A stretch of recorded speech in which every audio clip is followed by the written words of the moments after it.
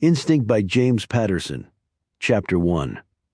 The lecture hall hushed to a pin-drop silence the moment I walked in, every conversation stopping on a dime, every pair of eyes homing in on me, watching my every move.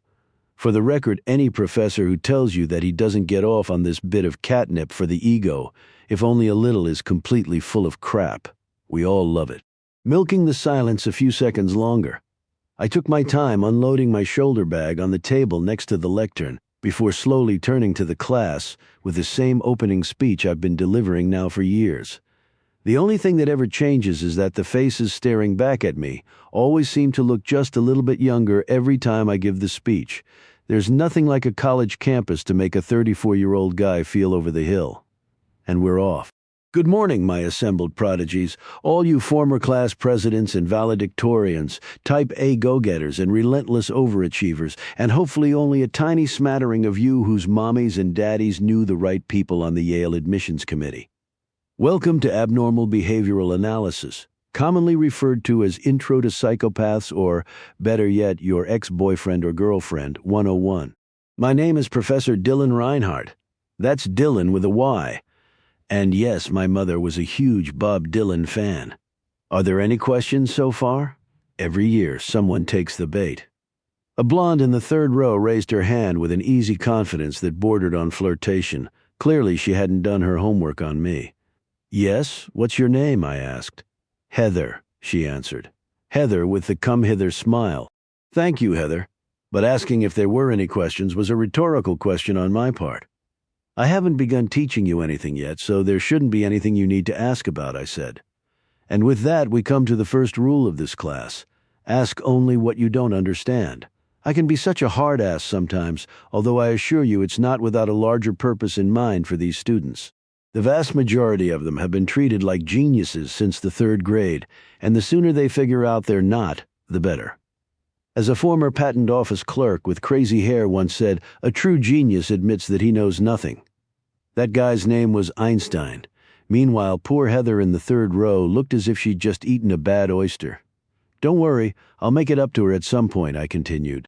The textbook for this class is entitled Permission Theory, Redefining Abnormal Behavior, and for those of you not familiar with the author, handsome devil that he is, let it be known that he's a bit of a narcissist who enjoys listening to the sound of his own voice almost as much as he does forcing others to listen to it.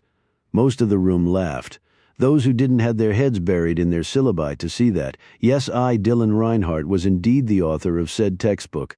This, of course, brings us to rule number 2, I said. You will attend every class. Your only excuse for missing a class will be your own death, or someone else's, provided this someone else either breastfed you, coached your little league team, or routinely put a $5 bill in your childhood birthday card and signed it, Love, Grandma, and Grandpa. A student in the first row, obviously a freshman, was typing feverishly on his laptop. I remained silent until he finally looked up at me. What are you doing? I asked. He swallowed hard and glanced at his keyboard, confused. I was, taking notes, he said meekly. Rule number 3, I announced, with a little added volume. You will not take notes in this class, I repeat. You will not take notes. What you will do is listen. The premise of this course is to challenge the long-standing conventional thinking about abnormal behavior. And, as far as I'm concerned, there's nothing more abnormal than my lecturing to a room full of stenographers. I paused, smiling. Are there any questions this time? No one raised a hand. Geniuses or not. They were all still students at Yale. They didn't get there by learning slowly. Good, I said. Now let's get started. But before I could, a noise in the back of the room had every head turning. It was only the door opening, nothing more. Still, there was something different about it. Sometimes you just know the sound of trouble even before she walks into the room. Chapter 2. Shit, she announced from the top of the aisle as she realized everyone was staring at her. Immediately, she slapped her forehead. Shit, I just said that out loud, didn't I? Yes, you did, I said. Lucky for you, I don't give 2 shits about someone cursing in my class. I stepped out in front of the lectern. Welcome. Writers can spot their own books a mile away, and she had mine tucked under her arm. You're Professor Reinhardt, right? She asked. Yes, I answered. And you are. Clearly interrupting, she said. She was either a student or someone who happened to look young for her age. I couldn't tell. For sure, though, she was attractive. The proof wasn't so much the way the male students were staring at her, but rather the female students. If you don't understand that, then you probably have no clue why women buy expensive shoes. Hint, it has nothing to do with men. I'm sorry, I still didn't get your name, I said. It's Elizabeth, she answered. Elizabeth Needham. Are you a student here, Miss Needham? I asked. At Yale? She laughed deeply from her gut. You're kidding me, right? Apparently I am, I said. She looked around the room. I mean, no offense, of course. I'm sure I speak for everyone here when I say none taken. But if you're not a student, then who am I? Yes, that's a good question, she said. Will there be a good answer? How about I just sit in on the class and we'll talk afterward? She half tiptoed over to an empty chair in the back row. For good measure, she gave me a nod as if to say, carry on. Whoever she was, she had balls. As if the entire class were sitting mid-court at Wimbledon. They all turned their heads back to me, whoosh, to see what would happen next. The ball was clearly in my court. $68,230, I called out. Whoosh, went everyone's head back to her. Excuse me, she said. That's the cost of a year at Yale, Miss Needham, of which approximately $49,000 is for tuition, I said. Are you asking me to leave? No, I'm asking if you have your checkbook. Whoosh, whoosh, whoosh, whoosh. With that, she stood with a huff and began walking toward the door. I couldn't help feeling a twinge of guilt. My damn conscience. It's my Achilles heel. I hope I didn't offend you, Miss Needham, I said. She stopped, raising a palm. That's quite all right for the record, though. It's Detective Needham. The reason I'm here is because I'm pretty sure someone wants to kill you. Then whoosh, she was gone. Chapter 3. Go after her. A few students shouted. I was tempted, but I figured if someone really did want me dead, there was no better place to be than in a room full of potential witnesses. I stayed put and delivered my lecture as planned. Okay, so maybe it wasn't the best lecture I'd ever given, and maybe I rushed through it just a wee bit. A guy can compartmentalize only so much. I obviously needed to talk to this woman, and I knew it would take only one call after class to know whether she was still on campus. No, said the guy who answered the phone at the New Haven Police Department. We don't have a detective, Elizabeth Needham. I didn't think so. There was something big city about her, or at least a bigger city than New Haven. That meant she traveled a distance to see me. No way she would leave without our talking. Sure enough, within seconds I felt the vibration of a text message. She's a detective. She flashes her badge and the dean, or some other keeper of all things confidential, coughs up my cell number. Meet me, JoJo's. No address and none needed. A coffee shop that everyone on campus knows. It was close by, too. A few minutes later, I was walking toward her at a table in the back. She had my book and some colored folders laid out meticulously, everything perfectly aligned. She was peering at me with her dark brown eyes over an oversized mug. Fancy meeting you here? I said, taking a seat. Of course, the charm of JoJo's on Chapel Street is that there's nothing fancy about it. Wooden tables and chairs on a scuffed-up wood floor were scattered about, and some grandma-style curtains were hanging in the windows. Very college. How was the rest of class? She asked. Her flashing of a wry smile would have been redundant. A third of the students wanted me to chase after you, while another third actually thought you were a plant. You know, someone I hired? The course is about abnormal behavior, after all. And the remaining third, she asked? Too busy wondering what grade they'll get if someone does indeed kill me before the term is over, I said. I waited for her to tell me that she'd been a tad melodramatic, that no one really wanted to kill me. Instead, she opened the folder directly in front of her. It was green. Let's back up a bit, she said. She reintroduced herself, Elizabeth Needham, NYPD detective, 2nd grade. I could call her Elizabeth, though. Then she basically introduced me to myself. I sat there listening as she quickly reduced my life to a series of bullet points, reading in a near monotone off a hand-scribbled piece of paper in the folder. At least it wasn't a cocktail napkin. Dr. Dylan Reinhardt, Yale undergrad, Ph.D. in psychology, also Yale. 3-year research fellowship, University of Cambridge, then another Ph.D., this time from MIT, in statistics with a focus on Bayesian inference. She paused and looked up. Am I supposed to know what that is? Bayesian inference? Maybe if you're dating Nate Silver, Bayesian inference is why most women shouldn't have routine mammograms until they're 50, I said. And why's that? I nodded at the folder. You're the one who apparently likes to do her research, Elizabeth. This bothers you, doesn't it? She asked. My looking into your background? No. What bothers me is that you still haven't explained who wants to kill me. Anytime you're ready. She closed the folder, resting her hands on top of it. No wedding ring, no jewelry of any kind.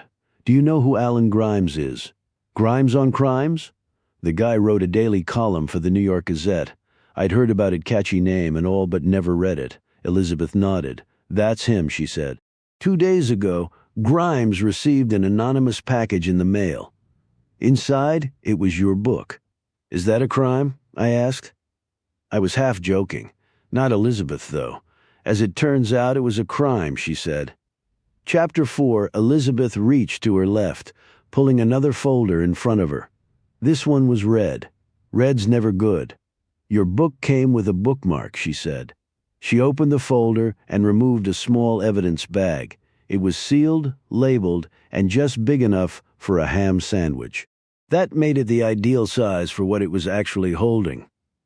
I leaned in, staring at it. A playing card. It wasn't a question. That was clearly what it was. A playing card, the king of clubs. Does this mean anything to you? She asked. That's silly. Why would it? Yeah, you're right, said Elizabeth, rolling her eyes. Clearly the reason I drove all the way out here from Manhattan is so I could ask you silly and irrelevant questions. You get the word feisty a lot, don't you? I asked. I prefer spirited, she said. What do you prefer instead of smug? Actually, I'm okay with smug. To her credit, she kept the straight face a good 5 seconds before she smiled. Peace begins with a smile, said Mother Teresa. No, the card doesn't register anything with me, I said. Of course, it is pretty common for people to use playing cards as bookmarks. Agreed, she said. Here's something not so common, though, in fact. It's pretty damn rare. Elizabeth turned the bag around so I could see the back of the card. There was a dark red blotch on what was a harlequin-patterned blue and white background.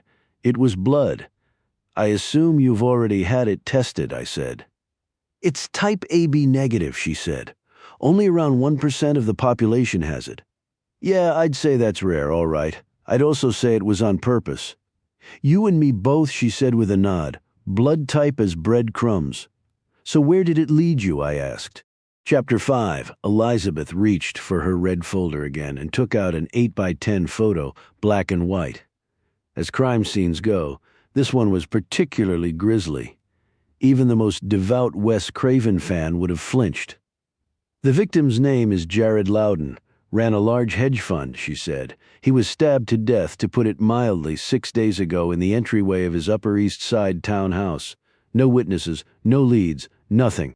I stared at the image of Loudon in a pool of his own blood, his dapper-looking suit shredded from seemingly endless entry wounds. Absolutely brutal. How many days ago did you say? 6, she answered. And since then there hasn't been another murder victim with AB negative blood in a 200-mile radius. What about before this guy, I asked. Any other unsolved cases? There's one from more than 8 months ago, a prostitute shot to death in Queens. Elizabeth nodded at the back of the playing card. This blood's not 8 months old. The lab put it at no more than a week. You said the card along with my book was mailed, right? It wasn't delivered by messenger? Yes, definitely mailed, routed through Farley. She assumed I knew that was the main post office in Manhattan, the James A. Farley building, a.k.a. the one with the famous inscription. Neither snow nor rain nor heat nor gloom of night stays these couriers from the swift completion of their appointed rounds. The address wasn't handwritten, was it? I asked, speaking of inscriptions. I figured there was no chance. Actually, it was, she said, but it was Toys R Us. That reference I didn't know. Toys R Us, as in the toy store, as in writing with your non-dominant hand so it's childlike, she explained. That's what we call it, at least, nearly impossible to trace. And the card itself, what was it again? Elizabeth spun the evidence bag around again to show me. "The king of clubs," she said. My first thought was a god complex. The killer thinks of himself as a king. Does that make me his subject? He obviously identifies with you or your book in some way, but whether he loathes you or reveres you, the chances are pretty good that he wants to kill you. I'm sure it's a possibility, but that's a pretty big leap, I said. A big leap, huh? Sure, fixation disorders play out in many ways. You're right, she said. Then again her voice trailed off. What do you mean, I asked. What haven't you shown me? Elizabeth picked up the book, turning it around so I could see my author photo. Damn, how's that leap looking now, she said. Chapter 6. With 75 miles between New Haven and the Upper West Side of Manhattan, I could either suffer through the round-trip journey every week or make the best of it. I chose the latter, with more than a little help from a restored 1961 Triumph TR6 trophy motorcycle, the same model that Steve McQueen rode like a boss in The Great Escape. A few hard twists of the wrist, a rev of the engine, and the world and its worries are always left behind. Not today, though. Keeping pace, or more aptly, tailgating like a son of a bitch was that picture of me on the back of my book. What was left of me, at least. My eyes had been cut out and the rest of my face had been slashed to threads with a precision blade. Unfortunately, the artist didn't sign his work, but he did manage to clip and paste a short sentence across my forehead. Ransom note style, 2 words. Dead and wrong. For good measure, dead was underlined in red ink. Yeah, just in case everything else was too subtle, pal. Between the countless case studies I've read and the handful of actual murder cases I've been involved with as a forensic witness, I've had both a front row seat and a backstage pass to the ultimate freak show, the things killers do to announce their horrific intentions, really sick and depraved stuff. This guy going to town on my photo, on the other hand, was pretty tame by comparison. Still, for the first time, I wasn't looking at some stranger, a person I didn't know and had never met.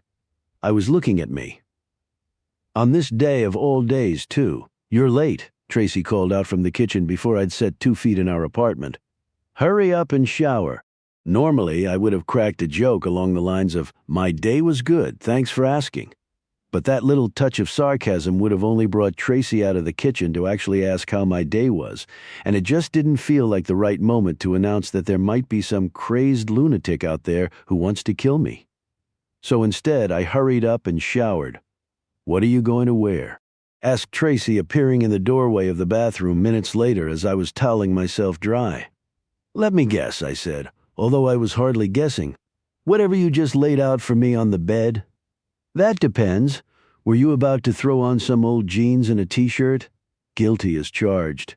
Yep. Then yes, said Tracy with a laugh. What I just laid out for you on the bed? You do realize the whole purpose of this visit is so they can see that we'd be normal parents, I said.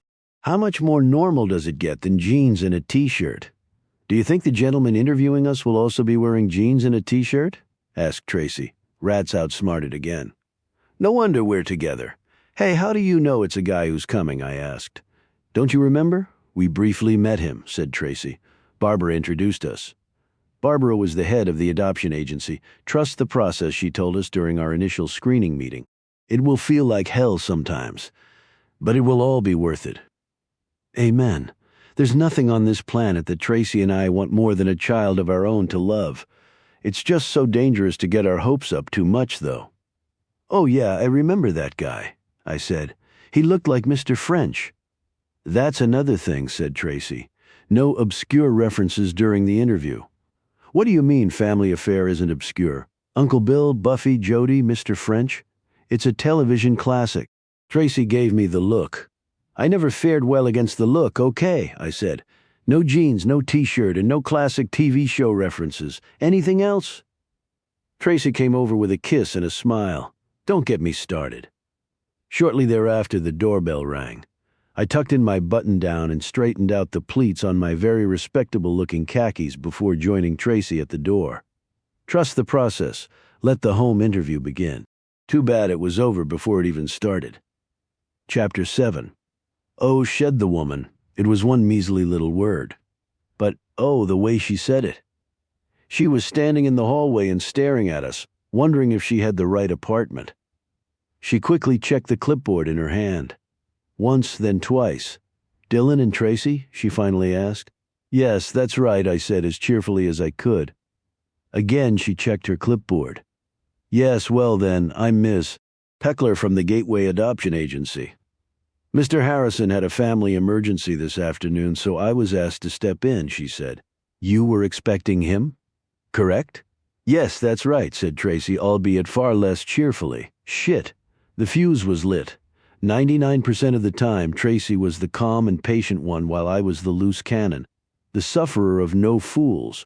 But look out for that damn 1% of the time. For instance, when a priggish woman with a clipboard says "oh" with just the wrong kind of inflection, to most people it would have all the resonance of a dog whistle, but for those of us who have been on the receiving end of it more times than we'd ever care to remember, it might as well have been screamed through a bullhorn. "Still, please don't," I whispered out of the side of my mouth. Tracy turned to me. "Don't what?" "It's the name thing," I said. She didn't. "It's not my name she has a problem with," said Tracy. "What's going on?" asked Ms. Peckler. "Bad question, lady. What's going on is that it doesn't matter how many times you look down at that clipboard of yours, because every time you look up, I'm still going to be a dude," said Tracy. Boom, there it was. "Excuse me," said Ms. Peckler. "I think you heard me," said Tracy. "I don't think I like what you're insinuating," said Ms. Peckler, placing her non-clipboard hand firmly against her hip. "Then I'll ask you very clearly," said Tracy, his law school degree kicking in, as it often did when he wanted to cut to the chase. "Do you personally have a problem with two gay men wanting to adopt a baby?" I so wanted Tracy to be wrong on this one. I wanted Ms. Peckler, all prim and proper with pearls, to set the record straight that she didn't have time to read our case file and had assumed that Tracy would be a woman, understandably so, and that her was nothing more than the surprise of realizing she was mistaken. This was the Upper West Side of Manhattan, after all, the supposed tolerance capital of the world. But it was wishful thinking, and I knew it. I heard what Tracy heard after a few seconds of silence, which also spoke volumes. Peckler essentially confirmed it. "What I personally think of the lifestyle choice you two have made is separate from the job I have to do," she said. "I'm a professional, and I'm insulted that you would accuse me of being otherwise. Lifestyle choice?" Tracy turned to me again. "I don't really know where to begin with that," he said. Nor did I. But I gave it my best shot. "You know, this reminds me of an episode of Family Affair." By then, Miss Peckler was already halfway down our hallway, heading to the elevator. I closed the door. The sound of the latch catching snap jolted Tracy out of the moment. "Oh Christ, what have I done?" he asked. "We'd been married for 4 years. We were a couple for 3 years before that and had first met almost 15 years ago in college. By now we could do more than finish each other's sentences. We could start them. We always seemed to know what the other was thinking, and this was no different. But what got me was the expression on Tracy's face. It was unlike anything I'd ever seen with him. Never, not ever, had he looked so panicked, so consumed by instant regret. Still, I could have been mad, furious even. The process we'd already devoted so much time and energy to it. Stacks of paperwork, endless phone calls to government offices. On the surface it seemed crazy that Tracy couldn't overlook the ignorance of one person. It was all a dog and pony show anyway, this in-home interview. Yet I wasn't mad. Far from it. If anything, I was more convinced than ever that Tracy and I were ready to be parents, good parents. "What you've done is the same thing we would have taught our child," I said. "Always stand up for yourself." Chapter 8. "I knew you'd call," said Elizabeth. "I knew I would too." "For the record, though, that was by far the worst attempt at reverse psychology I've ever seen," I said. "And I've seen them all, Detective." Elizabeth looked over at me, sitting in the shotgun seat of her unmarked Ford sedan. We were driving through Central Park late the next morning via the 65th Street transverse below Sheep Meadow. "It couldn't have been that bad," she said. She was right. I was there with her after all. Even after she'd told me at JoJo's that it was best if I didn't strap on my junior detective badge and get too involved with the investigation. She could always follow up with me if she had any more questions. I could advise her from the sidelines. Of course, she knew all along I wasn't a sidelines kind of guy. Hence my calling her first thing that morning. Had it not been the weekend, though, my first call would have instead been to the head of the adoption agency, Barbara Nash, to discuss the disaster of the in-home interview that never even made it into our home. Most Manhattanites have their cell numbers printed on their business cards. Barbara, a transplant from Montana, didn't. I was fairly certain that wasn't an oversight. "There it is," said Elizabeth, pointing. "As fast as you can say Sherman Hemsley." We'd crossed over to the Upper East Side, arriving at Jared Loudon's townhouse on 68th Street near the corner of Fifth Avenue. "Must be nice," I said. Elizabeth nodded. "Yeah, swanky neighborhood." "No, I meant the parking." She'd pulled directly in front of a hydrant. "Nice perk. That's nothing." "I also never pay for coffee at the donut shop," she deadpanned. "On the flip side, I have to interview grieving loved ones on a weekly basis, and approximately once a year someone shoots at me. So you're saying it's a toss-up?" She smiled at my sarcasm. "Actually, the free coffee is pretty nice. Has anyone shot at you yet this year?" "No, but it's only September. Plenty of time left on the calendar," she said, cutting the engine. I followed Elizabeth up the steps of Loudon's impressive townhouse, quickly reminding myself of what she'd told me. The guy had been killed right inside his front door. The same door we were about to knock on. The same door we were asking his wife, Emily, to open for us. No wonder the woman looked as if she were standing in a minefield when she greeted us in the foyer. I could still smell the bleach used to clean up her husband's blood. "Thanks for agreeing to see us, Mrs. Loudon," said Elizabeth. "Correction, I only agreed to see you," she said before pointing at me. "Who's this?" "I'm Dylan Reinhardt," I said, extending my hand. Mrs. Loudon ignored it. "Dr. Reinhardt is a professor of psychology at Yale," added Elizabeth. "He's assisting in the investigation." Elizabeth had essentially invoked the Jewish mother trifecta on my behalf, doctor, professor, and Ivy League, but Mrs. Loudon ignored that, too. "As I explained on the phone, I've already told the other detectives everything I know," she said, "and as you can see, I'm very busy here." Every room off the foyer was stacked with boxes, loose sheets of bubble wrap strewn on the floor. It was side one, song one of my favorite Billy Joel album, The Stranger. Mrs. Emily Loudon was moving out. Hardly a surprise given the circumstances. "I understand," said Elizabeth, "and I can only imagine what an incredibly hard time this has been for you. The reason Dr. Reinhardt is here with me, though, has to do with your husband's murder, something you should know." Mrs. Loudon put a hand on her hip and quickly looked me up and down with more shade than a solar eclipse. "Is this the guy who did it?" she asked. "Because if he's not, I'm not interested. Mrs. Loudon, if you could simply—" She cut Elizabeth off cold. "Now you bring me the guy who did do it. Then I'll be interested," she said. "Really interested." Chapter 9, it was Dr. Elizabeth Kubler-Ross, the Swiss-American psychiatrist, who famously introduced the 5 stages of grief in her book On Death and Dying. Stage 1 was denial. Stage 2 was anger. They were followed by bargaining, depression, and finally at stage 5, acceptance. But Mrs. Emily Loudon was nowhere near stage 5. She was locked and loaded on stage 2, angry as hell. Still, Detective Elizabeth Needham had a job to do. Elizabeth finished explaining to Mrs. Loudon about my book being sent to Alan Grimes at the Gazette, and the playing card with her husband's blood on it. Did the King of Clubs mean anything to her? "No," she answered, "it didn't." "Your husband's blood type?" said Elizabeth. "Did you know that it was rare?" "I didn't know it at all," said Mrs. Loudon. "What about your husband's doctors?" asked Elizabeth. "What about them?" "I'm assuming he had a primary care physician." "What other doctors did he see?" "Don't you think that's personal?" asked Mrs. Loudon. "I think it's very personal," said Elizabeth calmly. "But if we're going to make a list of the people who would have knowledge of your husband's blood type, that's where we start. Well, I'm afraid I can't help you." "Can't or won't?" asked Elizabeth. "Does it really make a difference?" "Not that I want to, Mrs. Loudon, but I can easily get hold of your husband's medical records without your permission," said Elizabeth. "Then that's what you'll have to do," she said. "Now, if you don't mind, get the hell out of my house." I could tell that Elizabeth had no intention of doing anything that remotely resembled leaving. Not yet. All the more reason why I got an earful 30 seconds later out on the sidewalk. For Christ's sake, rookie, just because someone tells you to get the hell out of her house doesn't mean you do it, said Elizabeth. Rookie? We weren't getting anywhere, I said. That's the point, she said. That's why we needed to keep her talking, to tell us what? The names of his doctors? Anyone could have known Loden's blood type, I said. It's not only his doctors, it's anyone who worked for his doctors.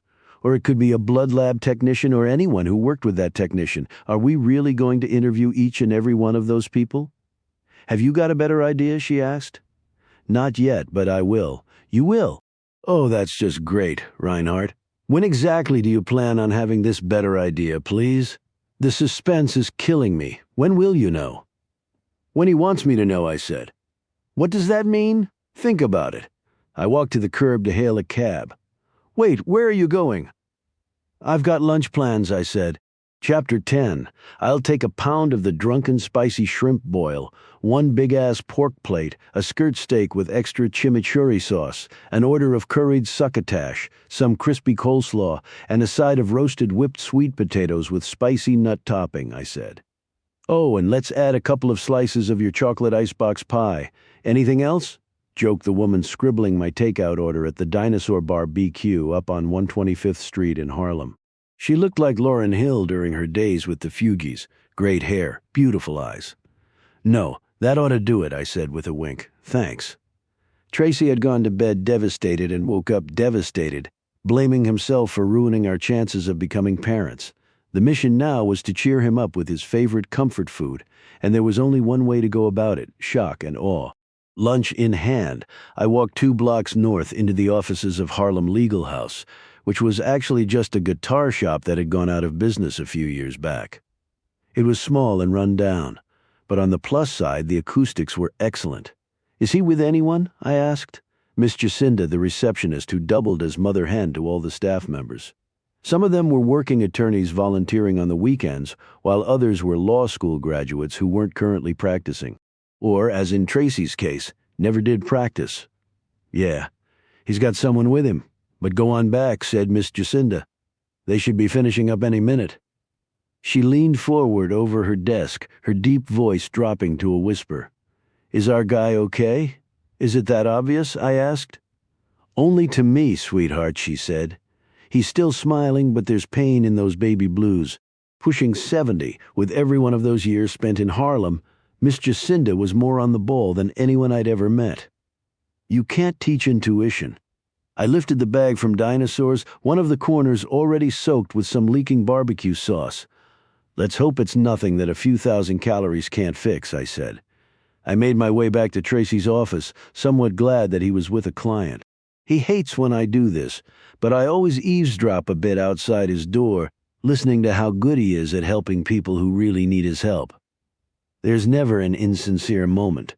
Never a false note, if only casting directors felt the same way. Ladies and gentlemen, may I present Tracy McKay, the most genuine struggling actor in all of New York City? Which is not to say he never gets work. He does. There have been commercials, the occasional off-Broadway play, a 2-week stint as the handsome stranger on a soap opera. They've all paid, and in the case of a few national spots, paid very well. They just haven't led to his big break yet, let alone a role that has some real meat on it. He truly deserves it. Thankfully, when I tell Tracy how talented he is, I actually mean it. Half the battle for him now, though, is remaining as convinced of that as I am. Is it too late to apply to Juilliard? He's joked more than once. For sure. Not many headshots out there have Columbia Law School listed on the back. Then again, not many gay men went there because their parents were perhaps too accepting of their sexuality. It almost sounds like a brain teaser, but that's what happened. Tracy caught the acting bug when we were at Yale together as undergrads. He squashed it, though, to pursue law.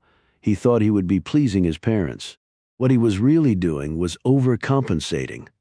Tracy's parents, born and bred Iowans, who aren't exactly your brie-eating, Chardonnay-sipping Utney readers were so supportive and accepting of his coming out in high school that his biggest fear became disappointing them with his career choice.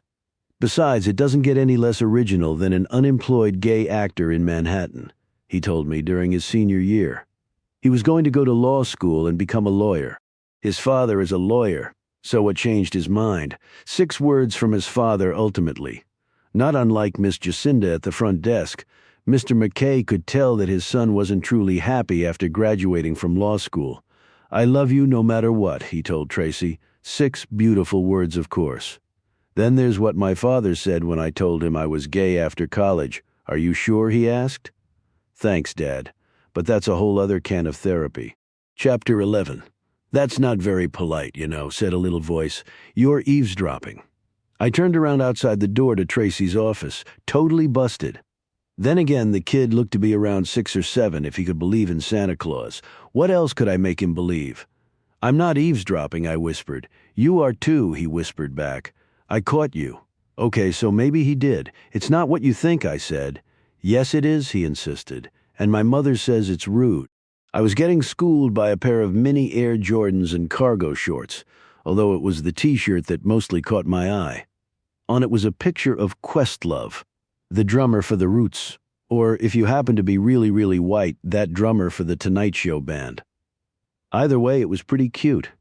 The kid in Questlove had almost matching afros. "Who's your mother?" I asked, still whispering. "In there," he said, pointing at Tracy's office. That figured. "What are you doing out here?" "I had to go to the bathroom." "Are you going to tell on me?" I asked. He shook his head. "Mom says I shouldn't do that either because no one likes a tattletale." "You've got a smart mother." "Yes, he does," came another voice. Christ busted again. I turned to see the kid's mother standing next to Tracy in the doorway of his office. "Ms. Winston, I'd like you to meet my husband, Dylan," said Tracy. "Oh," said the woman. However, this "oh" was the exact opposite of the one we got out of Miss Peckler from the adoption agency. This was, "Oh, isn't that nice?" No, 2 ways about it. She extended her hand. "Nice to meet you, Dylan," she said. "I see you've met Miles." "I'm named after Miles Davis," the kid said proudly as he offered up a fist bump. "He played the trumpet. Boy, did he ever, like nobody else," I said. "Did you know I'm named after a musician, too?" "His name's Bob Dylan. Do you know who that is?" "No," said Miles. "You will one day. Trust me," I said. I turned back to Tracy and Miss Winston. "Sorry for interrupting," we were trying to whisper. "It was more the smell," said Tracy, with a nod toward the bag in my hand. "Is that dinosaurs?" asked Miss Winston. "It's got to be right." "Yes, and there's plenty of it," I said. "Have you eaten lunch yet?" "Thanks for offering," she said. "We actually have a lesson to get to." "I play the trumpet too," said Miles. "I'm not as good as Miles Davis yet, though." "That's what the lessons are for," I said, "right?" "Yeah, and lots of practice in between. Sometimes I like to play in front of my window in our apartment and pretend that the whole world is watching me," said Miles. "Maybe one day it will be," I said. "You never know." Tracy walked Miles and his mother out as I waited in his office. I was emptying the bag from dinosaurs when he returned. "So are you trying to cheer me up or just put me in a food coma?" he said, staring at the feast laid out on his desk. "It is a lot, isn't it?" "No, it's perfect," he said. "I really appreciate it. Thank you." "I was worried," I said. "I know you were. But this place is the best cure for feeling sorry for yourself," he said. "Miles and his mother? They might be homeless in a week. Their landlord thinks he found a loophole in their rent-controlled status. Did he?" I asked. "I don't care if he did. I'm going to close it," said Tracy. That wasn't the lawyer speaking. That was the former academic All-American lacrosse player who played his last 3 games as a senior with 2 cracked ribs. Always determined, never deterred. That was Tracy. "So, do you want to make the call to the adoption agency on Monday morning, or should I?" I asked as we began eating. "None of the above," said Tracy, popping a spicy shrimp into his mouth. He had a different idea. Chapter 12. 10 hours later and more than 100 blocks south, Bryce Von Miller, black sheep, son of famed restaurateur Aaron Von Miller, was coked out of his mind, something he hadn't been for years. Cocaine, after all, was the payphone of drugs, still around but barely ever used. Instead, Bryce's usual party drug of choice was ecstasy, and lots of it, although he wouldn't have been caught dead or even worse, caught by an undercover narc calling it that. Bean, blue kisses, white dove, fizz, hug drug, disco biscuits, Skittles. Proper slang was a badge of honor for the 23-year-old regular of the Manhattan club scene. But it wasn't enough to stay current. You had to stay ahead. Same for the drugs themselves. Bryce had been one of the first in the city to try the concentrated form of ecstasy called Molly. He was always on the lookout for the next big thing, the latest high. Tonight, though, he was going decidedly retro with some good old-fashioned blow inspired by the recently opened White Lines, a 1980s throwback club in Soho. Saturday was their masquerade night. But it wasn't about wearing masks. Instead, the theme was the classic 80s B-movie Masquerade, starring Rob Lowe, Meg Tilly, Kim Cattrall, and Doug Savant. The actor who played the gay guy on Melrose Place, dress up as any one of them, and the $50 cover charge was waived. Grinding on the dance floor with a mixture of Tillys and Cattralls, Bryce thought he looked pretty damn fetching in his tight shorts and polo shirt. The same outfit Rob Lowe wore throughout most of the movie. It was the hair, though, that was key, feathered just so it was longer than what Lowe sported in Oxford Blues, but not quite as long as his St. Elmo's Fire look. "I'll be right back." Bryce lied to some random Tilly he'd been making out with under the dozen or so mirrored balls hanging from the ceiling, which looked like the Liberace solar system after a DJ mashup of Duran Duran's The Wild Boys and Girls on Film. It was time to look for trouble elsewhere. Sweat dripping down his cheeks, Bryce strolled into the leather room toward the back of the club, which had been renamed the Junk Bondage Room for the night. With images of Ivan Boesky and Michael Milken, both with and without his toupee, projected on the walls and ceiling, Bryce watched for a minute as a naked S&M couple took turns hitting each other with horsewhips while sucking on cherry-flavored ring pops. Ho-hum. After a shot of absinthe at the bar, Bryce slipped a Benjamin to the man working the velvet rope of the VIP room, but there was only a collection of Eurotrash sprawled on the sofas. For most of these shiny shirt-wearing clowns, an 80s bar was a contemporary setting. Quickly, Bryce was out of there, a waste of $100. Then again, it wasn't like it was his money. It had been earned by his father, who got it by wildly overcharging tourists and self-proclaimed foodies for Wagyu beef sliders and fresh Miyagi oysters FedExed in from the Karakura Peninsula. Domo arigato, suckers. Finally, Bryce ended up in the men's room for the least likely reason that any guy at White Lines ever ended up in the men's room. He actually had to take a piss before he could. He was approached by a guy wearing black Ray-Bans and a shoulder-length blonde wig. "Hey," said the guy. "Hey, yourself," said Bryce back. He knew most of the dudes in the neon-lit bathroom were there for one of two things: getting high or giving head. Bryce just didn't know which of the two this guy was leaning toward. "Pulp?" the guy asked. Pulp. Clearly he wasn't talking about orange juice. It was a drug. But Bryce had never heard of it before. How could that be? No matter. For the first time that night, Bryce Von Miller was genuinely interested in something. Intrigued. "Tell me more," he said. "Chapter 13. In here," said the guy, motioning to the last stall. "Step into my office." Bryce followed him, any reservations subdued by the rush of the unknown, and he hoped an even greater rush after that. It had a nice ring to it, he thought. Concise and catchy. "Pulp, all the kids are doing it, but not before I do it first. Who are you supposed to be, by the way?" Bryce asked the guy, eyeing his wig and sunglasses, which all but obscured his face. "Michael Caine?" the guy answered. "Huh. Not exactly seeing it," said Bryce with a chuckle. "Besides, he wasn't in Masquerade. Yes, I know, he was in a different movie from the 80s. I liked it much better." Bryce was about to ask which movie when the guy opened his palm to reveal a small syringe half the size of a crayon, an orange crayon. The liquid loaded in the barrel was bright orange. "What's up with the color?" asked Bryce. "Pulp," said the guy, like with orange juice. "Get it." Bryce got it. He just wasn't buying it. Not yet. "I don't do needles," he declared with a wave of his hand. "Neither do I," said the guy.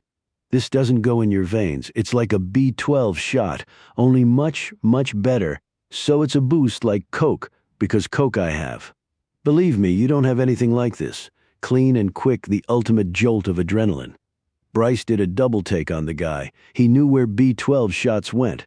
Was this some perv pulling a bait and switch? "You're not just trying to get me to drop my pants, are you?" he asked. The guy ignored him. Instead, he rolled up the sleeve of his black t-shirt. Clearly the issue was trust. How do dealers flush out narcs? Like this, he said, casually flicking off the needle cap. He jammed the syringe into the meat of his upper arm, pressing hard on the plunger. Clean and quick, all right. No sooner had the orange liquid disappeared into his skin than he threw his head back against the metal panel of the stall, his face laced with euphoria. Sold, thought Bryce. How much? He asked. First one's free, said the guy, reaching into his pocket. He handed over another syringe that looked identical to the first and watched as Bryce mimicked the way he had flicked off the needle cap. Pulp? Said Bryce with a confident nod. Yeah, pulp, the guy echoed. Enjoy, Chapter 14. Bryce plunged the needle into the meaty flesh of his upper arm, eyeing the bright orange liquid as it quickly drained from the syringe. The roller coaster was climbing that first big hill. The ride was about to begin. Pure anticipation, the rush, the euphoria, the pain. Bryce's knees suddenly buckled as he stumbled backwards, banging his head hard against the stall, reaching out, arms flailing. He tried to steady himself, but the feeling was nothing short of agony in every muscle, every fiber. There were lightning bolts shooting out from his spine, a fire raging through his insides. His arms, his legs, everything hurt all at once. His eyes begged, "Make it stop, please, please make it stop." Then, as quickly as it came, it did exactly that. It stopped, the fire extinguished, the pain gone. 2 seconds later, though, he would have done anything to get it back. "Move," yelled Bryce's brain to the rest of his body. "Do something. Say something. React." Only he couldn't. He could see and he could blink, but nothing more. From head to toe he was frozen, paralyzed. Michael Caine smiled. He reached into his pocket, removing another needle and syringe. Only this one was bigger, much bigger. "Have you read your Bible, Bryce?" he asked, flicking away an air bubble in the cartridge after removing the cap. The liquid was clear, not orange. "No, of course you haven't, have you?" Bryce tried desperately again to move as he stared at the long needle. "He knows my name. How does he know my name?" Michael Caine shrugged. "To tell you the truth, I'm not much for religion," he said. "But I do like the Bible. I like what it says about right and wrong and the nature of sin." "Are you a sinner, Bryce?" "You are, aren't you?" "I know you are," Bryce screamed, if only in his head, as the tip of that long needle edged closer to him. Where is he going with it? The more he stared at it, the more the answer became clear, right before his eyes, his left eye to be exact. Bryce tried desperately to move again. He tried to fight back, or escape, or something other than what he was doing, which was nothing. The most his body would give him was a tremble, a sort of low-rumble seizure that did little more than make his heart race even faster. A harbinger of things to come. We all have to die some way, right? Michael Caine shook his head. "Come on, hold steady for me, Bryce," he said, annoyed. "Don't fight it." But cooperation was hardly to be expected, so he jammed the palm of his free hand against Bryce's forehead, pinning him flat to the stall so he could peel back the eyelid enough to expose the orbital socket. Even the most thorough of coroners wouldn't think to look there. "This is going to sting a bit," he said, aiming the tip of the needle north of the pupil before plunging it into the sclera, otherwise known as the white of the eye. As he pushed down on the syringe, he counted to 5. 1, 1,000, 2, 1,000. Chapter 15. There was no need to check the caller ID. I'd love to say that was deductive reasoning of the highest order, but it was really more like a gut feeling as I reached for my phone in the darkness, the ring waking only me and not Tracy, who pretty much could sleep through the apocalypse. I knew who was calling at 3 in the morning, and worse, I knew why. "So much for one and done," said Elizabeth, letting out a sigh. "Sometimes it sucks to be right, doesn't it?" Aaron Von Miller was the first guy I saw when I stepped out of the cab 20 minutes later in front of White Lines in Soho. I'd never heard of the club. I recognized Von Miller from the myriad articles written about him, especially the one in New York Magazine a year or so back. He was on the cover, a big close-up photo of him, with his unruly salt and pepper hair, playfully scrunching his face to keep a fork wedged between his upper lip and nose, as though it were a mustache. The guy was a partner in nearly a dozen wildly successful restaurants in Manhattan, a few in Vegas as well. But there was nothing playful about Von Miller now. He was screaming at a cop who was blocking him from the entrance to the club. "That's my son. That's my son in there." He was living a parent's absolute worst nightmare in the middle of the night. I shot a text to Elizabeth as instructed, "I'm here." Within seconds she was walking out of the neon-purple doors, finding me on the sidewalk among the crowd of onlookers. "Nice bedhead," she said, motioning for me to follow her. She led me past the velvet ropes, now strung with yellow police tape, and into the club, which looked like the last days of Studio 54. Totally 80s and save for the requisite police and EMTs totally empty. That changed when we turned a corner toward the bathrooms. Gathered by a cigarette machine that had been reconfigured to dispense condoms was a group of kids being interviewed by a detective. Or so I assumed that's what he was, his rumpled Men's Warehouse suit being the first clue. The kids, who looked barely out of their teens, were clearly potential witnesses. Less clear, though, were their outfits or whatever it was they were wearing. Was this supposed to be a costume party? "Don't ask," said Elizabeth after we walked by them. 2 cops were flanking the entrance to the men's room, one fidgeting with his phone. The other shot Elizabeth a look. "What gives? How much longer?" he asked her. "We really need to move him. Just 1 more minute," she said without breaking stride. That generated another look from the guy, a series of them, actually all aimed at me. "Who the hell are you? What the hell took you so long to get here? And can you hurry the hell up?" Granted, I may have been reading a little too much into a single arched eyebrow. "This way," said Elizabeth. As we entered the bathroom, "He's in the one on the end." As we walked toward the last stall, the only sound I could hear was in my head. "That's my son. That's my son in there." Somehow, it didn't seem right that I, a total stranger, got to see Aaron Von Miller's dead son before he did. Then again, nothing seemed right about anything I was about to see. Except that I was meant to see it. That's why I got the call from Elizabeth, who was third-wheeling, as she put it, on homicides across all precincts. The killer was talking to us again, to me.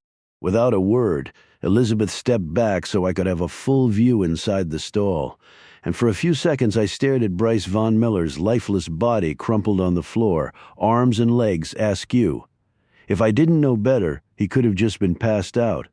But I knew better. So did Elizabeth. "Where was it placed on him?" I asked. Chapter 16. "It was sticking out of his pants, the right front pocket," said Elizabeth. "It's been bagged and logged. Eddie's got it." "Who's Eddie?" I asked.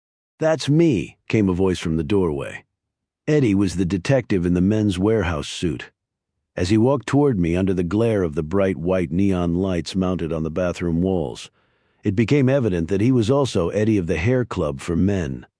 His plugs looked as natural as Mike Huckabee at a tea dance in Provincetown. "Eddie, this is Professor Dylan Reinhardt," said Elizabeth, making the introduction. "Dylan, this is Detective Eddie Molson." "Like the beer," he said, shaking my hand. In his other hand was the evidence bag, exactly like the one Elizabeth had showed me in New Haven at JoJo's. The difference was the playing card inside. There was no repeat of the King of Clubs. Our killer had placed the 2 of hearts in the pocket of Bryce Von Miller's pants. "Anything from the Brat Pack out there?" asked Elizabeth. Eddie rolled his eyes. "They'll barely admit to having been in the bathroom," he said. They all knew a Von Miller the Kid had a rep. But the card didn't mean anything to them. Although I could hear what Eddie was saying, I was listening more to his body language. The slouched shoulders, the pinching of his brow, not to mention the way he stole a peek at his watch after our introduction. I wouldn't expect the guy to be daisy fresh on the graveyard shift, but he still had a job to do. Tired was one thing, this guy was simply going through the motions. "Did you only question them as a group?" I asked. You would have thought I just insulted his mother. "Excuse me?" He said. "They're kids," I explained. "Last I checked, it's still not cool to tell cops anything." Eddie chuckled. "Last you checked, huh? I'm simply saying that one-on-one might work better." "Yeah, you're right," he said sarcastically. "Do you know what also might work better? Waterboarding. Perhaps we should do that, Professor. One-on-one, of course, not as a group." I glanced over at Elizabeth, who was content to simply watch from her perch in Switzerland, albeit with a noticeable smile. Fellow detective or not, Eddie had led with his chin. All bets were off. "I'm sorry, you're offended, Detective Molson, like the beer. But I was simply making a suggestion, I said. Perhaps you couldn't hear me clearly from where you're phoning it in tonight. Eddie looked like a 9 on a standing 8 count. Christ, where'd you find this guy Lizzie? He asked. Elizabeth winced. She clearly hated being called Lizzie. Yale, she said, or was it MIT? Professor Reinhardt has a PhD from both, so I can't remember. He was also in Forbes magazine's 30 Under 30 issue a few years back, but I suspect the dimples had more to do with that than anything else. So much for Switzerland, and so much for Eddie. Hey, go at it, Professor, he said, pointing out to the hallway. Go interview each and every one of those spoiled brats about their little dead friend in here, the club king. Wait, what did you just say? I asked. I said, you can go interview. Elizabeth had heard the same thing. No. The last part, what did you call him? She asked. The club king, he said. That's what one of the kids called him. I asked if Von Miller partied a lot, and they told me he was always at all the clubs. Well done, Eddie, I said. What'd I do? He asked. You asked the right question, said Elizabeth. He was still confused. You messing with me? Not at all, she said. Does this mean you don't want to do the one-on-one interviews? He asked hopefully. No, but you don't have to bother asking about the Two of Hearts, she said. I didn't know why I was asking about it in the first place, he said. What's it supposed to mean? I'm not sure, said Elizabeth, but that wasn't entirely true. She and I both knew what the Two of Hearts meant. We just didn't know whom it meant. Chapter 17. The cops had all left, so had Eddie. During the one-on-one interviews, one of the kids suddenly remembered hearing something from the direction of the last stall. At the time, he didn't think too much of it. A lot of crazy stuff happens in these bathrooms, he said. People are weird. This from a kid who had pink eyebrows, a double-pierced tongue, and a tattoo of B.A. Arthur on his neck. As for Bryce Von Miller, he'd been wheeled out and taken to the morgue, his father having finally been allowed to see him before he was zipped up in a black body bag. I'd watched for a moment before turning away. And that was that, nearly 2 hours after she'd first called me. Elizabeth and I were the only ones on the sidewalk outside White Lines, the last of the onlookers having long since dispersed. Where are you going? She asked. Home, I said. Is that a trick question? Where else would I be going? Without another word, she hit a speed dial button on her phone. Where are you right now? She asked the person on the other end. I was trying to figure out who that could be at nearly 5 in the morning and how the answer to her question could be anything besides in bed. Of course, I really should have known. Christ, I'm starving, announced Alan Grimes, practically hip-checking me as he slid into our booth 15 minutes later at the Marigold Diner in Greenwich Village. Not only was he up and awake, it was pretty obvious that our intrepid crime reporter hadn't been anywhere near his bed yet. Or if he had, it wasn't to sleep. The guy literally had lipstick on his collar. Elizabeth summed up Grimes on the ride over. His driver's license says he's 50. His libido thinks he's 20, and his liver is convinced he's Keith Richards. Alan, said Elizabeth. This is... Yeah, I know, said Grimes, thrusting his hand at me. Nice to finally meet you, Professor. Or do you prefer doctor? I'm not ashamed to say that I understood only half your book. Not to worry, I said. The other half was just made-up bullshit. He laughed loudly, the smell of alcohol, tobacco, and a way-overmatched Altoid blanketing my face. Actually, that's probably the half I understood. He laughed some more as a waitress came over with a menu, but he waved it off, already knowing what he wanted, a Western omelet and a whiskey. It's after 4, said the waitress in a monotone, barely glancing up from her order pad. I can't serve you alcohol. Grimes took a 50 out of his shirt pocket, placing it under the salt shaker. That's for you if you change your mind, sweetheart. Elizabeth cocked her head at Grimes as the waitress walked away. You're kidding me, right? What are you going to do, detective? Arrest her? He asked. You'd like that in instant column, said Elizabeth. The only thing she's coming back with is your omelet. Grimes elbowed me in the ribs. Tell her, Dr. Professor, tell the pretty detective what you and I both know. Human behavior is more pliable than a bowl of mashed potatoes, and nothing whips it up better than the almighty dollar. Before I could admit that the guy had a point, the waitress returned with a coffee cup, quickly and smoothly. She set it down in front of Grimes while swiping the 50 from underneath the salt shaker. We all leaned over, peering into the coffee cup. It wasn't coffee. "Cheers," said Grimes, taking a sip of his whiskey. He wiped his mouth and grinned. "Now what do you two have for me?" Chapter 18. Grimes was the newsman, but Elizabeth knew enough not to bury the lead. "We have a real live serial killer," she said. "I thought we already knew that," Grimes shot back, unimpressed. "Isn't that what you told me?" "No, I told you that's what it could be," said Elizabeth. "Now I'm convinced. Do you know who Aaron Von Miller is?" "Duh," said Grimes's face. "Do I live in this city? You can't throw a rock without hitting one of his restaurants." "So I've been told," said Elizabeth. "Clearly I don't eat out enough. In any event, his son was murdered a couple of hours ago at White Lines." Immediately, Grimes reached for his cell.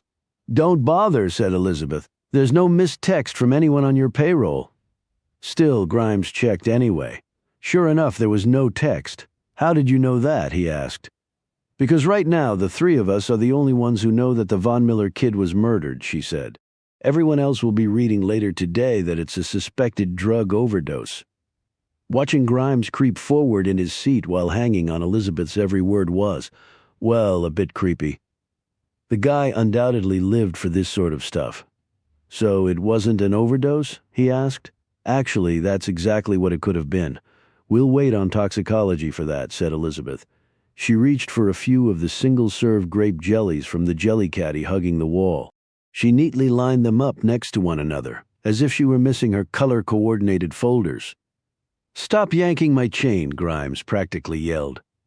Everyone within earshot, which was pretty much everyone in the diner, turned to look, but he couldn't care less. He wanted answers, and Elizabeth was making him wait, on purpose. A little revenge, perhaps, for the 50 under the salt shaker stunt. "You remember the bookmark, right?" asked Elizabeth. "Of course," said Grimes. "The playing card." "Yeah, but which playing card?" asked Elizabeth. Grimes gave her his duh face again. "The king of clubs," he said. "So what?" "So Von Miller's son was known for his partying, always on the scene," said Elizabeth. "In fact, you might say he was the king of motherfucker," said Grimes. "The killer was announcing his next victim." Elizabeth nodded. "Tipping his hand, you might say." "Damn, I like that," said Grimes, jabbing his index finger at her. He quickly pulled out a tiny digital voice recorder from his jacket, hitting record. "The killer is tipping his hand," playfully declaring his next victim with. Grimes stopped and stared at Elizabeth. She nodded a second time, as if she'd been waiting for him to catch up. "Motherfucker," he said again. "That's how you know it was murder. Our guy left a card behind on the kid, didn't he?" "The two of hearts," said Elizabeth, "stuffed in Von Miller's pocket." Grimes turned to me. He could barely contain himself. "Tell me you've already figured it out," he said. "Who's the next victim? Or is it two victims? A couple, maybe?" "No, wait. It's much better if you don't know. No one should know. That's a much better story. The whole city should be wondering." He raised his recorder again, speaking in a hushed tone. "The two of hearts. Who will it be? Who will the killer? No, no, no. Who will the dealer kill next? Yes, that's who he is, the dealer." It was as if someone had pulled a string on his back. Grimes was rambling on, an endless stream of consciousness, totally absorbed in the moment. So much so that he never saw it coming, the real reason Elizabeth had called him. Chapter 19. Faster than Sugar Ray Leonard in his prime came her right hand, swiping Grimes's recorder. "Hey," he barked. "What the hell are you doing?" "It's what you're not doing," she said. "You're not writing about this yet." "The hell I'm not." He tried to swipe back the recorder, but he looked more like George Foreman against Muhammad Ali. Too slow.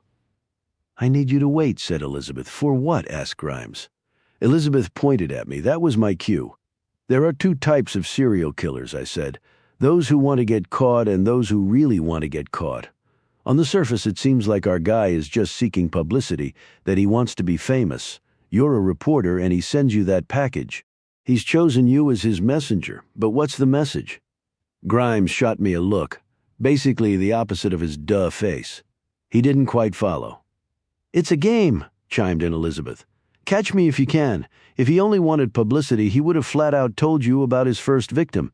Instead, he sent you two clues. He knew, though, that there was only one thing you would do with them. Go to the police. "So how do you factor in?" Grimes asked me. "If my role is so clear, that is." "I'm not sure yet," I said. "Presumably he's out to prove me, and my book either right or wrong. We're still trying to figure that out." "And that's the problem," said Elizabeth. "We need more from this guy than he's giving us clues, hints, anything, and the best way to get that is to make him think we're not as smart as he thought, that we haven't caught on." "In other words, that the game hasn't started yet," said Grimes. "By George, you got it," I said. "With any luck, he'll give us a little more than he intended." "And game over," said Elizabeth.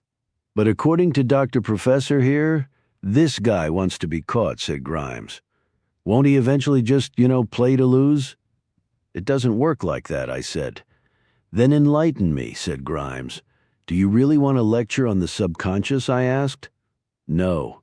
What I really want is to break this goddamn story in Monday's paper." "Okay, let's assume you're right for a second," I began. "Our guy allows himself to get a little careless down the line.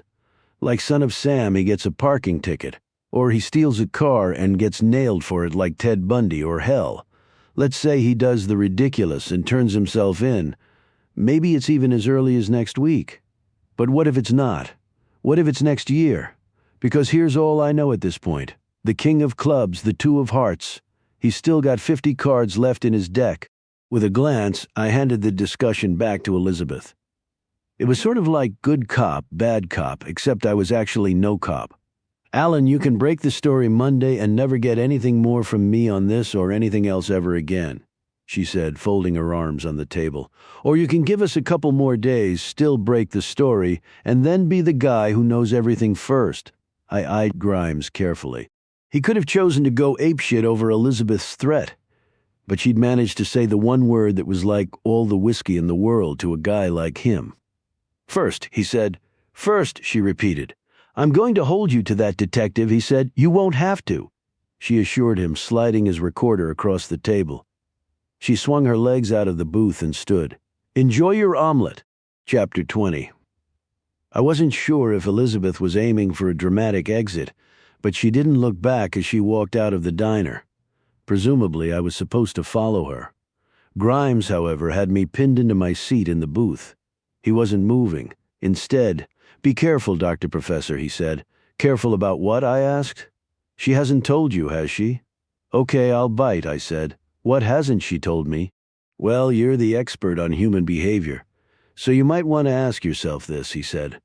"Of all the detectives I could have called after getting that package, why did I call her?" "Because she's good at her job?" I said. It wasn't a question. "You're right, she is good at her job. Good enough, though, to be the youngest detective second grade in the city, not to mention the prettiest?" "What exactly are you suggesting?" I asked. "That she slept her way to a promotion?" "No. Elizabeth's too smart for that. But she is in bed with someone," he said, taking another sip of his whiskey. "Do you follow politics by any chance? There's a big election coming up here in the city, and it's going to be a tight race. A very tight race. So I've been hearing," I said, "even if you don't follow politics, how could you miss all those damn TV and radio ads, right? I'm already sick of them." "I know what you mean." "Do you, though?" he asked. "Do you really?" "Okay, so I don't know what you mean," I said. "Apparently you've taken a course in cryptic bullshit that I somehow missed." Grimes smiled, tilted his coffee cup of whiskey at me, and promptly polished off the rest of it in a single swig. "I like you, Reinhardt," he said. I couldn't say the feeling was mutual, at least not yet. The guy did have a certain charm about him, though. "Thanks," I told him. "It was the best I could offer. Just remember what I told you, okay?" "What did you tell me?"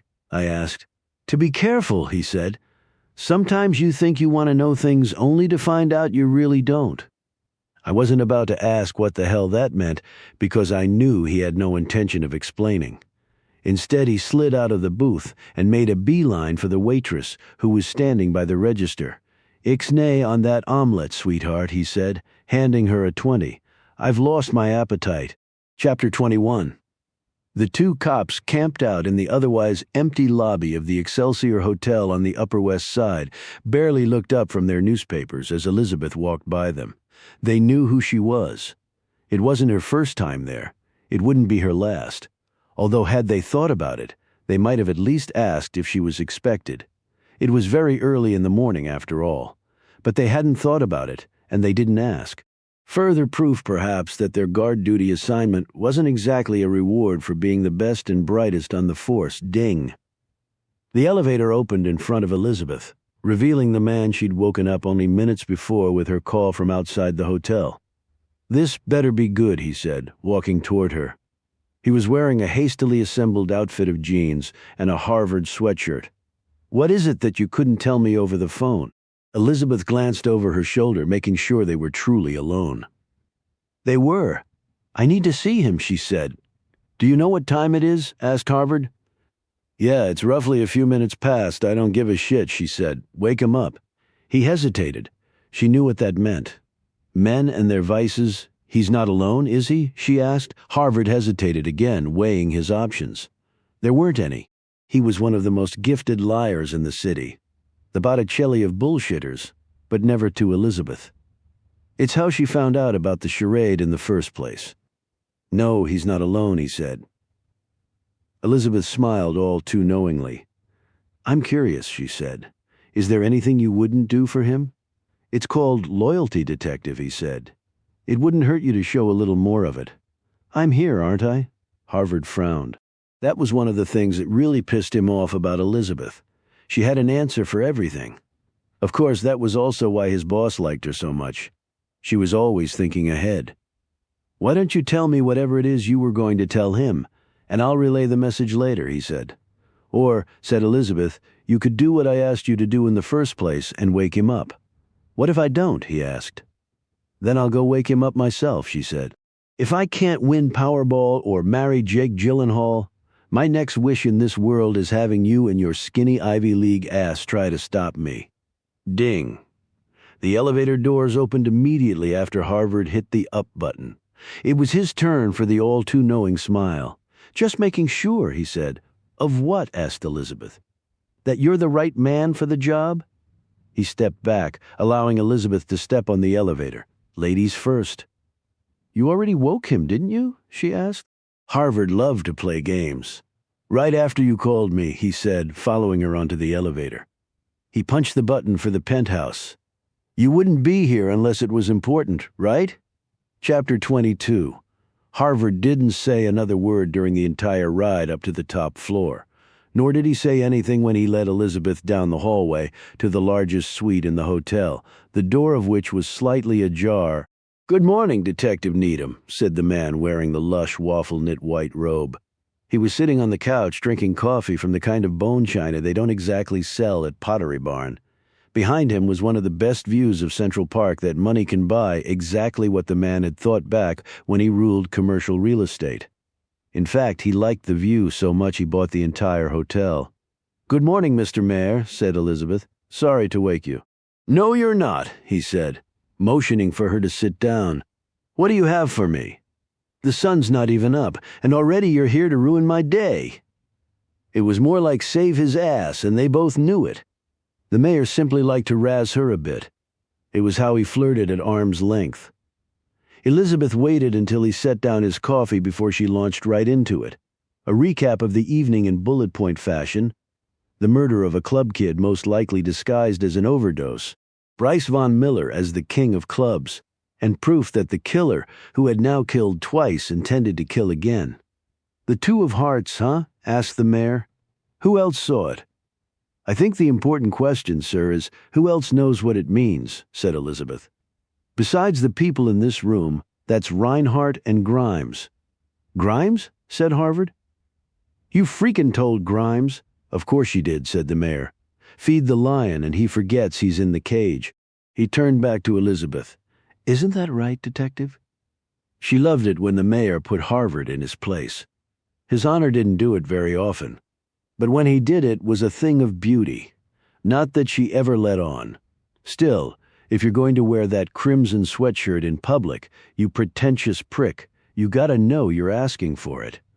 "Nothing's going in his column for now," said Elizabeth, assuring the mayor.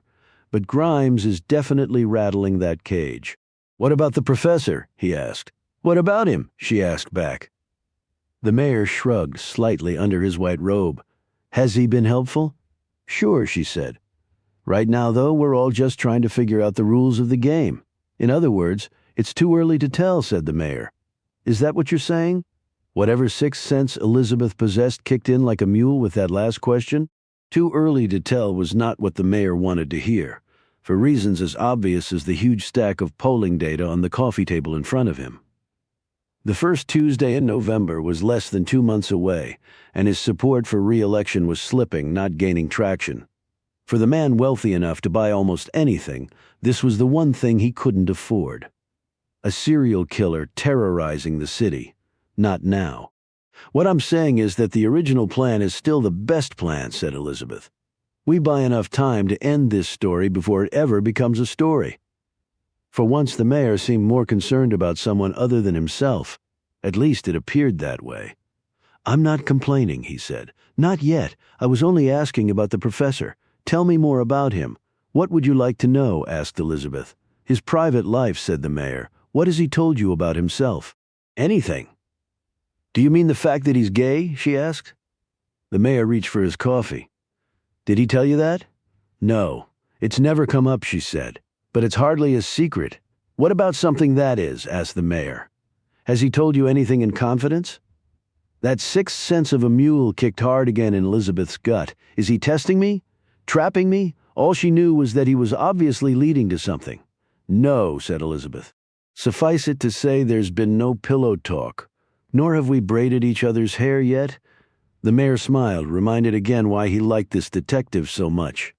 Then he reached for an envelope sticking out of a folder next to the stack of polling data. He handed it to Elizabeth. For all the things we know about Dylan Reinhardt, it turns out there's one thing we didn't know, he said, until now. Book 2. Everything's Wild. Chapter 23. I could hear the early morning traffic creeping and honking its way down Fifth Avenue 20 floors below as Barbara Nash sat down behind her desk. Like a disapproving parent, she shot a glance at Tracy and me. You really should have made an appointment, gentlemen, she said slowly. Perhaps showing up unannounced first thing Monday morning and camping out in the waiting room was not the best strategy for currying favor with the head of the city's largest international adoption agency. I apologize, Barbara. It was my idea, said Tracy. But I think we're owed an apology as well. That was Tracy at his most sincere but also clever best. Before anything else, he wanted to learn what, if anything, Barbara had been told about our home interview debacle. Had she already spoken to Miss Peckler? Were we dealing with a clean slate, or would Barbara now be looking for our side of the story? Something told me it was the latter. You think I've got a homophobe working for me, huh? Asked Barbara. You had to admire her bluntness. That was sort of her thing, really. A job requirement. The world of foreign adoption was like no other, and she'd been quick to make that clear when we'd first met. Messy politics, conflicting regulations, bribes and handouts, and one law above all others, Murphy's. Anything that can go wrong will go wrong. For instance, a seemingly innocuous home interview, so yeah, despite being a Montana transplant, Barbara acted every bit the native New Yorker, direct and to the point. She had too.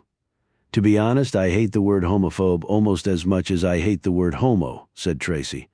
Then what are you accusing Miss Peckler of being? Asked Barbara. The wrong person for the job, he said. She's been working at the agency for 11 years. That's longer than I've been here, said Barbara. Are you condoning her behavior? Asked Tracy. I wasn't there, she said. Tracy began to explain our side of the story when Barbara cut him off. I think I already know what happened, she said. You mean based only on what she told you? Said Tracy.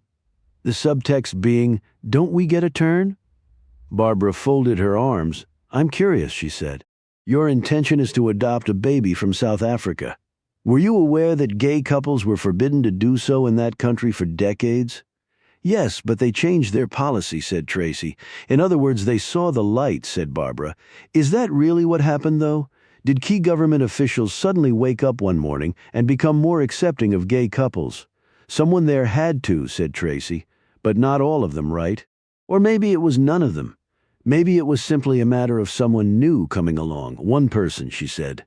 Did you ever consider that? I'd been the dutiful listener up until that point, content to let Tracy do the talking. It was now clear, though, that he was preaching to the choir. Barbara had tipped her hand when referring to Ms. Peckler's 11 years at the agency. "That's longer than I've been here," she'd made a point of saying. "Barbara," I said, cutting in, "is it possible that Mr. French didn't run it by you first?" "Mr. French?" she asked. "The man who was supposed to conduct our home interview but couldn't at the last minute," I said. Barbara smiled. "Wow, Family Affair, I used to love that show," she said. "Edward sort of does look like Mr. French, doesn't he? If I had to bet, he went to Ms. Peckler on his own and asked if she could fill in for him," I said. "Right? Yes," said Barbara. "I only found out after the fact." I turned to Tracy. He got it now. "In other words, Ms. Peckler wouldn't have been your choice," he said. "No," Barbara answered. "She wouldn't have been." This was excellent news. The next step seemed obvious. "Thank you," said Tracy. "For what?" asked Barbara. "Allowing for another home interview, I'm assuming," he said, "with the person you would have chosen." Barbara unfolded her arms, leaning back in her chair.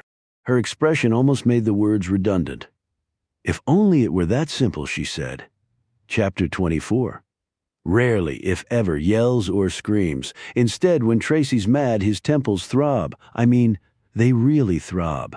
It's as if all his anger is pounding on the inside of his skull, looking for a way out. For the first time, I thought his head might actually crack open. "Where are you going?" I asked. Tracy couldn't even walk. Out on the sidewalk, less than 50 feet from the entrance to Barbara Nash's office building. He peeled off and sat down on a bench outside a pastry shop. Or maybe it was a deli. I didn't really bother to look. I was too busy staring at those temples. "We should sue," he said. "In fact, that's exactly what we should do." But Tracy never confused mad with foolish. No sooner had the words left his mouth than he admitted what we both already knew. We couldn't sue. It was torture for him to say it. "They're not denying us the right to adopt, are they?" No, Barbara and her agency weren't. Instead, they were postponing us. 6 months to be exact. That's how long we had to wait before we could be granted another home interview. And it had nothing to do with how busy the agency was. This wasn't about the calendar. As Barbara explained it, this was all about checks and balances. The so-called process we were supposed to trust also required the trust of everyone else within the agency. The person conducting the home interview had to be given a certain autonomy. He or she couldn't fear having a recommendation overturned simply because Barbara might disagree with the assessment. That was the balance of power. The check was that Barbara could ultimately allow another home interview after a suitable waiting period. Suitable, that is, to everyone except us. "I don't think I can wait another 6 months," said Tracy. "Or 6 days, for that matter." "I know," I said. "I just don't know the alternative." "Maybe another agency? Start from scratch? That would take even longer than 6 months." Tracy fell silent again. We were both hurting, but I knew his pain was worse because of the guilt.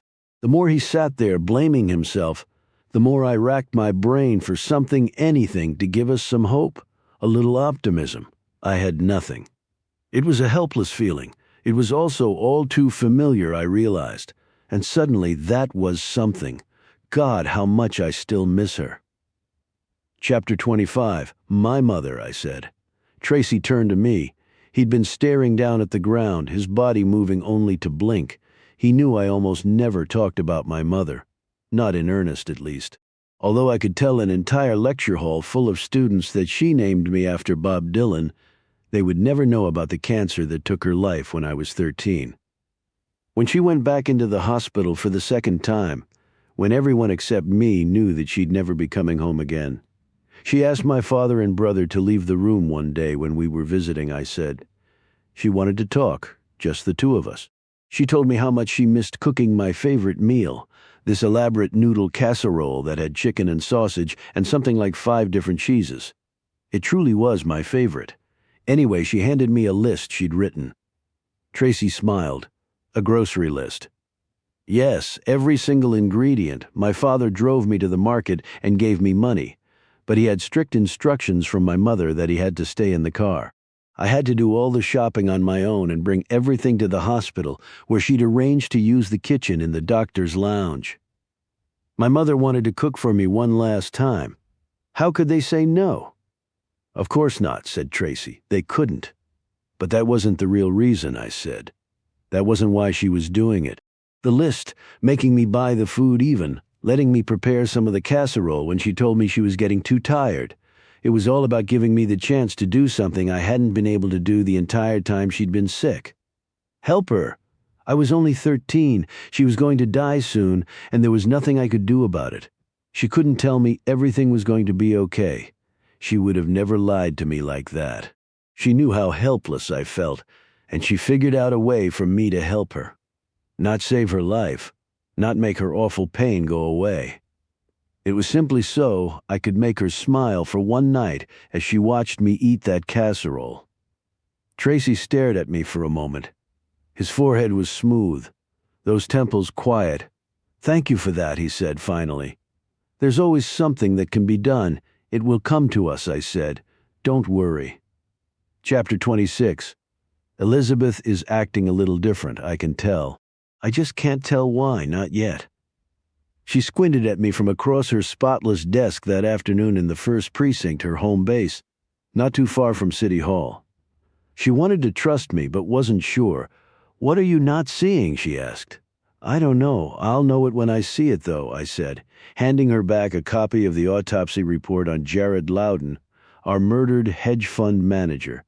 The cause of death was never in doubt. Multiple stab wounds. Elizabeth was still squinting. Do you think the medical examiner missed something? Not necessarily, I said. Then what is it, she asked. Nothing, I said. I don't believe you. Fine, don't believe me. Seriously, she said. What aren't you telling me? Better yet, I said. Why are you nagging me about this? She blinked. Did you really just use the word nagging with me?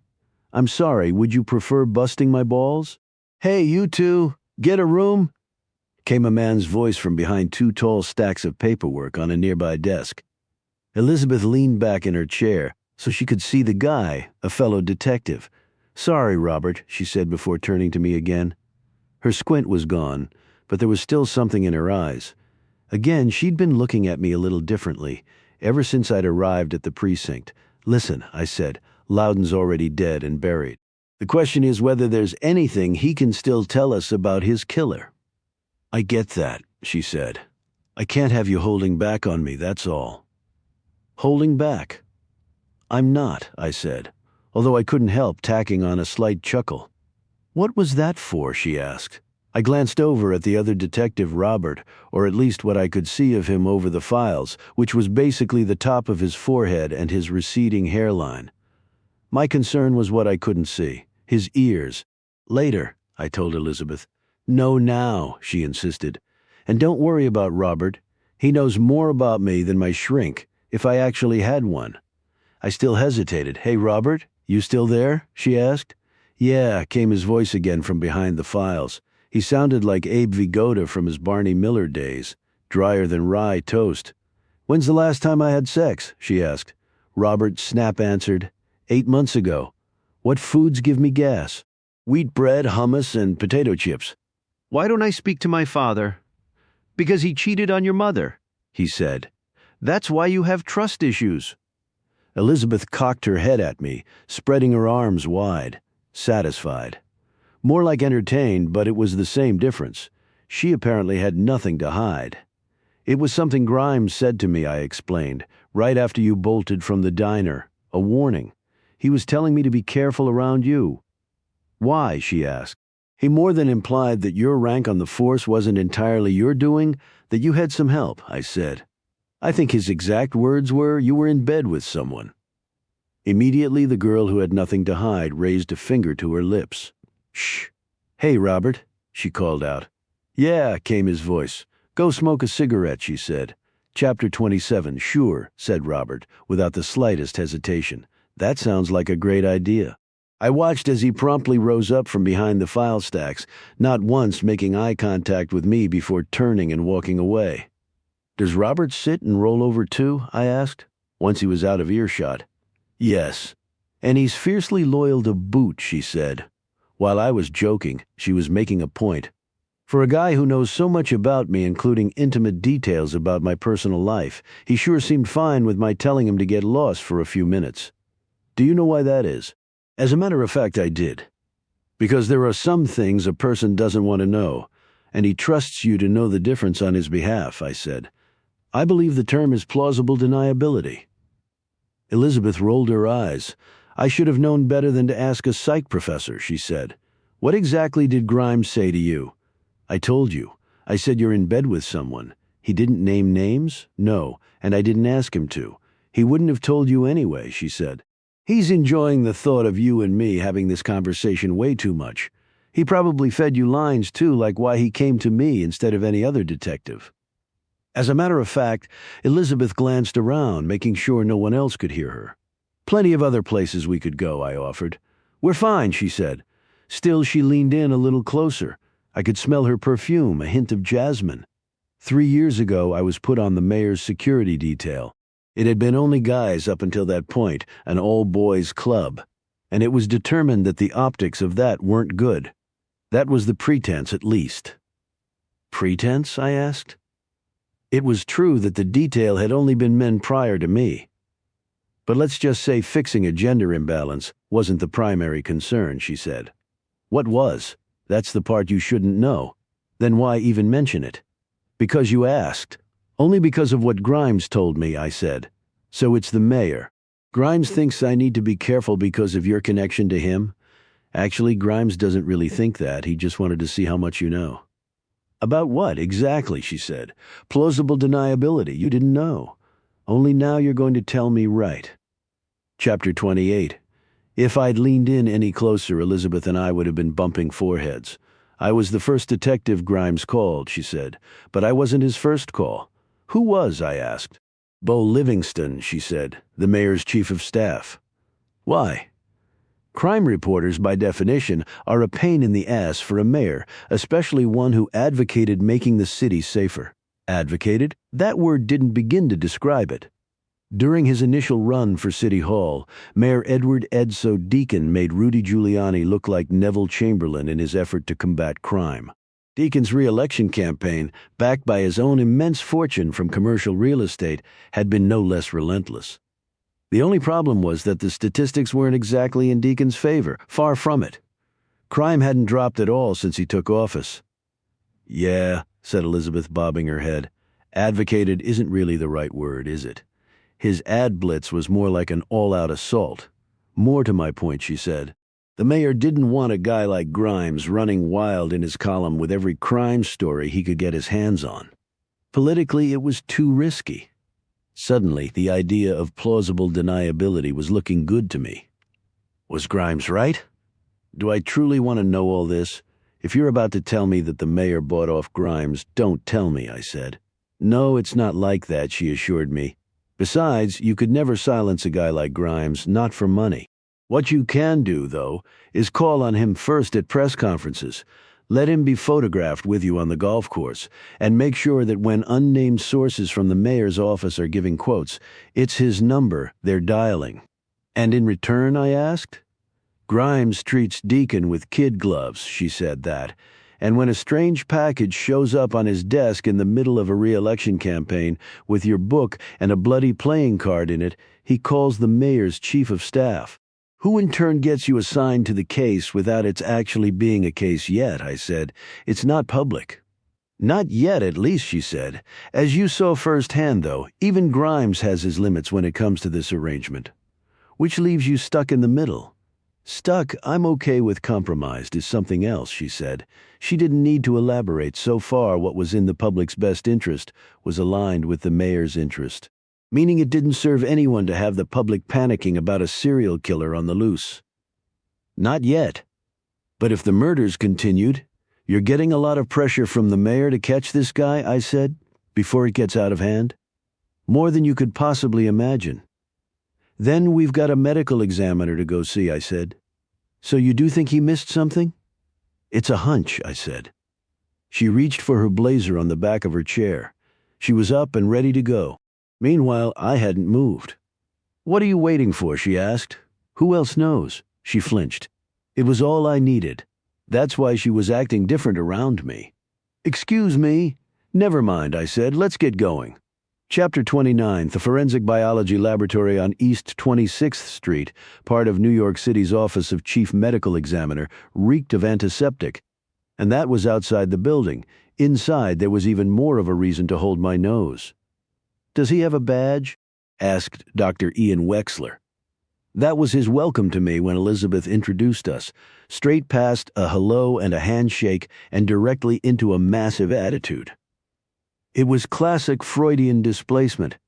He didn't like a detective questioning his work, but couldn't kick Elizabeth out. I was the next best thing. "No, Ian, he doesn't have a badge," Elizabeth said calmly. "I told you he's a professor assisting the investigation. If he doesn't have a badge, he can't be in here," he insisted. The here was the autopsy suite, where Wexler was setting up a full-body X-ray on a cadaver. It was the second dead body I'd seen in as many days, and there was no shaking the horrible feeling that there were more to come. For sure this room could accommodate them. There were at least half a dozen other examination tables, slabs along, with a series of deep basin sinks and hanging scales that could have easily been mistaken for the kind you see in the produce section of your local supermarket, although these particular scales were never going to be used for weighing bananas. "Come on, Ian, play nice," said Elizabeth. "He doesn't need a badge." Wexler stared at her. Then he stared at me, up and down, a real good once-over. I figured maybe I could break the ice. "Badges. We ain't got no badges. I don't have to show you any stinkin' badges," I said. "Yeah, ha-ha," said Wexler, stone-faced, not even a hint of a smile. "The Treasure of the Sierra Madre. Overrated movie, if you ask me." But it was enough for him to drop it. "What did you want to talk about?" he asked. "Jared Loden," said Elizabeth. "The hedge fund guy," said Wexler, nodding. "Did you read the report?" "We did," said Elizabeth. "Then what is there to talk about? In other words, my shit don't stink, and neither do my autopsy reports." It was as if we barely had the doctor's attention as he resumed fiddling with the X-ray machine. Whatever caused the death of the elderly man on the table in front of us, his otherwise naked body covered only by a small towel across his midsection. It wasn't from an external injury, as opposed to Jared Loden. I chimed in again. I was, after all, the one who led Elizabeth here. "You wrote that he died from multiple stab wounds," I said. Wexler, now shaping up to be a first-ballot inductee into the Asshole Hall of Fame, managed to combine sarcasm, condescension, arrogance, and mild amusement into a single chuckle. "Did you reach another conclusion, Professor?" he asked. "No, but I was curious as to how many stab wounds there were," I said. "You saw the accompanying photos in the report? There were too many to count. Mr. Loudon was practically shredded." "That's the thing," I said. "The photos you included only show certain sections of his body, not all of it." "You photographed all of him, though, correct?" "Of course," said Wexler. "But you didn't bother to count the stab wounds." Wexler glared at me. If looks could kill, I would have been toes up on one of his other slabs. "No, I didn't bother," he said, beginning to lose his cool. "Again, there were too many to count, and I really don't like what you're suggesting, Professor." "In that case, Doc, you're really not going to like what's coming next." Chapter 30. I muttered a few words under my breath. Loudly enough for the doctor to hear something, but not loudly enough to know what it was. "What's that?" asked Wexler. 352, I repeated. He could hear me just fine now. He simply didn't know what the hell I was talking about. "That's how many dimples there are on a Titleist Pro V1 golf ball," I explained in response to his blank stare. "Listen, Professor, 4,543, I continued, cutting him off. "That's the number of words in the U.S. Constitution. 1,710? That's the number of steps to the top of the Eiffel Tower when it was first built." "Are you trying to impress me?" asked Wexler. "Or just piss me off?" "I'm trying to get you to do your job," I said. "Telling you whether Jared Loden died of 30 versus 40 or 50 stab wounds. That's what this is about," he asked. "Not exactly." "Then enlighten me. I'm a professor, not a magician, but I'll do my best," I said. "Loden is stabbed to death seemingly countless times, yet the wounds are spread out over his entire body. What's more, at least as far as I can tell from the pictures you included in your report, every wound is distinct.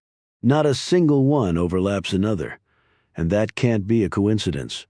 Meaning the killer wanted you to count how many times he stabbed Loudon. Because that's your job.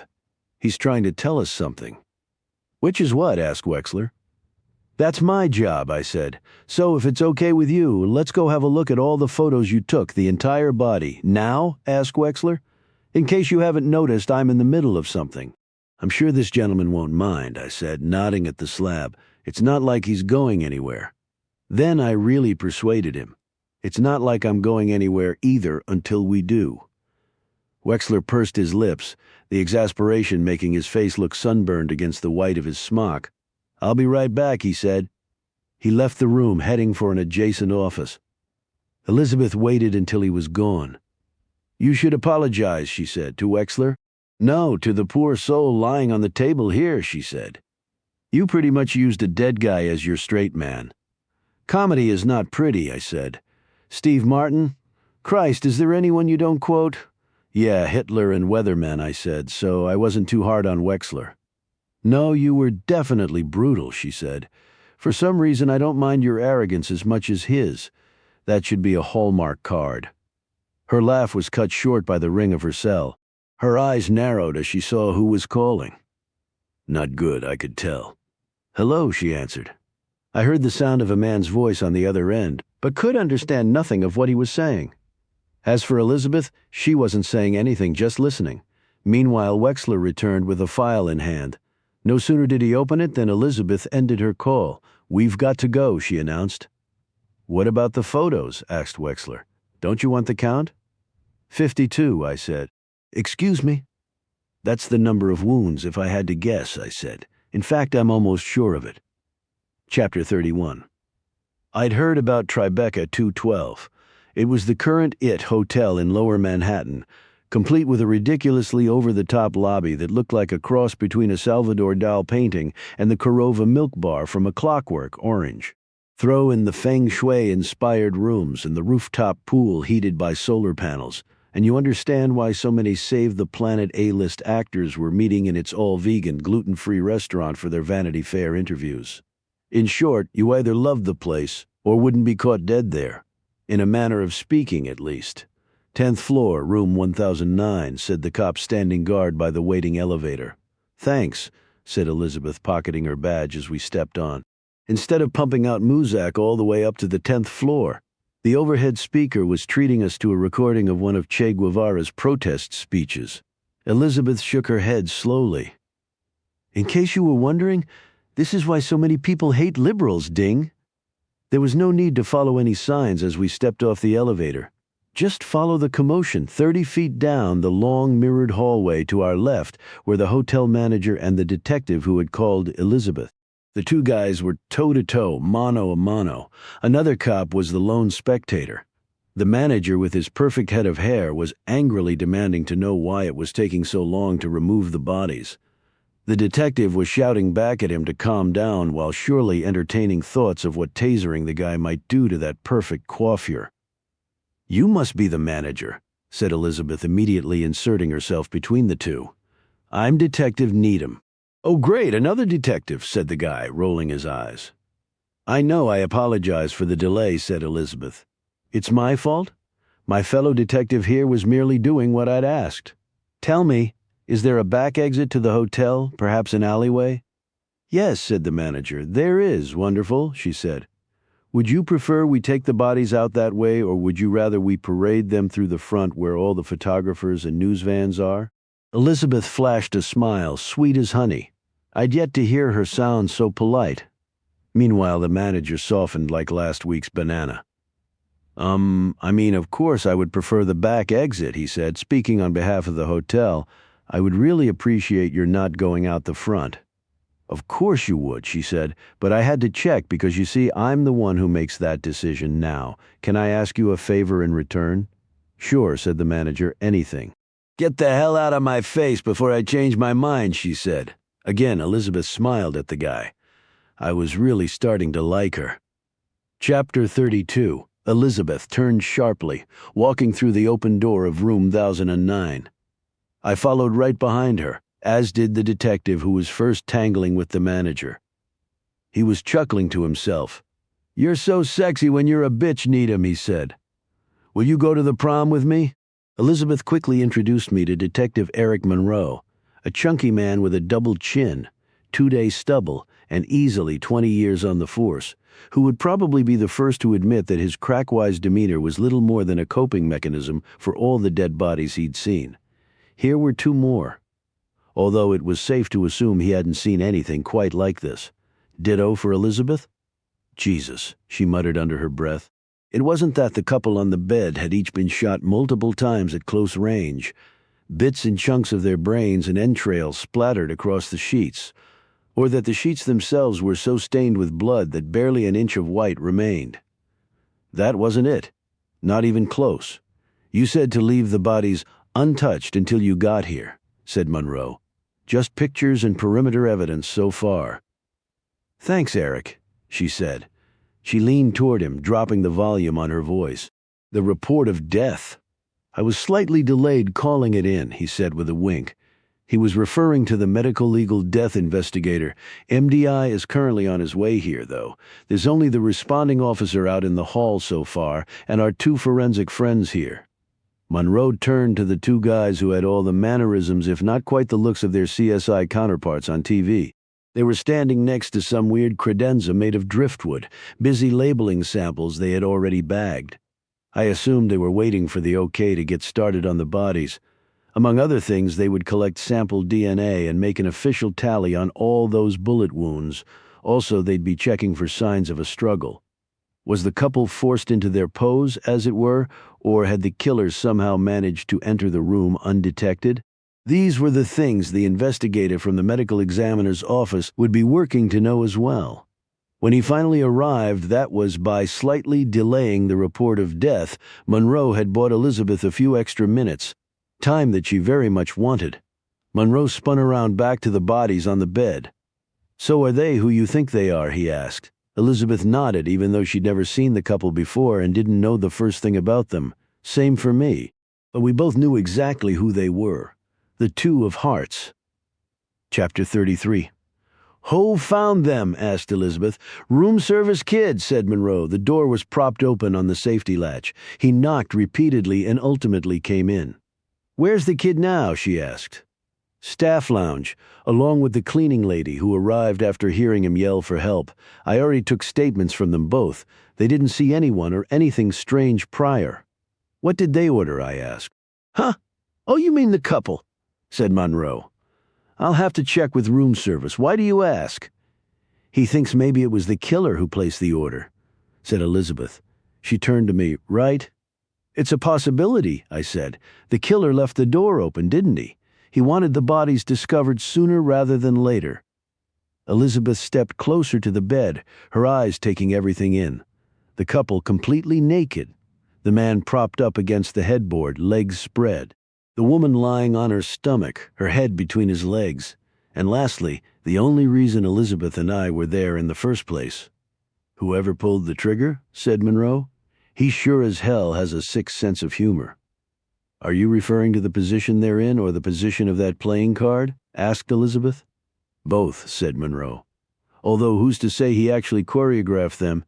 It's possible they somehow didn't hear him come in." "Caught in the act, as it were," said Elizabeth.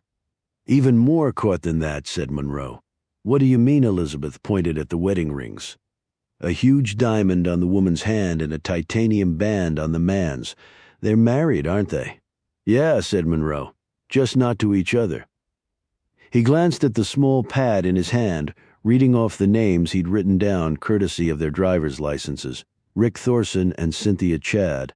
2 different last names with different addresses and pictures of different kids in their wallets. This definitely wasn't a married couple. "That explains the blowjob," I said. Monroe laughed. I clearly was beginning to develop a coping mechanism, too. "That reminds me," he said. "Our first officer on the scene wants to know how much detail he should put in the report." Elizabeth folded her arms. "You mean he wants to know if he should really write that the female victim was found with the penis of the male victim still in her mouth?" "Well," said Monroe, "when you put it like that, tell him he can limit the details," she said. Monroe nodded.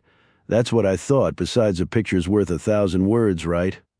Yeah, about those pictures, said Elizabeth, turning to the CSI duo by the credenza. Can I see them? Sure, said the younger of the two, much younger.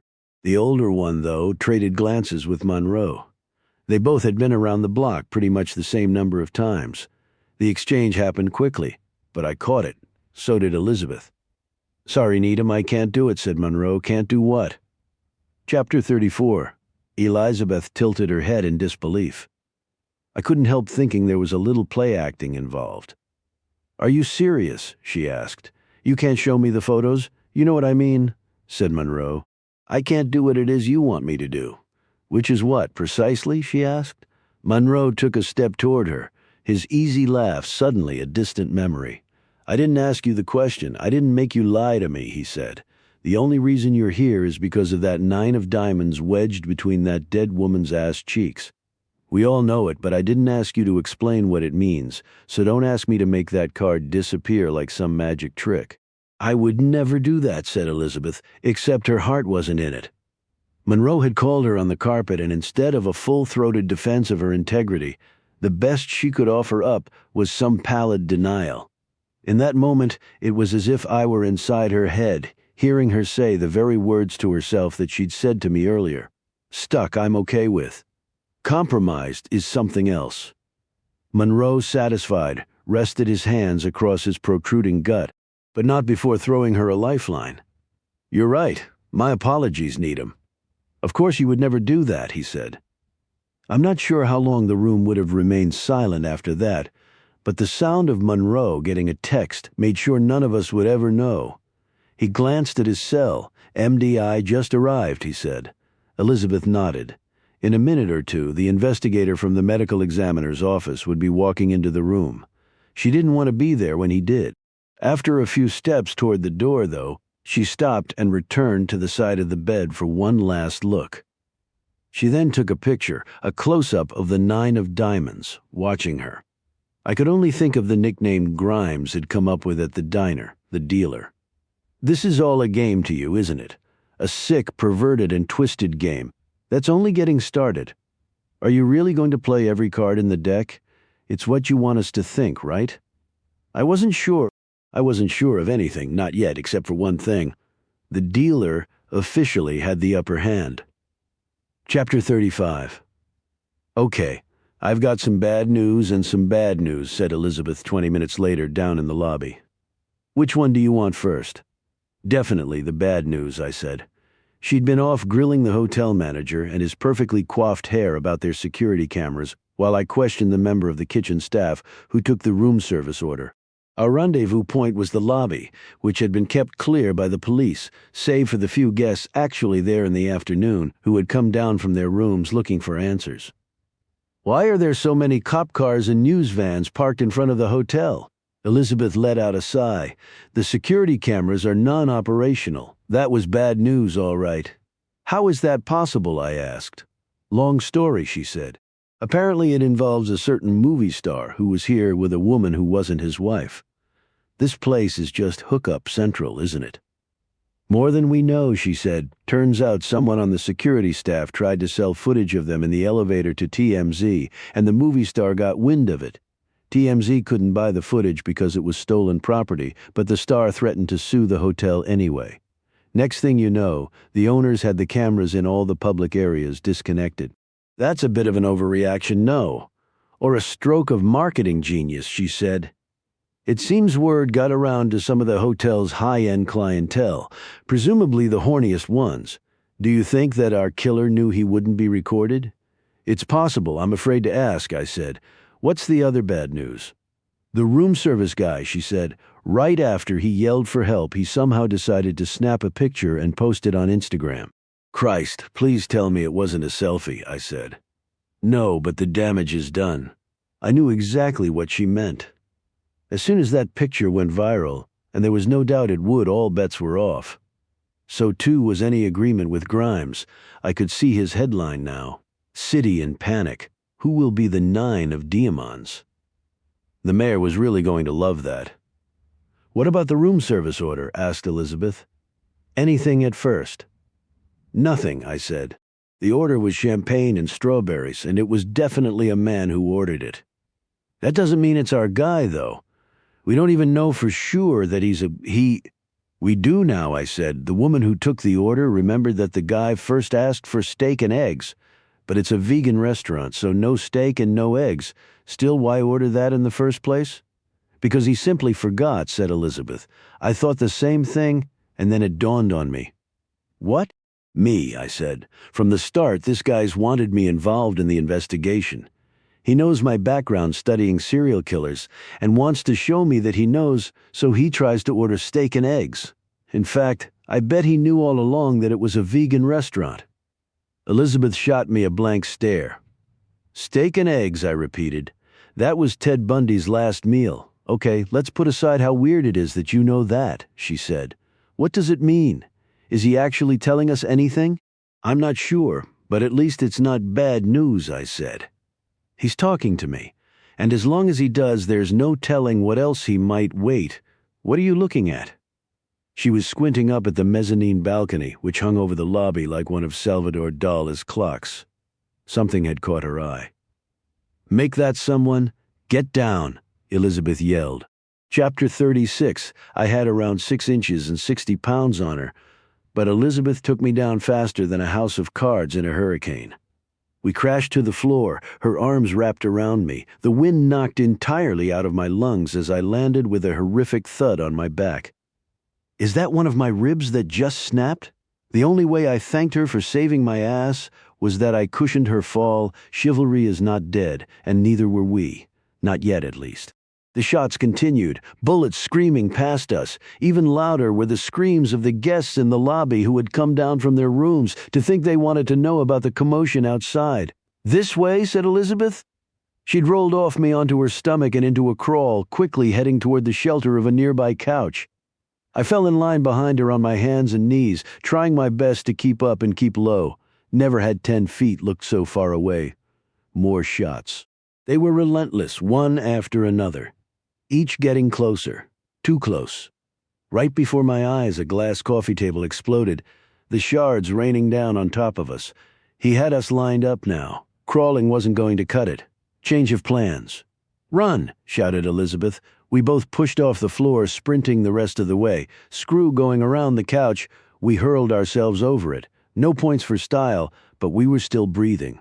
More like gasping. The adrenaline felt like a clamp on my throat as we plastered ourselves against the back of the couch. You all right? Asked Elizabeth, reaching for her semi-automatic.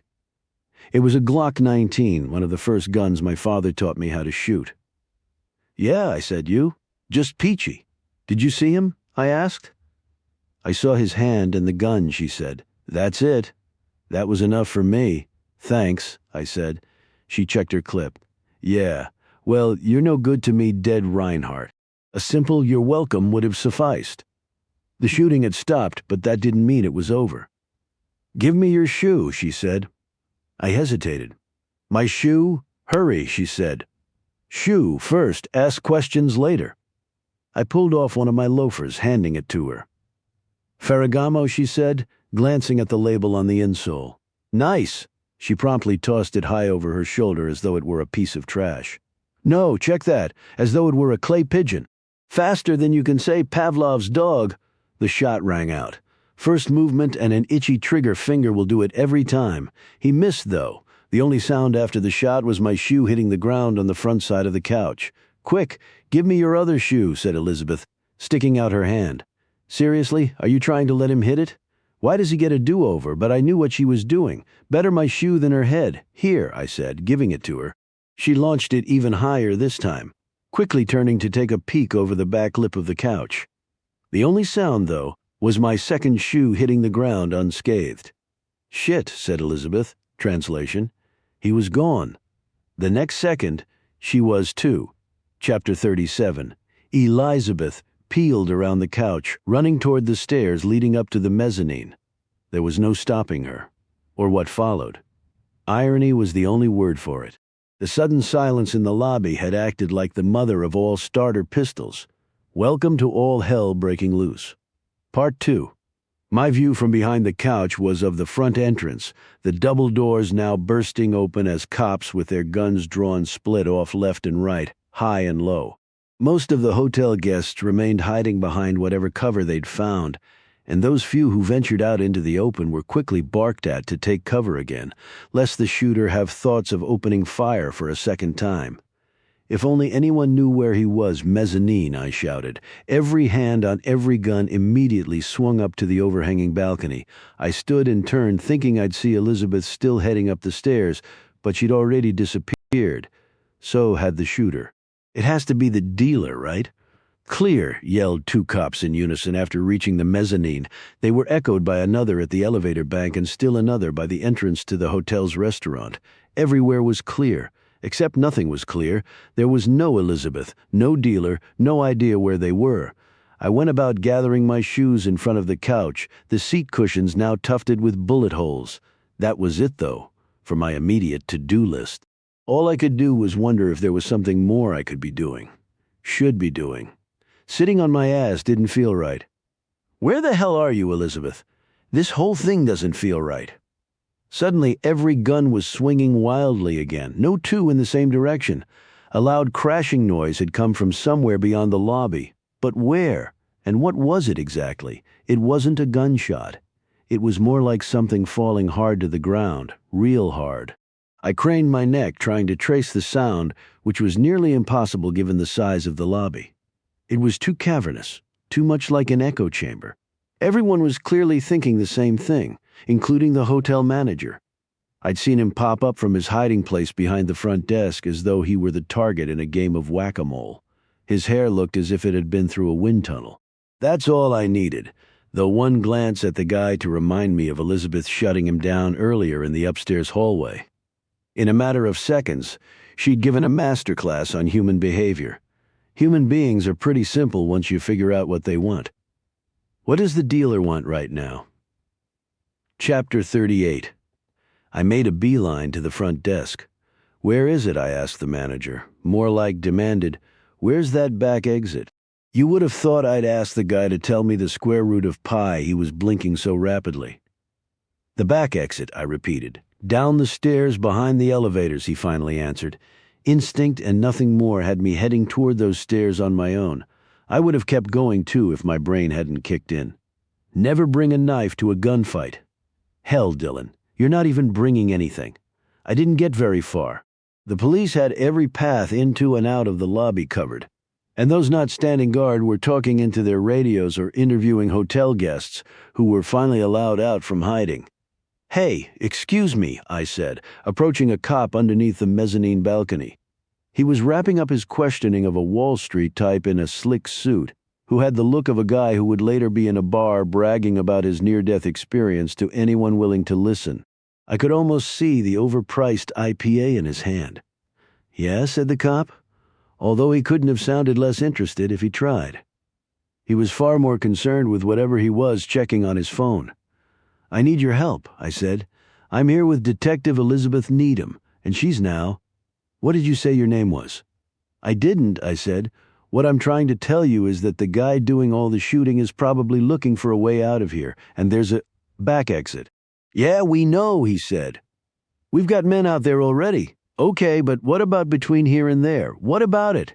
This guy isn't an idiot, I said, and he's not just going to turn himself in, idiot or not. He ain't a magician. We've got every door covered. No, as a matter of fact, we don't, came Elizabeth's voice. I turned to see her halfway down the stairs from the mezzanine, the look on her face making my question all but redundant. No luck, huh? I lost him in the stairwell, she said. He nearly took my head off with a fire extinguisher when I looked up over the railing. The officer immediately went for his radio. Suspect headed for the roof, he announced. Easy there, Dick Tracy. Elizabeth leaned in a bit so she could read the cop's nameplate. He's not headed for the roof, Officer Jenkins, she said. Did he use that back exit? I asked. No, she said. He didn't use any exit. Then where the hell is he? Asked Jenkins. Where did he go? Chapter 39. It was way too early the next morning. You don't have to be here, said Elizabeth. He asked. I said. He wanted you to bring me, right? Yes, you were summoned, she answered, tacking on some air quotes. But he's the mayor, not the king. Are you sure he knows the difference? The reception area outside Mayor Deacon's office suggested the Taj Mahal rather than City Hall. Trump's Taj Mahal, that is. The curtains were red velvet, the chandelier was dripping crystal, and the walls were painted with gold leaf. "Trust me, the mayor knows the difference," said Elizabeth. "Kings don't have to get elected. Or re-elected, for that matter." Edso Deacon, the former Air Force pilot who went on to amass untold wealth in Manhattan commercial real estate, won his first term as mayor on a two-pronged promise. As a slogan, it was everywhere. Deacon, tough on crime, tough on poverty. After the election, Deacon indeed made good on his campaign promise to do more for the poor. He spearheaded a host of programs that were shown to make a difference. Crime, though, was another story. As in the cautionary tale about all political honeymoons, they always end. Deacon's programs to fight crime were eventually seen as ineffective. There were no results to tout, no statistics to point to. In fact, murders and violent crime were actually up since he had been elected. The press had taken notice. A lot of notice. One story after another centered on Deacon being the mayor of a dangerous city, although not for much longer if things didn't change. While Deacon's approval ratings dipped, a former district attorney with a winning smile started shaking hands at a lot of subway stops. Tim Stoddart's formal announcement that he was running came at the very site where two cops had been gunned down while on a stakeout. The trigger man was a prisoner who had been furloughed. To hear the former DA's stump speeches, you would have thought Deacon was Willie Horton himself. So Deacon would be damned if some serial killer was going to be the death of him come November. He wanted a second term at all costs, according to Elizabeth, and until he got it, he was hell on wheels. Now I was about to witness his wrath firsthand. A minute later, Deacon's secretary stepped out of his office. I expected her to turn to us, announcing politely that the mayor would see us now. Instead, she didn't even glance our way, walking straight back to her desk. I couldn't help noticing that she'd left his door open. "Elizabeth," came Deacon's booming voice. "Get your ass in here. Chapter 40. So, this is him, huh?" "Our catcher in the rye," said Deacon, eyeing me up and down. He was grinning, but he wasn't happy. "Clever reference, though, Your Honor. J.D. Salinger's signature novel motivated Mark David Chapman to kill John Lennon, or so Chapman claimed. Elizabeth formally introduced me to the mayor, who immediately motioned for the two of us to have a seat on the couch along the wall. But not before I met the only other person in the room, the mayor's chief of staff. He introduced himself. "Bu Livingston," he said, giving me the sort of firm handshake and direct eye contact they teach you in a job interview workshop.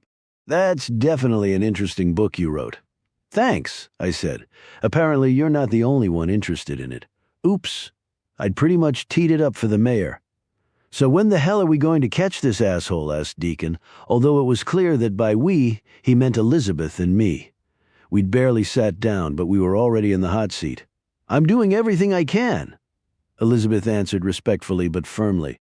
There was just a trace of edge and a hint of pushback in her voice.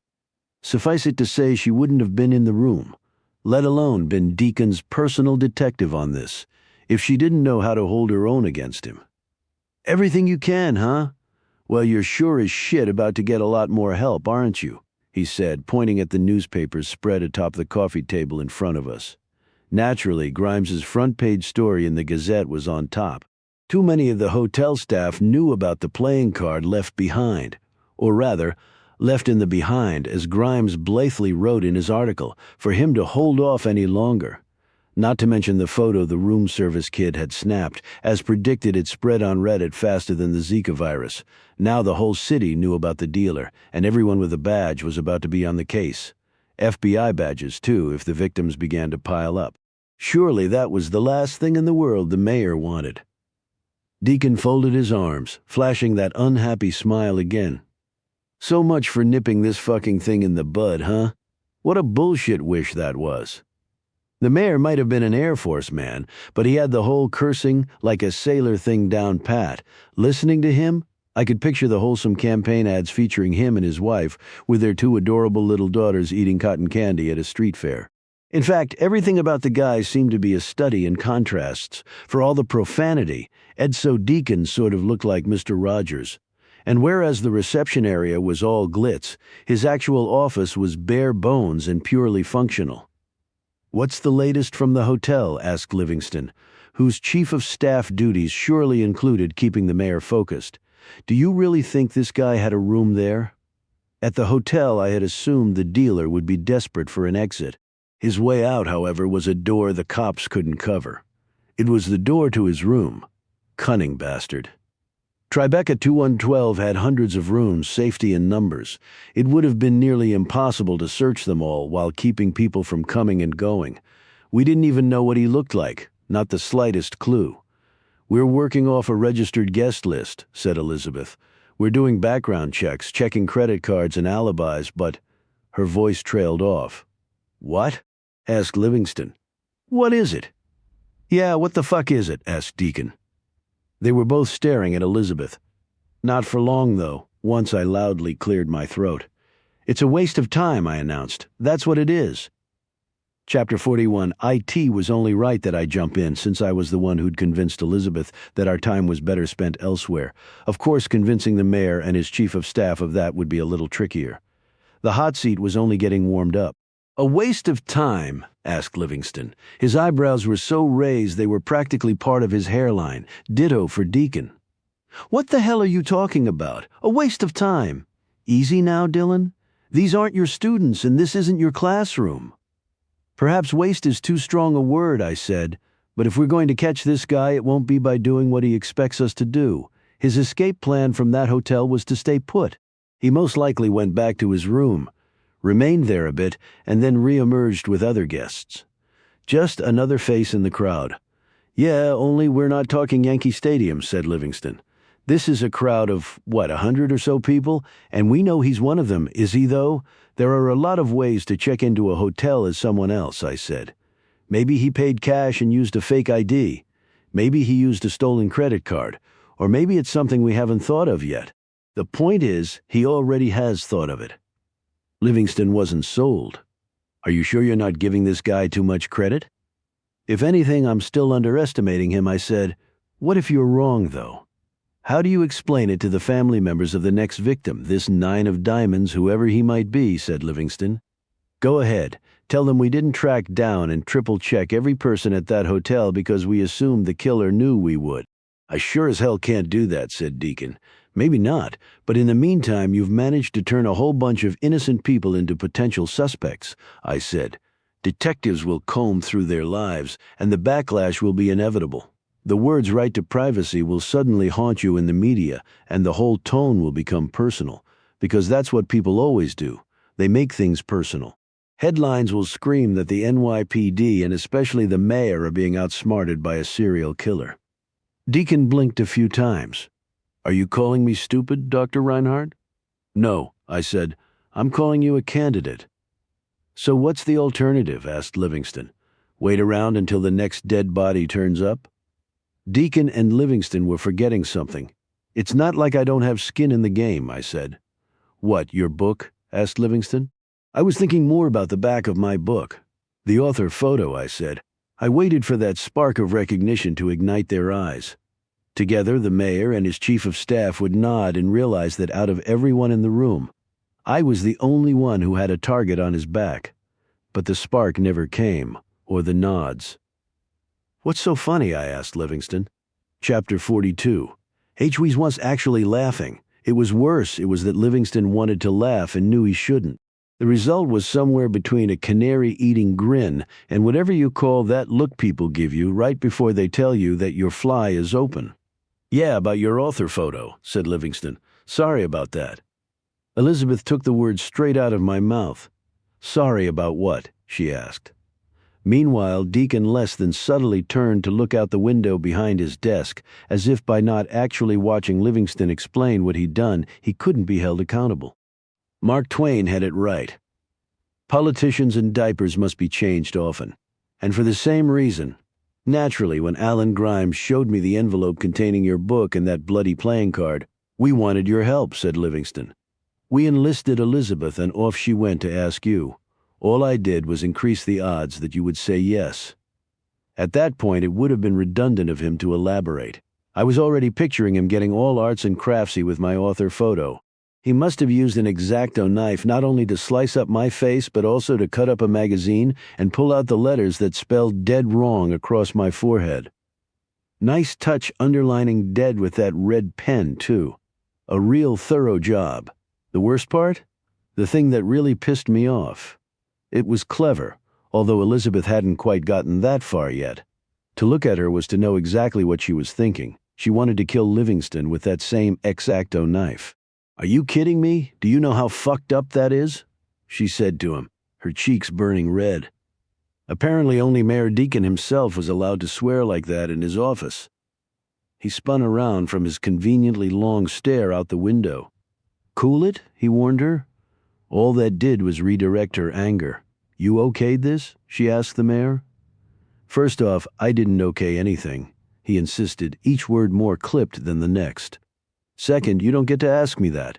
"But I do," I said. "While Deacon was as politically savvy as they come, even the best of them lead with their chins from time to time." This was one of those times. Whatever hold the mayor had on Elizabeth, it didn't extend to me. I was a free agent. If he didn't realize it, his chief of staff certainly did. "Dr. Reinhardt, I hope you can understand that we simply couldn't afford your turning us down," said Livingston, coming to his boss's rescue. "I know how tempting it is to be upset.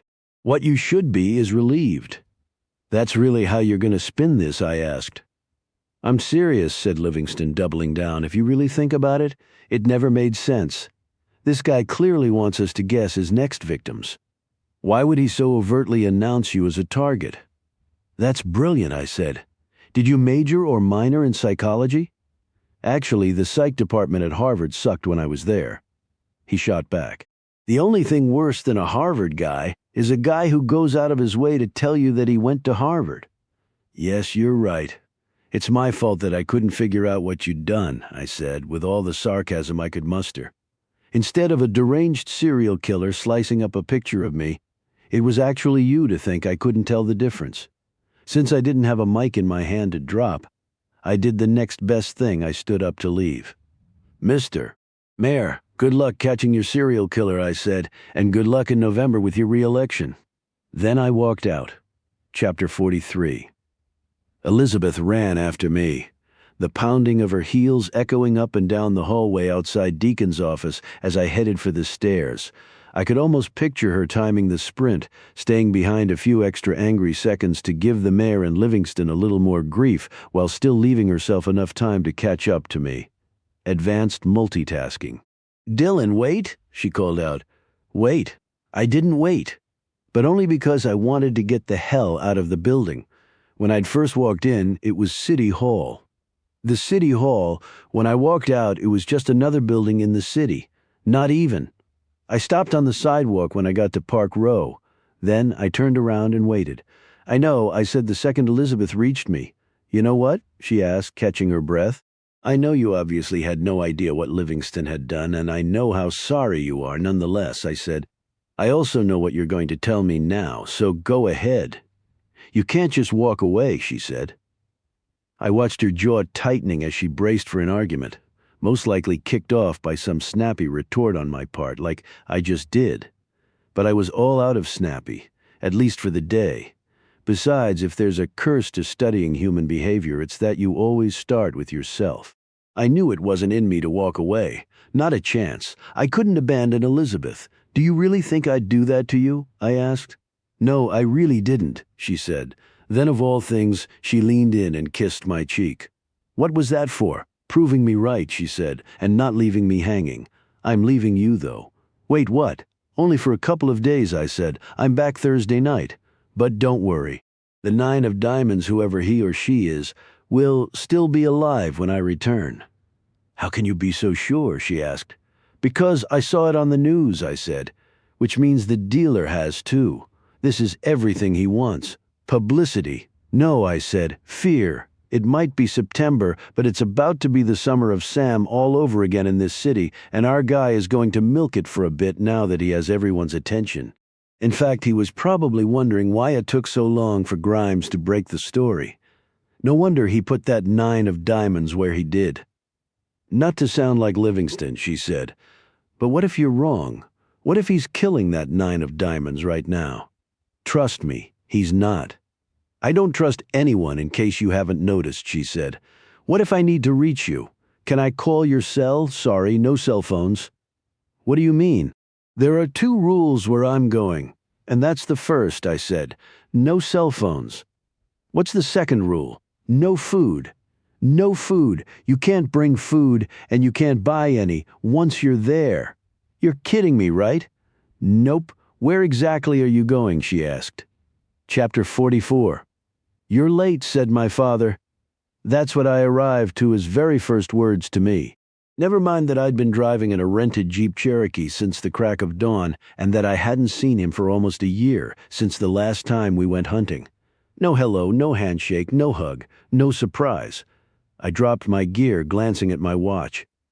Noon on the dot. The hell I'm late, I said. Isn't that right, Diamond? My father's Vizsla, unequivocally the coolest dog in the world, came jumping over to me, landing his front paws on my waist as he always did. As I always did in return. I gave Diamond's golden rust coat a vigorous working over, watching his tail whip back and forth to the point of being a blur. Leave it to a breeding stock that first arrived the United States from behind the Iron Curtain to be my father's emotional surrogate. So you found it all right, huh? Asked my father. The last couple of turns were a little tricky, I said. GPS only gets you so far in these parts, so did the roads themselves. Rendezvous was an off-the-grid cabin half a mile beyond the end of a dirt road. The last stretch of pavement was at least 5 miles before that. I wasn't sure I had the right spot until I saw my father's very old Jeep Commando parked in a small clearing. Usually we'd be meeting at a hunting preserve in New Hampshire near where my father retired, in Concord, but my calling him out of the blue required ad hoc measures. The start of grouse season was still a few weeks away in the Granite State. So my father called in a favor from a friend who owned 400 acres an hour north of Bangor, Maine.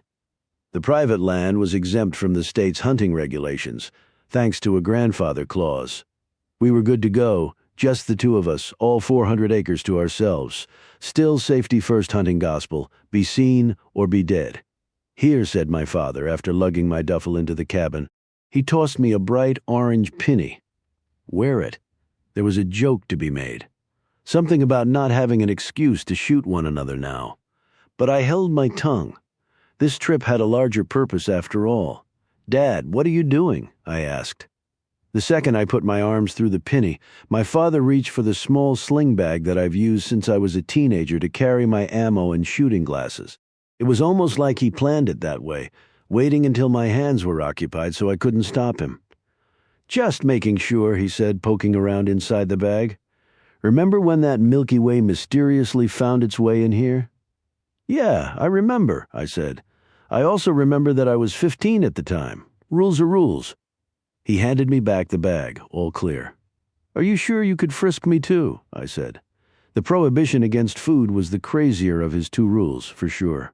Although for the purist, and if anything, Josiah Maxwell Reinhardt was a purist, it made sense. Kill only what you intend to eat. And if you don't kill anything, you don't eat. No exceptions, including contraband candy bars I learned as a kid. Hunger makes a man focus, he told me then. I stared at him now.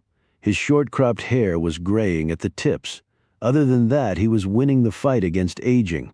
Kicking its ass, actually, no sag beneath the chin or anywhere else. Still sturdy as hell, just as stubborn, too.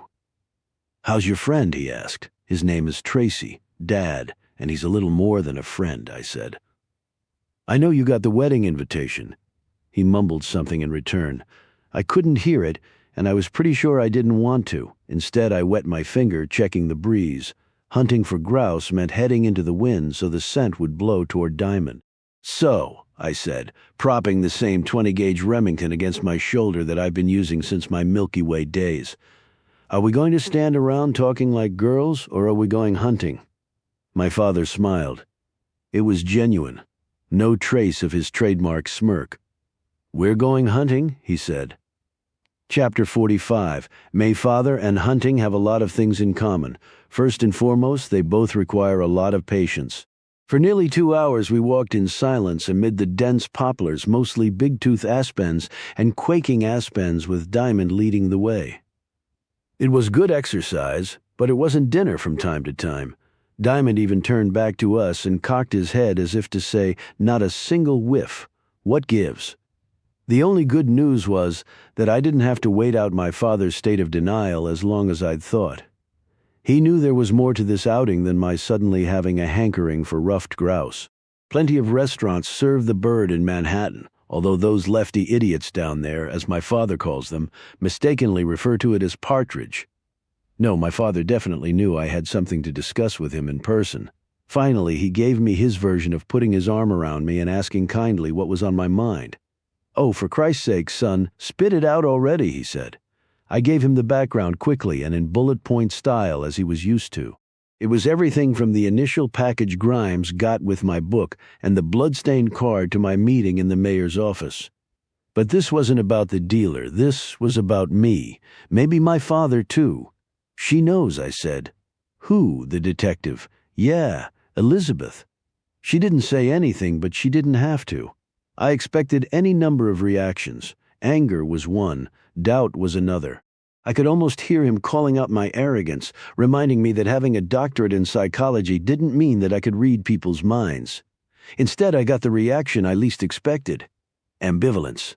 "Okay, so maybe she knows," he said. "So what?" "So everything," I said. That would mean, "Yeah, that deacon told her." My father shrugged. "He's not exactly the mayor of Podunk, and he's a billionaire to boot. Besides, you were surely the first suspect, right? A guy like Deacon would take his vetting of you very seriously." "By vetting, do you mean hacking?" "It's possible. It's not like a State Department official would ever have a private email server in her closet or anything," he said. "Point is, classified just ain't what it used to be. What do you suggest I do?" "What you do with any leak," he said. "Seal it." My father suddenly stopped, motioning at Diamond, who had gone birdie. The dog was rigid as a rock, having picked up a scent. Sure enough, there it was, 20 yards ahead of us. Bonassa umbellus, the ruffed grouse. A fat one, too. They don't spook as easily. The young lean grouses tend to flush at the sound of a leaf falling, not to mention the snap of a twig. The bird was perched on a low branch of one of the few sugar maples that were mixed in with all the aspens. "Dinner, here we come." On my father's nod, I raised my rifle, lining up the shot. It was mostly clean, only the hang of another small branch in the way. Quickly, I looped my index finger around the trigger. When I was a boy and my father first taught me how to shoot, he repeated the same words over and over. "Ready and steady, son. Ready and steady." I could hear him now in my head. I could see him, too, out of the corner of my eye. Then I watched in horror as he fell to the ground. Chapter 46. The shot wasn't mine. It came from the other side of the sugar maple, the laughter that followed it removing any doubt. Laughter? I was sure that's what it was as I dropped my rifle, running over to my father. He'd rolled onto his side next to a low stretch of bramble and was reaching for his left leg directly above the knee. Blood was oozing from 2 small holes in his briar pants holes caused by pellet spray from a 3.5-inch Magnum shell. If I had to guess, that's as large as they come for a 12 gauge. Too large if you value skill, hunters hunt, others simply fill the air with lead. Whipping off my belt, I tied it around my father's thigh above the wound. "Are you—" "Yeah, I'm okay," he said. "Well, hell, that's good news," came a voice from behind me. "Shit, yeah," said another. I turned to look at the 2 guys, probably in their late 20s. One was big, the other even bigger. Together, it was as if John Steinbeck had replaced George with another Lenny and Tut of Mice and Men. The only difference? Steinbeck's Lenny seemed to be a hell of a lot smarter than these 2. "You just shot someone, you idiots." "You might want to put the beers down, idiot." Number 1 shook his head and laughed. The same laugh I'd first heard. Only now it was the most annoying sound on the planet. "You picked one hell of a place to be standing, old man," he said. "Is that supposed to be an apology?" I really didn't know where to begin. My father did, though. "You picked an even worse place to be shooting from," he said. "This is private property," I added, although I immediately regretted it. It made me sound like a city boy, not the tone I was going for. Not with these two. Idiot number one was actually wearing overalls. Private, huh? Do you two own it? Asked idiot number two, convinced that we didn't. That got the first one laughing again, his large guts sloshing around underneath those overalls. He clearly hadn't missed a meal in his life. Yeah, he said. Show us some paperwork. They can't because they ain't got any. They're not even from around here, you can tell? Yeah, where you from, old man? Go ahead, call him old man one more time. My father was a lot of things. Conversationalist wasn't one of them. You two are poaching and you know it, he said calmly. Then the switch flipped. Now stop fucking around. The way he punched each word, raising his voice, immediately set off Diamond. There's no breed more loyal than a Vizsla. Diamond began barking more loudly than I'd ever heard him before, showing his teeth while edging toward the two idiots. Things were beginning to spiral out of control. If you don't shut that dog up, I'll shut it up for you, said idiot number one. I called to Diamond, but he kept barking. He answered to my father, not me, and my father wasn't about to call him off. He'd been shot, and he was pissed. He was also something else ready. It was as if he knew what was about to happen next. An asshole with a beer in one hand and a pump-action shotgun in the other was about to make the sort of mistake he'd been building toward his entire misbegotten life. The second that can of beer dropped from his hand, I knew it too. His gun was raised. He was aiming at Diamond. Chapter 47. My father immediately sat up, lunging for the old-school Winchester 101 lying by his side. He pulled it toward him so fast it could have been on a string. Every muscle in his neck went taut. His voice dropped, and the terms couldn't have been clearer. You shoot that dog and I shoot you, he announced. Just like that, neither idiot was laughing anymore, but they weren't backing down either. You ain't gonna shoot me? Said idiot number one. Not a chance. My father whistled. Down, Diamond, he said. Diamond immediately stopped barking, backing off. Now there was no reason for anyone to shoot anyone. Simple as that, if only. I don't fucking like nobody pointing a gun at me, old man, said idiot number one. The second he pivoted, his double barrel lined right up with my father's chest, was the second I was doing the math. Two of us, two of them, except my gun was 10 yards away from me. As dumb as these two guys were, they still knew that two is greater than one. Easy there, said idiot number two, raising his gun as I glanced over at mine. Somewhere in between, he tossed his beer to free up his trigger finger. All I could do was stare at my father. Now what? In return, all he could do was stare back at me and laugh. His was louder than that of either of the two idiots. Hell, it was louder than the two of them put together. A real deep, guttural laugh that echoed throughout the entire woods. Josiah Maxwell Reinhardt had gone batshit crazy. Or so it seemed to the two idiots now, looking at one another. Make that three idiots, because I couldn't figure out what the hell my father was doing until he finally stopped and asked me a question. So you're telling me she knows, huh? I blinked. What? The detective back in New York, said my father. Are you sure she knows? Seriously, you're bringing that up now. Yes, it was exactly what he was doing, as sure as he'd incited Diamond to start barking in the first place. He never intended to defuse the situation. Instead, he was expediting it. Yes, I said. I'm sure she knows. In that case, why don't you let these guys know too, he said. For the both of us. Chapter 48. I stood up from my father's side, my palms raised. Guys, I began, I don't know how this got out of hand so quickly. On behalf of my dad here, I apologize. He's been shot. It was clearly an accident, but you can understand his being a little bent out of shape. There's no need to make a bad situation worse, though. I turned to my father, motioning for him to hand over his gun. Hell no, he said. Come on, Dad. Enough is enough. Clean out those barrels and hand me the gun. My father's tortured expression made it clear that surrendering his gun was the very last thing in the world he wanted to do. Finally, though, he nodded and cycled out the rounds, one shell after another. For good measure, he let me know exactly how he felt about having to do it. You pussy, he said, and just like that, both idiots were laughing again. Perfect. I took my father's Winchester, its walnut stock etched with an American eagle, and held it out in front of me as if it were on a platter. Walking toward the two, I watched as their arms went slack. They could still do the math, and it was even more in their favor. Instead of 2 against 1, it was 2 against none. My father and I were unarmed. They were standing around 6 feet apart, and the closer I got to them, the bigger they looked. Of course, the bigger they are.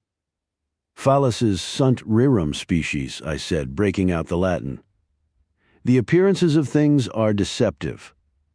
What? They both asked in unison. They had no idea what I was saying. They had no idea, period. Faster than a New York minute. I closed my fist around both barrels of the Winchester, whipping my hips around with my arms straight and locked for maximum torque. Exactly as I'd been trained, the weight of the stock, solid black walnut, did all the work from there as it traveled head-high toward idiot number 2, ear-high to be exact. If you really want to incapacitate a guy, don't hit him in the face. Hit him in the ear right smack against the auditory meatus, otherwise known as the ear canal. He won't just feel the pain as he crashes to the ground, he'll also hear it for the rest of his life. 1 down, 1 to go.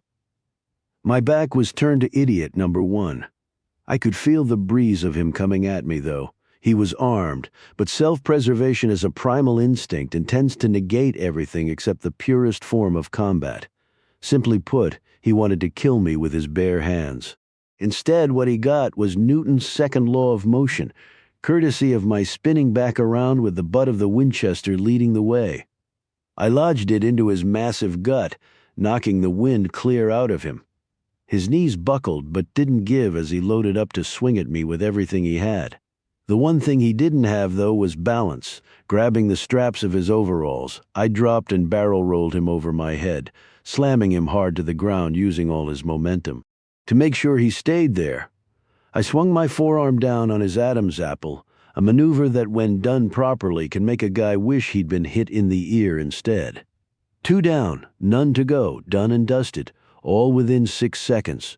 You've lost a step, said my father. You wish, I said. He smiled and pulled out Diamond's long leash from his vest, cutting it into 2 strands with his hunting knife and tossing them to me. As I tied up the idiots, I glanced over at my father as he was reaching into one of the other pockets on his vest. You're kidding me, I said, the second I saw what he was taking out. So much for the no cell phone rule all these years. Just in case, he said. He called the police, giving them our coordinates, courtesy of Google Maps. He then reached back into the same pocket after announcing that dinner might be a while, if we were going to have any at all. Here, he said, tossing his other contraband to me. It was the best Milky Way bar I'd ever had. Book 3 Dealer's Choice. Chapter 49. May, I have a volunteer? I asked, kicking off the class from behind my lectern. I held back a smile as I watched a grand total of 0 students raise their hands. I might as well have asked if someone were willing to strip naked and dance a polka in front of everybody. Finally, a hand went up in the last row. Thank you, I said to the young man, wearing a Yale hoodie. Now, as they say on The Price is Right, come on down. The young man sidestepped out of the row, then made his way down to me. Since it was only the 2nd class of the semester, I explained that I hadn't committed everyone's names and faces to memory yet. It's Edward, he said. He awkwardly put out his hand to shake mine, which got a laugh from the entire class. That made my segue all the better. Edward, I have a simple proposition for you, I said. I'll give you an A for this course if within the next 5 seconds you punch me as hard as you can in my stomach. The class laughed again. They thought I was joking, right up until I turned to Edward and spread my arms wide as if to say, take your best shot. Of course he did no such thing as I began counting. 1 1,000, 2 1,000. Edward looked to be suffering from an acute case of rigor mortis. He froze. The question quickly switched from whether he would actually punch me to whether he was actually still breathing. Relax, I told Edward. After reaching the count of 5, I turned to the class. Quick, someone give me a reason why he didn't do it. Almost every hand shot up now. I pointed at students around the room as though I were giving a press conference on speed. He didn't believe you, said one. He was afraid he'd get suspended, said another. He's a pacifist, said a third. Good, very good, I said. Now, what if the proposition were different? What if I told Edward that I would fail him if he didn't punch me? Would that change anything? A collective "new" echoed throughout the class. I resumed my pointing at students for reasons why. He wouldn't believe that either, said one. He'd be afraid you'd get suspended, said another. Okay, fair enough, I said, but what if I change the proposition yet again? This time, I hand Edward a suitcase filled with $1 million in cash. He gets to keep it if he hits me. What's more, I have the president of the university on hand to tell him that there will be no risk of any disciplinary action from the school. What does Edward do now? Swing away, someone yelled. If he doesn't, I will, joked another. Exactly, I said. So what does this tell us about human behavior? It's context-driven, meaning that changing the circumstances will often change the resulting behavior. Thou shalt not kill, right? Unless, of course, it's in self-defense or during a war or, more controversially, an act of capital punishment. Put another way, we can be motivated to do almost anything depending on the circumstances. Normal behavior, therefore, is when we collectively believe that the circumstances justify the behavior. Likewise, abnormal behavior is when we don't. But how much does behavior actually tell us about the circumstances? Can we ever really judge behavior simply by the behavior itself? With that, I promptly turned to face young Edward again in his Yale hoodie. I then punched him in the stomach as hard as I could.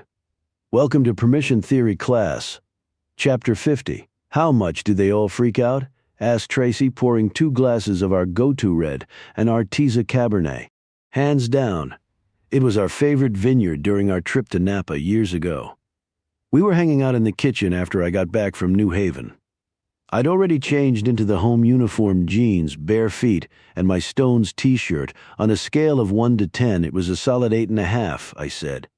The collective gasps were louder than last year, although not quite as loud as the year before. That class was like Spinal Tap. It went to 11. What about the kid? Asked Tracy. Was he believable? Best one yet, I said before raising my glass. Cheers once again to the Yale School of Drama. Every year the dean sends over one of his most promising male students, and every year the kid doubles over after I hit him.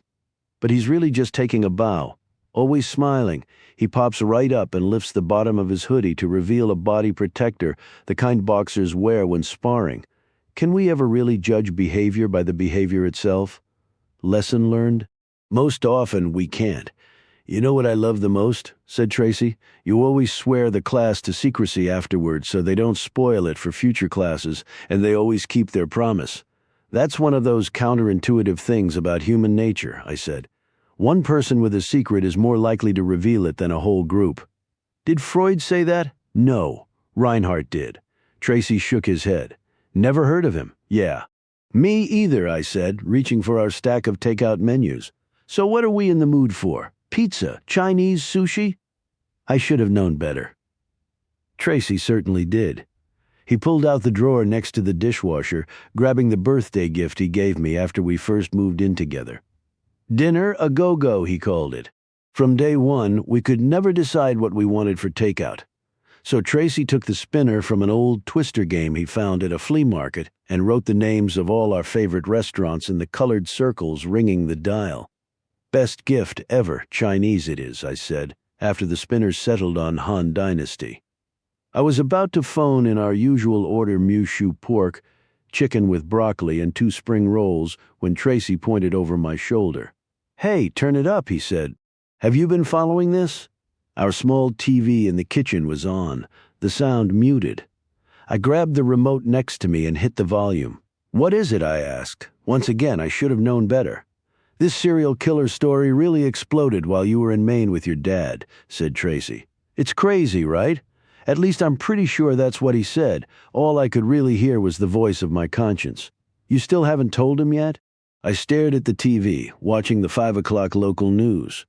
On one side of the split screen was the anchor talking about a series of murders linked to playing cards and all linked, presumably, to one killer. They're calling him the dealer. On the other side of the screen was a wide shot of the press room at City Hall. The podium was empty, but every single seat in front of it was taken, as was every inch of wall space along the sides. It was standing room only, and even through the TV you could almost smell the blood in the water. Mayor Deacon's press conference is scheduled to start any moment now, continued the anchor. According to reports, one of the main questions will be, when did the mayor first know about this serial killer now terrorizing the city? Right on cue, Deacon appeared from stage right, squaring up behind the podium. At least he had the courtesy not to be late to his own funeral.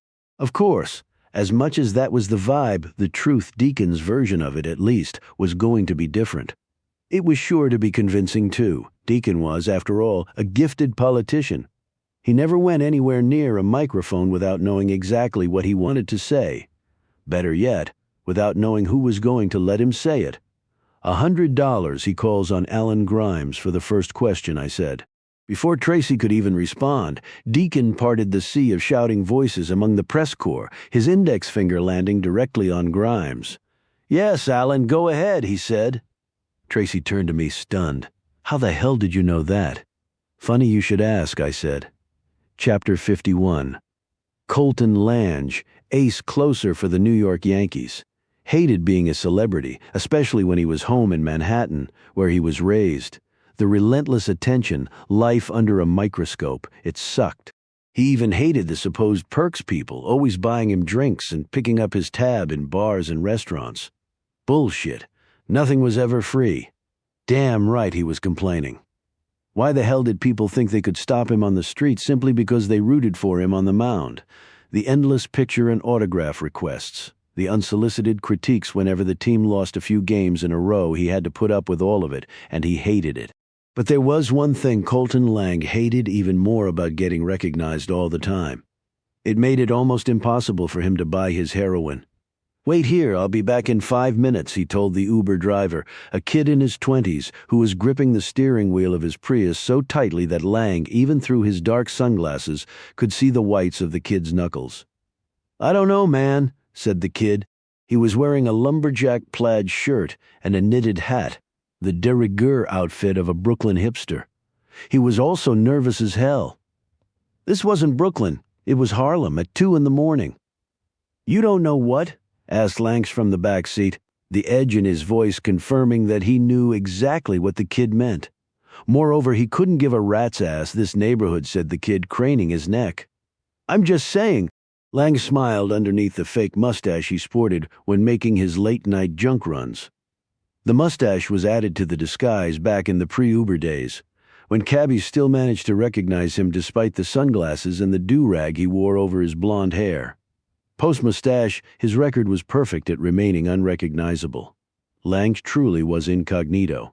This kid, on the other hand, was as obvious as they come. Like so many of the other drivers before him, he'd never actually set foot in the hood. Of course, that's why Lange always listed a safer destination when ordering the ride, only to announce the change of plans when the car arrived. "Come on, don't be a racist," Lange would then say when the driver hesitated. They always hesitated. The racist line, though, worked every time, as did the thing Lange did with the $100 bill to make the driver wait for him. He'd seen it in a movie. "Here," he said to the kid, ripping the bill in two and offering him half. "You get the other half when I return." The drivers might have been young, idealistic liberals, but they were also money-loving capitalists. God bless America. "Okay," said the kid, eyeing half of Ben Franklin's face in his hand, "but make it quick." Lange guaranteed him he would. After all, he had this routine down cold.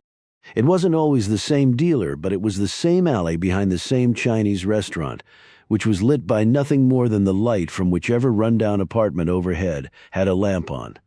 Most of the time, there'd be a couple of dealers hanging out behind a rusted dumpster. Other times, there'd be only one. Tonight was one of those other times. "Hey," said Lange, approaching the guy. He was barely more than a silhouette. The guy said nothing. They always said nothing. Lange asked for a pillow, which was slang for a bundle of 10 glassine bags, each one containing 100 milligrams of heroin. Usually Lange would buy less, if only to stave off the temptation of doing more than he could function on, i.e., so much that he could no longer throw his 98 miles per hour fastball or his devastating 12-6 curve, but the team had an extended West Coast road trip coming up, and he had to make sure he was covered. Again, the guy behind the dumpster said nothing. That wasn't the problem, though. It was that he also did nothing. No reaching into his pocket, no holding up one finger to confirm the price, which Lang was putting at $100. Cheap as that was, he'd still be overpaying. Not that he and his $80 million contract really cared. Problem? Asked Lang. As a matter of fact, said the dealer.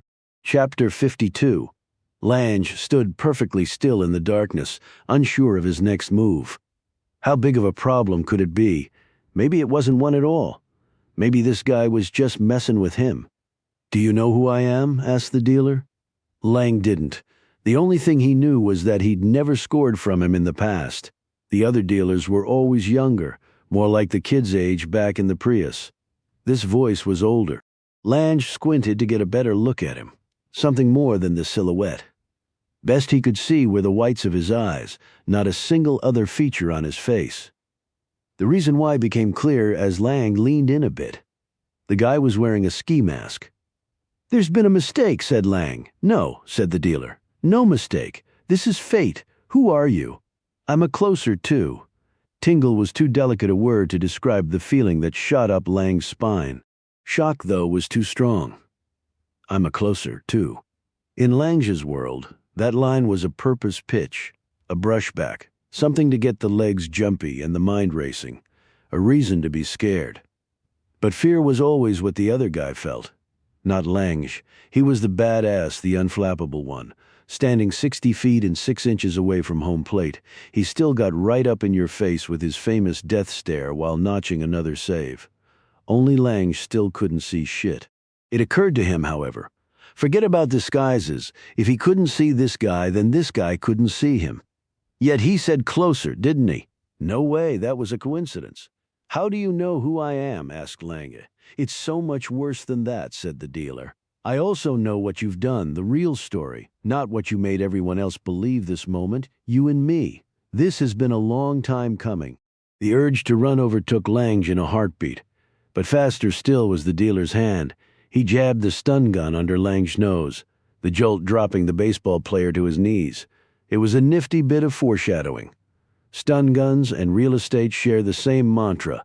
Location, location, location, aim for the nostrils, with all those nerve endings, and a stun gun does more than merely stun. Lang yelled out in agony, grabbing his face, the pain unlike anything he'd ever felt. He couldn't fight back. He was helpless. The dealer was only getting started. His hands still covering his face, Lang couldn't see the bucket rising over him. He heard it, though, the liquid sloshing about. Then he felt it cold at first as it drenched his entire body. Then some of it seeped past his fingers and into his eyes, which immediately began to burn like hell. Some of it got into his mouth, too, but by then he already knew what it was. The smell was unmistakable. The dealer lit a match and tossed it, the gasoline igniting Lange into a giant flame.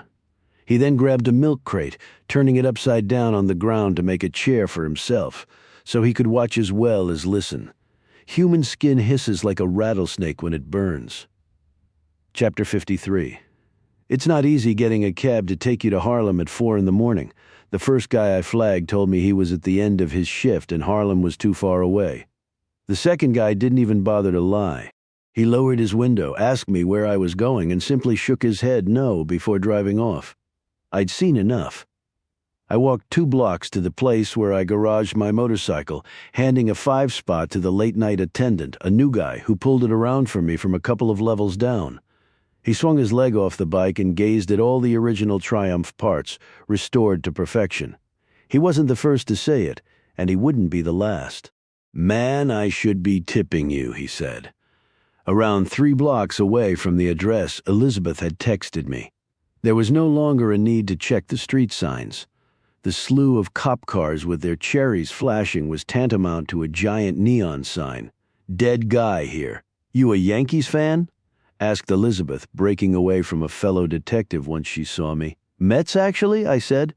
"I don't follow minor league teams. I could tell that joke in my sleep and practically was. Serial killers are murder on the circadian rhythms."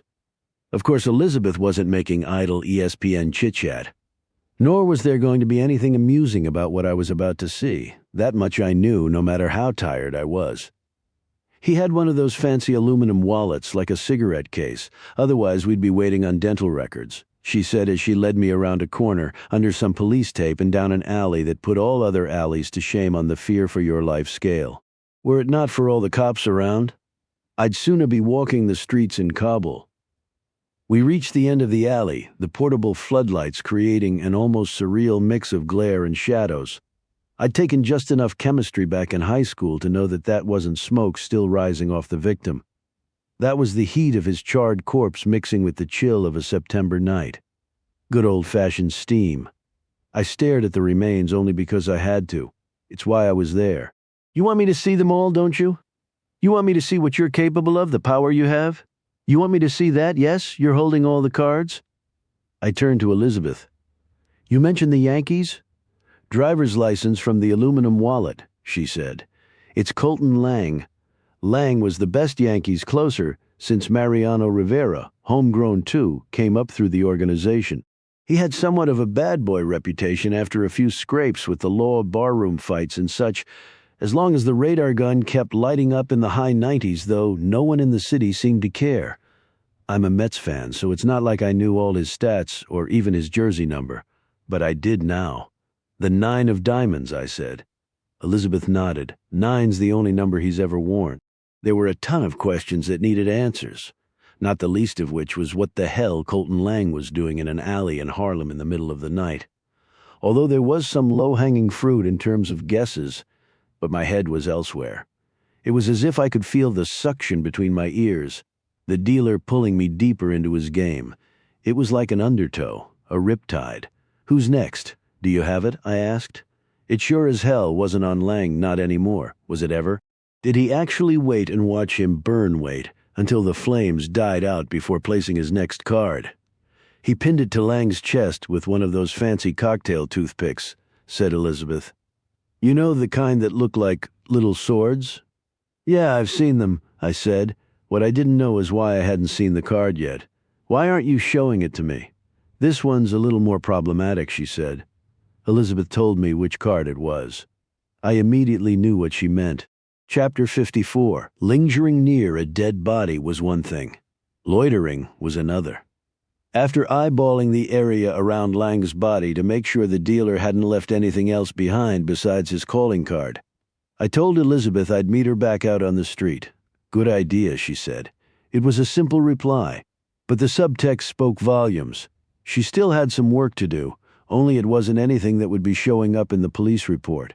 In fact, that was the point. The good idea was that I not be a part of it. Instead, I had my own job to do. One thing. Think almost all serial killers choose their victims in one of two ways. Randomly or very, very carefully. The reason boils down to a single word: motive. When the victims are unrelated, when there's no real link between them beyond, say, physical characteristics such as sex and age, the motive tends to be about the act itself, killing. But when there's a link, something seated deeper among the victims, the motive goes beyond the act of killing and becomes about the result. Death. In some way, shape, or form, the victims are being judged. Or, so I wrote in my book, the same book the dealer surely read before mailing it off to. Well, if it isn't Dr. Death, came a voice over my shoulder. I'd been leaning against my bike, as good a place as any to block out the world and get lost in my thoughts. But there was no mistaking Alan Grimes. His voice matched his persona, loud and obtrusive. Dr. Death? How much do I have to pay to make sure that nickname doesn't show up in one of your columns? I said. I'll get back to you with a figure, answered Grimes, not missing a beat. It's true, though. Anytime there's a dead body these days, there you are. And here you are, I said. I could say the same thing. Yeah, except I actually get paid to be here. It's my job, he said. This is my business. Business has certainly been good for you lately, huh? A serial killer with a clever hook, tailor-made for the papers, and of all reporters, he reaches out to you with a special package in the mail, I said. If you ask me, you couldn't have it any better if you had planned it all yourself. Grimes stared hard into my eyes. A horde of cops and EMTs were shuffling about, and half the neighborhood had gathered along the perimeter trying to see what they could see. But all Grimes could see was me. There's a moment in human behavior, a few telling seconds, when a person is trying to figure out if you're being serious with him or not. In Grimes's case, it made him look constipated. "You fucking with me, Doc?" he asked finally. I smiled. "I don't know, am I?" Chapter 55.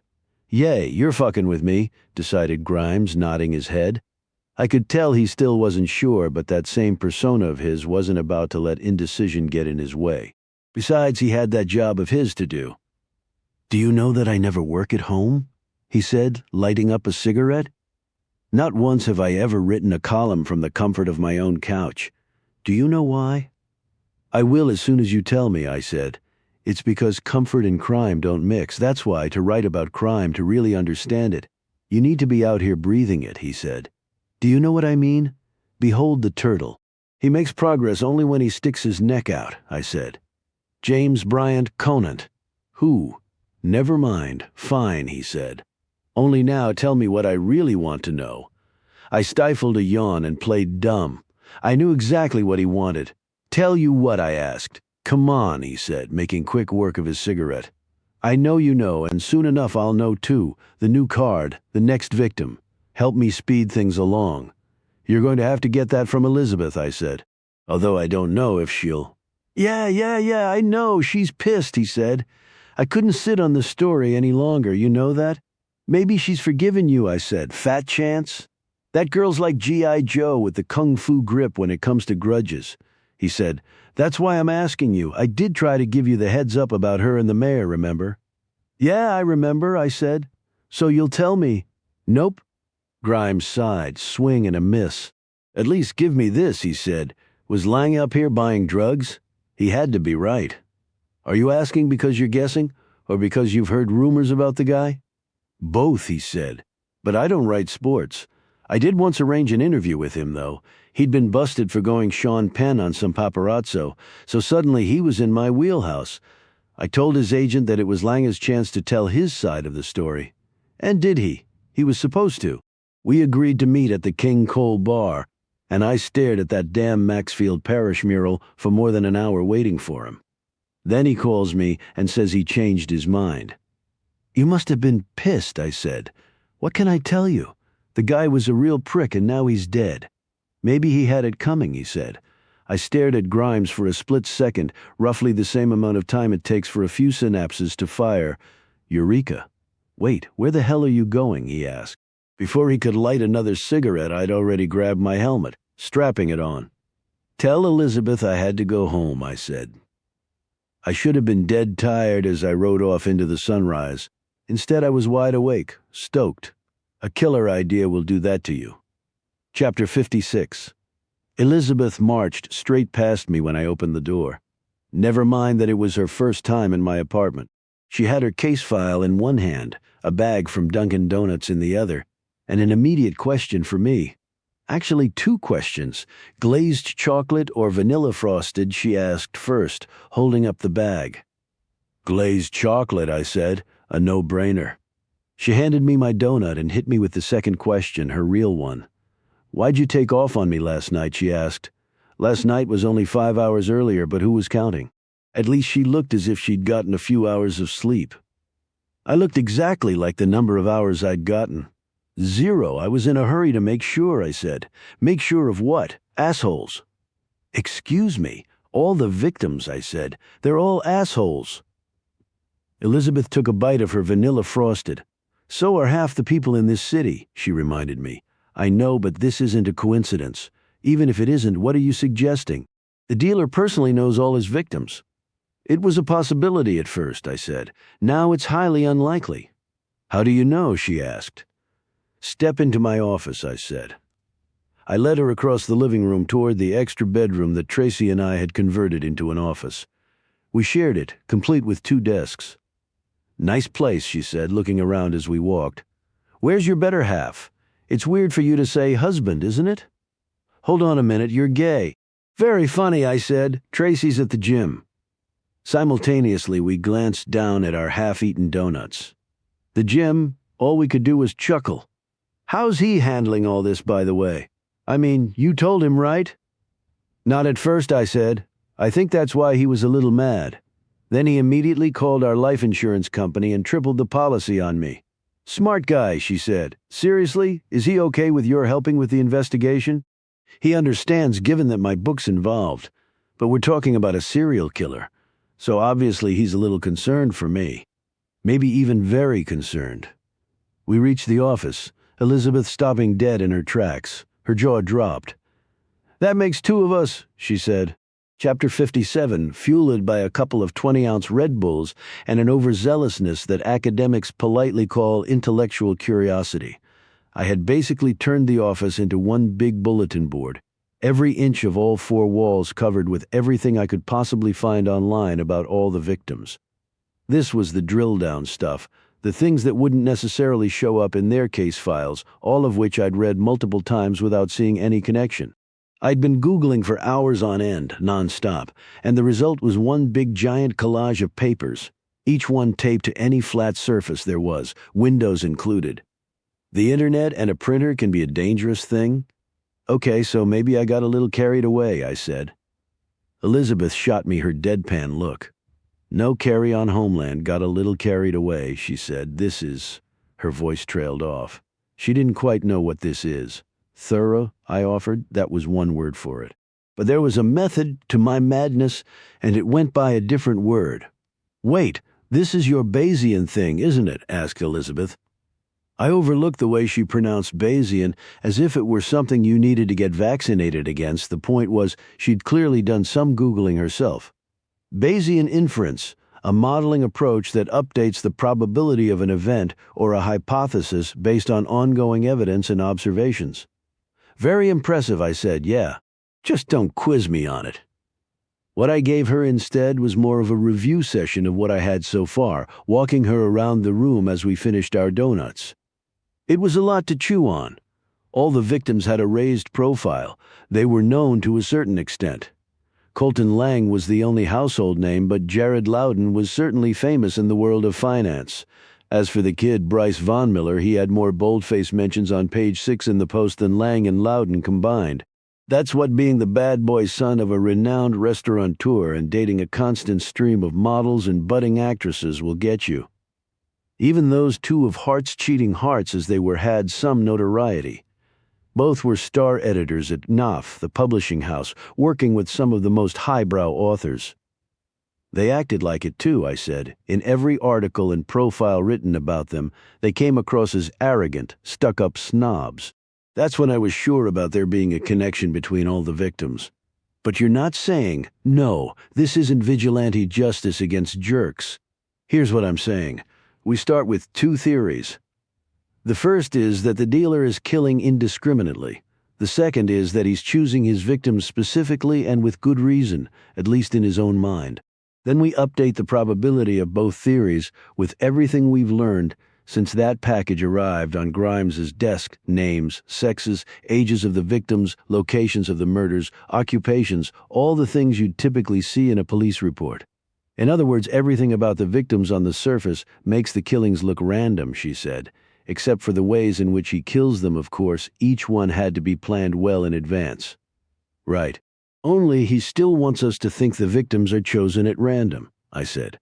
So what does he do? The cards, said Elizabeth. He uses them as if they're dictating the action, leading the way on who he decides to kill. Almost like it's the hand he's been dealt. And the more creative he gets, the 9 of diamonds, for instance, the less it looks as if there's any real motive tying it all together. Okay, so what's the motive? We don't know yet, I said. But he hasn't killed a nun, or a child, or someone who's been named Teacher of the Year. That's not by accident. Maybe not. It doesn't get us any closer to catching him, though, does it? Actually, it does, I said. That's the problem. I don't follow, said Elizabeth. You're not supposed to, I said. Not you, not Grimes, not anyone but me. I'm the one he chose. Everything I've been able to figure out so far is because he wanted me to.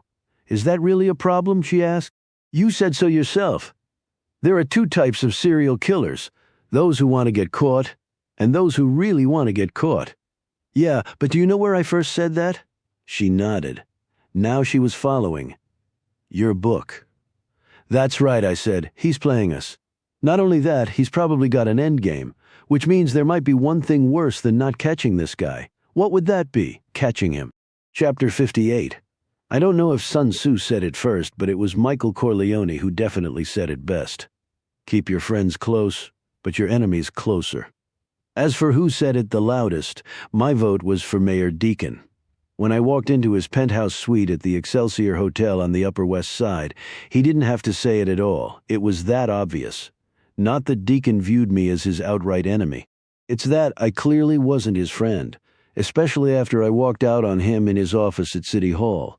I was now somewhere in between, a guy who could help him but also hurt him. A wild card. Did you really go digging around in my past, Mr. Mayor? Yes, of course you did. All the more reason why he wanted me in the room. Thanks for doing this on a Saturday, Deacon said to me without the slightest hint of irony. Only half an hour earlier, with Elizabeth still at my apartment. He screamed into her phone that he needed to see the two of us immediately. And don't you dare take no for an answer from that son of a bitch Reinhardt, he added. I was standing 10 feet away from Elizabeth when he called, and I could still hear him perfectly, what we were doing on a Saturday, that this could best be described as an emergency campaign strategy session. It was pure bunker mentality, albeit in 5,000 square feet of luxury with a full kitchen, a media and conference room, and sweeping views of Central Park. Since Grimes broke the story on the dealer, Deacon's poll numbers were down 3 points. His challenger, Tim Stoddart, the former DA, was now within the margin of error. In every one of Stoddart's campaign stops, he was talking about the dealer and how his killings were emblematic of Deacon's failure to curb crime. As we sat down in the sunken living room of the penthouse suite, the focus was on one thing and one thing only: containment. The dealer's latest card had added a wrinkle, to put it mildly. All bets were off. Who else knows? Deacon asked Elizabeth, who was sitting to my right on the L-shaped couch where Bo Livingston was also sitting. The mayor's chief of staff was Deacon's proverbial Siamese twin. Of course, the mayor wasn't really asking Elizabeth to name all the people who knew about the card that was pinned to Colton Lang. What he really wanted to know was, who were the ones, if any, he couldn't keep quiet? Mr. Mayor, are you sure this is the best strategy? Asked Elizabeth. Deacon didn't mind the question so much, barely raising one of his thick eyebrows, but Livingston immediately became unhinged. Strategy was his thing, not hers, and he'd be damned if he was going to let her challenge him on it. Do you know what I'm sure of, Elizabeth? Said Livingston, cutting in with all the subtlety of a chainsaw. I'm sure that the blacks in this city hate that we brought back zero tolerance and challenged the court's ruling on stop and frisk. I'm also sure they think this administration has been silent on racial profiling. But what I'm really sure of is that there's only one thing worse than a serial killer terrorizing this city on the mayor's watch, and that's a racist serial killer. Who's being a racist? Asked Elizabeth. The Nine of Diamonds was a baseball player. For all we know, the Jack of Spades could be a farmer. Yeah, because that's what this city's known for, farmers, scoffed Livingston. Wake up, detective. A spade doesn't mean a gardening tool in Harlem any more than a hoe does. I'm afraid Bo's right, said the mayor. Besides, who's to say we can't change the game on this cocksucker? That was the strategy. There was no hiding the fact that Colton Lang was the Nine of Diamonds. People were bound to figure that out. The question was whether those same people really needed to know that the next victim was the Jack of Spades. The police could simply go public with another card or no card at all. In other words, take the deck right out of the dealer's hands. There's just one problem, gentlemen, I said. The words had barely left my mouth when everything but the fire alarm went off in the room. Two of the mayor's aides were hightailing it into the suite as both Livingston's and Elizabeth's phones lit up. He was getting a text. She was getting a call. And I was getting ready to hear the news. He's killed again. Chapter 59, WE heading back to Harlem fast. The we was everybody. Me, Elizabeth, the mayor, his entire detail, and key staff members, including Livingston. It was a speeding caravan of black Ford Explorers and sedans, lights flashing as the traffic moving north along Madison Avenue parted like the Red Sea. Crazy, right? Said Elizabeth from behind the wheel. She and I were bringing up the rear, the whole spectacle playing out in front of us. That's one word for it, I said. Leave it to Livingston to turn dead bodies into a photo-op for his boss. As crass and calculated as it was, I knew what the guy was thinking. The dealer had changed things up with this one broad daylight, out in the open, and an open invitation to the entire neighborhood as well as the media to come have a look. If they all were going to be there, the mayor needed to be there too. Boy, were they ever all there.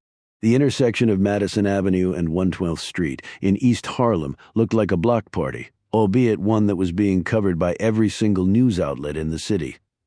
Satellite trucks lined one curb, police cruisers another.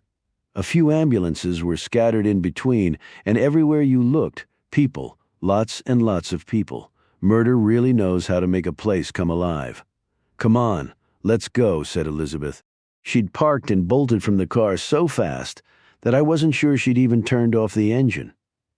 I fell in line behind her as we wove through the crowd, catching up to Deacon and Livingston, who were being greeted by the top cop himself, the police commissioner. I couldn't remember his name, but I knew his face from TV, along with that shoot 'em thing he did during press conferences. When calling on reporters, the commissioner wouldn't simply point at them. Instead, he made a gun gesture with his thumb and forefinger, then flicked his thumb as if pulling the trigger. It was like he was acting out some revenge fantasy on the media. Now here he was, live and in person. "Who are you?" He immediately asked me. Livingston did the honors. "Hank, this is Dr. Reinhardt, the professor who—" "Yeah, the book. Lucky you," he said, shaking my hand. Hank Saxon, "Shoot 'em up, Hank," quickly briefed the mayor and the rest of us on what was known. There were 4 dead, all members of the same gang, and all shot multiple times while walking along 112th Street. "Where's the card?" asked the mayor. The commissioner glanced knowingly outside our circle. We were set apart from the crowd, thanks to a few barricades, but you could feel the countless eyes upon us, or more specifically on the mayor. "It's in my pocket," answered Saxon, the subtext being that he wanted to keep it there and not on display. "Of course," said Deacon, nodding. "Fuck, if I need to see it anyway." "A joker, huh?" "Yeah, a joker. Jammed into the mouth of one of the victims," said Saxon. "I've already had someone check, too. It's the joker from the same bicycle deck he's been using linen stock with a black core layer." "Was the card bent at all?" I asked. "Bent?" asked Saxon. "Folded? Creased? Anything but pristine?" I asked. "It looks brand new. No prints either, just like with the other cards," said Saxon. "Ah, screw it here." The commissioner reached inside his suit jacket, removing a small evidence bag containing the card. It was exactly as advertised, brand new, from the same kind of deck, the Joker. Chapter 60. If you wander into a pots and pans convention somewhere, you'll quickly think the whole world revolves around pots and pans. Point being, people always steer a conversation to the things they care about most. "Do we have the names of the victims yet?" asked Livingston. What Bo Livingston cared about most in this world was his boss's re-election. Maybe even more than his boss did. "Only 2 of them were carrying ID," said Saxon. "The first was Tyrell Burke." "Is there a middle name?" asked Livingston. The commissioner squinted at the question momentarily before glancing at the pad in his hand. "Melvin?" he said. "His middle name was Melvin." Livingston exchanged glances with the mayor. Their minds were easier to read than the first line of an eye chart. "Tyrell? Melvin Burke? That's not even close to a Jack." "What about the other one?" asked Livingston. Saxon checked his pad again. "Lawrence Tack," he said. "That came off a credit card he had on him." "No middle name yet, Tack?" I asked. By then I'd already stolen a peek at Saxon's notepad. A doctor with the yips had better handwriting than he did. "Are you sure that's a T?" Saxon looked again. "My bad." "That's a J." "Not a T," he said. "The kid's name was Lawrence Jack." "Jack," repeated Livingston. "Yeah," said Saxon. "Actually, he's the one who had the card in his mouth." I looked over at Elizabeth. She knew what I was thinking. No wonder she looked away. If the police commissioner, the highest official with the NYPD, had actually known that the dealer had pinned the Jack of Spades to Colton Lang's burned to a crisp corpse, this would have been his aha moment. But Saxon said nothing. He hadn't been told. "Hank, you mentioned there were 4 victims total?" asked Livingston. "Yes," said Saxon. "We got them out of here to the morgue right before you arrived. Thought it best to be quick, given the crowd." 4 kids gunned down in broad daylight," said the mayor. "How many witnesses were there?" Saxon again glanced knowingly outside our circle. In what was already a busy intersection, there were now more than 100 people gathered. None so far, he said. Livingston's head snapped back. How could that? Elizabeth cut him off. For all his savvy, the mayor's chief of staff could still manage to be a little too white and a little too Connecticut. They were gang members, she said. No one's coming forward. They wouldn't be ratting on anyone except a serial killer, said Livingston. Would you like me to get you a bullhorn so you can tell them that? Asked Elizabeth. Everybody and his uncle were here, yet no one was ever going to admit to seeing anything. These were the rules of the street. Keep your mouth shut. Come on, people. Can I get a witness? Next thing I knew, he was standing right next to me. Chapter 61. Did you know that Bob Dylan won 11 Grammys and was inducted into the Rock and Roll Hall of Fame in 1988? He asked. I playfully rubbed my chin. Gee, I didn't know that, I said. I Googled him, he told me. Dylan's pretty cool. Yeah, but Miles Davis is still the coolest, I said. Right? That's for sure, he said. I take it you two know each other, asked Elizabeth. I turned back to see everyone. Elizabeth, the mayor, Livingston, and Saxon, all staring at me talking to a kid who was 4'0", including his Questlove afro. Small world. Hey, you're the mayor, said Miles, pointing. That's right, I am, said Deacon. Who might you be? Miles stuck out his hand as if remembering what he'd been taught. I'm Miles Winston, he announced. It's very nice to meet you, sir. I watched as Deacon shook Miles's hand with a broad smile. Maybe the mayor was truly charmed by the boy, or maybe it was nothing more than his political instincts kicking in. There were, after all, news cameras and photographers scattered all around us, not to mention the crowd itself. Livingston, on the other hand, was neither charmed nor on the ballot in November. Hey, kid, he said, frowning. You need to get back behind those barricades, okay? Livingston sounded like a complete tool, but it did make me wonder what Miles was doing all by himself. He shouldn't have been alone. The next second, he knew he shouldn't have been. Miles, yelled his mother. Miles Winston! I turned back to see Ms. Winston squeezing between two barricades, running toward us in a panic, with a quick hand wave. Saxon told one of the cops about to stop her that it was okay. What followed was what surely happens at shopping malls and playgrounds every day when parents don't see their kids wandering off. Sudden relief tempered by the anger of having been scared to death. Ms. Winston handled it better than I expected, though. There was far more relief than anger. Look, Mom, said Miles, pointing again. It's the mayor. Deacon remained all smiles as he pressed the flesh with Ms. Winston. Naturally, he asked if she was a registered voter. But Livingston was thinking bigger. His smile stretched wider than his boss's. A minute earlier, he'd told Miles to scram. Now he wanted him and his mother to stay right where they were, especially after she mentioned that the two of them lived directly across the street. Ms. Winston, the city needs your help, said Livingston, jumping right into it. As soon as he invoked the city, I knew what was coming next. Could she possibly consult with her neighbors to see if anyone saw the shootings? All it would take was one brave individual to come forward, he explained. Simple as that, if only. In the battle between civic duty and self-preservation, my money is always on Darwin. I'll see what I can do, said Miss Winston. She was only being polite, though. All she could really see was her young boy by her side. What she may or may not have owed the city paled immensely to what she owed Miles. First and foremost was being there for him. But the world is a far less complicated place for a 6-year-old. Are you guys talking about the guy with the gun? Asked Miles. Because I saw him. You did? Asked Livingston. Miles nodded. Yeah, I was practicing my trumpet in front of the window in our apartment, and Miss Winston all but slapped her hand over Miles's mouth. No, he didn't, she said. He didn't see anything. As fast as she had arrived, she grabbed his small hand and began walking away. Wait, said Livingston. He was about to chase her down when I stepped in front of him, blocking his way. He glared at me. What the hell do you think you're doing? Being smarter than you, I said. He tried to push his way around me. Get out of my way, he said. That didn't work out so well for him, as I quickly found his right clavicle with my thumb and forefinger, squeezing good and hard. The Chinese call it the rooster pinch because the remaining fingers look like a rooster's comb.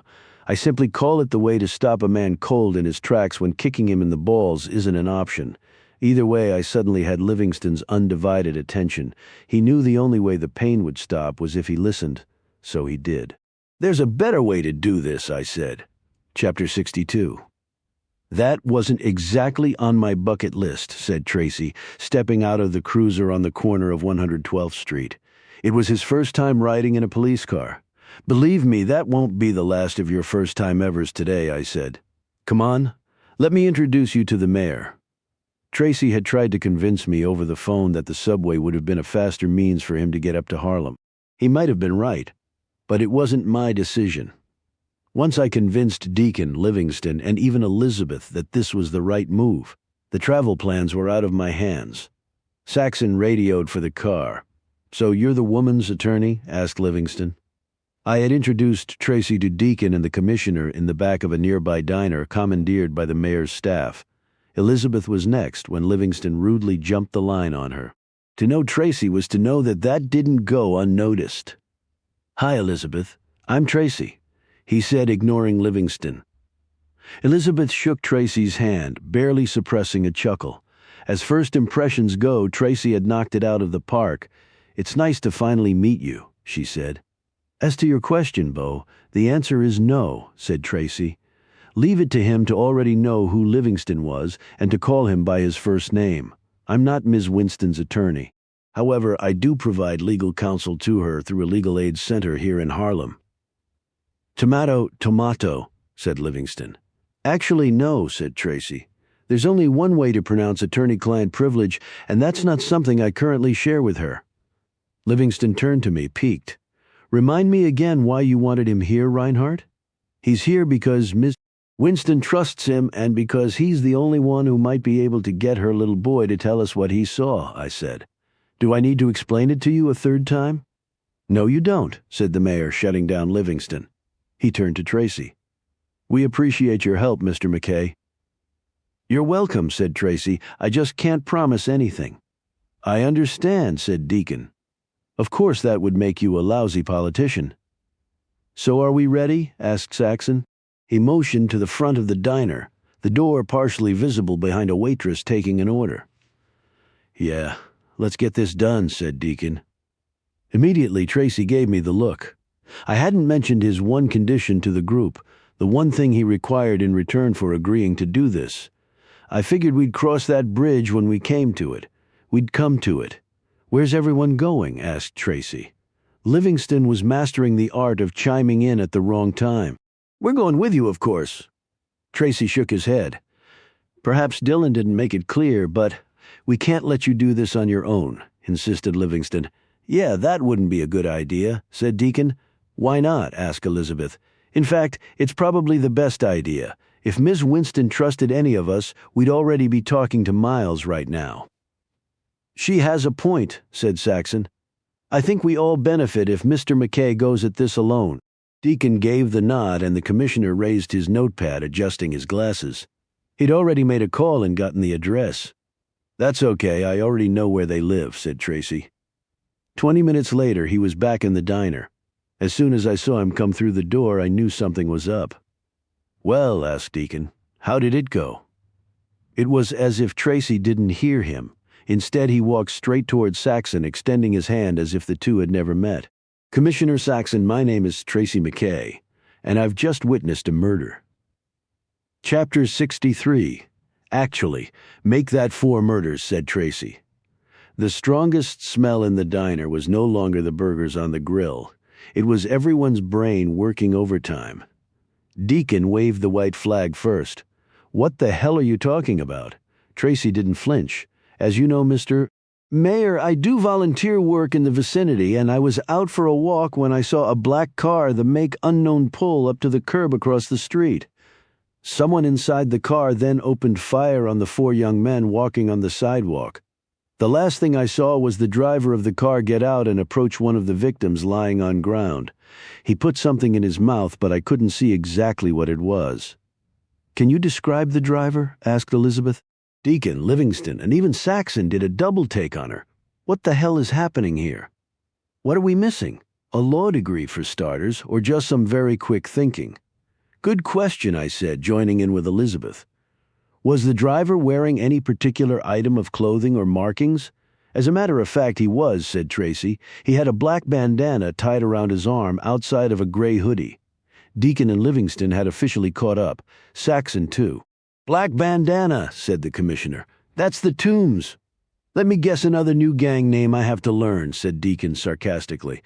The mayor knew all too well that keeping track of street gangs in the city was like keeping track of restaurant openings. The Tombs actually broke off from the broad-day shooters, said Saxon. Apparently they didn't do enough shooting for their liking. For better or worse, Saxon's job required that he keep track of every gang, as well as what it takes to prosecute and convict them. He turned back to Tracy. You can't do this, Mr. McKay, he said. Do what? Asked Tracy. Substitute yourself as a witness for someone else. If this was a gang killing, we can protect the boy and his mother, said Saxon. It was actually fun watching Tracy give the look to someone other than me. He simply stared at Saxon long enough to make the words redundant. You can't protect them any better than I just did. For fuck's sake, Hank, what are you going to do? Arrest him, asked Deacon. Saxon was resolute. If this were to ever go to trial? Do you mean if the gang member who shot 4 members of a rival gang actually lives long enough to make it to trial? Said Deacon. Is that what you're worried about, Hank? There is no gambling like politics, said Benjamin Disraeli. Deacon dismissed Saxon's concern as fast as he dismissed Saxon himself, his frustration boiling over. Livingston was a mere bystander, too. So what in God's name just happened, he asked Elizabeth and me. Mostly me. Remember the idea of taking the deck out of the dealer's hand? Someone beat you to it, I said. A gang saw an opportunity and grabbed it. Did one of them see or hear about the Jack of Spades before Lange's body was discovered? Maybe, better than maybe even. So he posed as a serial killer to take care of his own business. Members of a gang can live and die with the threat of retaliation from the street, but at least they won't have the police to worry about. Or so went their plan. After all, no witness would be foolish enough to come forward. You'd have to be sick in the head. Or maybe just 6 years old, amazing. Tracy, without the slightest hesitation, was willing to do everything he could to protect Miles, your witness, Gateway Adoption Agency. Any more questions about Tracy being a suitable parent? One hell of an afternoon, muttered Deacon. Grim nods followed from Livingston and Saxon. Even Elizabeth bowed her head a bit. Not me, though. I was practically smiling. Tracy had done more good than he realized. Deacon glared at me. What the fuck are you so happy about, he snapped. We just went down a dead end. No, I said. It's the exact opposite. It's the break we've been waiting for. Chapter 64, Tick-Tock. His name was Jackie Palmer. Back in the early 1970s, he was a member of the Black Spades, a gang that ruled the Bronx like no other before it. Or after it. They were violent, extremely territorial, and built to last with Palmer as one of their warlords. But then Palmer got political, not run for city council political. Instead, he blew up an army recruiting station because of the way he thought the U.S. government was exploiting African-American soldiers in the Vietnam War. That kind of political. Palmer had visited the recruiting station in the Bronx under the pretense of obtaining enlistment brochures. While there, he asked if he could use the bathroom, where he allegedly planted a pipe bomb with a timer set to explode that evening after the station was closed. Allegedly, what he didn't know was that the recruiting officer was using the supply room as a bedroom for the night because his apartment was being fumigated. The officer was killed in the blast. There were no witnesses, but a log sheet was recovered from the wreckage showing that the officer had listed Jack Palmer as the sole visitor to the station that day. More incriminating were the bomb-making materials the police found in Palmer's apartment after they obtained a search warrant. But none of that actually proved anything beyond a reasonable doubt, especially because this was before the days of sophisticated forensic evidence. Palmer never even admitted that he'd set foot in the station. Ultimately, no charges were filed.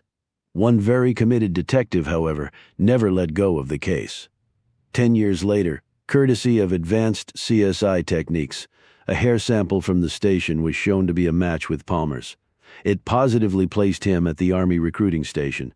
With no statute of limitations on murder in the state of New York, Palmer was arrested and tried. he was found not guilty. The case against Palmer began unraveling when his attorney successfully challenged the admissibility of the hair sample based on a technicality, the temperature at which it had been stored over the years. Still, the prosecution continued, abetted by a jury that seemed ready to convict regardless. That's when it happened. Jackie Palmer came forward. A different Jackie Palmer, but similar in many ways. He was black, roughly the same age, and lived in the Bronx. He claimed he was the Jack Palmer who had gone to the recruiting station that day. The reason he never came forward previously was that he feared he'd be charged with planting the bomb. He was terrified, he said. Of course, he was also lying. No one could prove it, though, and that gave the defense just enough reasonable doubt to prevent a conviction. Palmer was a free man. I remember reading about the trial in an article that discussed the various tiers of morality. In this case, someone was willing to obstruct justice in the name of avenging a perceived larger injustice. Vietnam, as it turned out. The Jack Palmer who took advantage of a common name and came forward had not only been a conscientious objector, but also an outspoken critic of the war. Funny how the mind works. Tracy was protecting little Miles Winston for all the right reasons. The poser in the Jackie Palmer trial was protecting the real Jack Palmer for all the wrong reasons. The similarity, though, was enough to trigger the thought in my head and make the connection. The Jack of Spades is Jackie Palmer. Yeah, who is it? Came his voice through the intercom outside the brownstone where he now lived, still in the Bronx. Detective Needham with the NYPD, Mr. Palmer, said Elizabeth. My partner and I need to speak with you immediately. That was the first time she'd called me that, her partner, tick-tock. We waited for that annoying yet still welcome sound of his buzzing us in. There was a time when Jackie Palmer would have probably told us to get the hell lost before ducking out via his fire escape. But that was decades ago. Jackie Palmer was nearing 70 now. He wasn't ducking anything anymore. Suit yourself, came his voice again, followed by the buzz, Chapter 65. I, Walden, presume to read a man's soul. His mind is hard enough. But the man standing in the foyer of his third-floor apartment was making it all too easy. He was going to hell, and he knew it. It was only a matter of time. I assume this is a sit-down conversation? Asked Palmer, not so much leading us into his living room as just assuming we would follow him. He found his way into what was clearly his preferred armchair as Elizabeth and I sat down opposite him on a faded brown couch. His apartment faced the street and had a western exposure, the late afternoon sun filtering through half-open Venetian blinds. There are those who might see God in the resulting streaks of light. Others might only see the dust particles floating in the air. Mr. Palmer, have you been watching the news about the serial killer with the playing cards? Asked Elizabeth. The dealer, he said, news people having a field day with it. Perhaps it was good that he was sitting down because Elizabeth cut right to the chase. We have reason to believe you might be his next target, she said. Sitting down, be damned. Palmer barely even blinked. What reason is that, he asked calmly. There's something those news people don't know yet, said Elizabeth. It's a card that this so-called dealer left behind on his last victim. Do you mean the Joker? Because I saw that on the television earlier, he said. That's another thing that hasn't gone public yet, she said. Whoever killed those 4 young men today wasn't the dealer.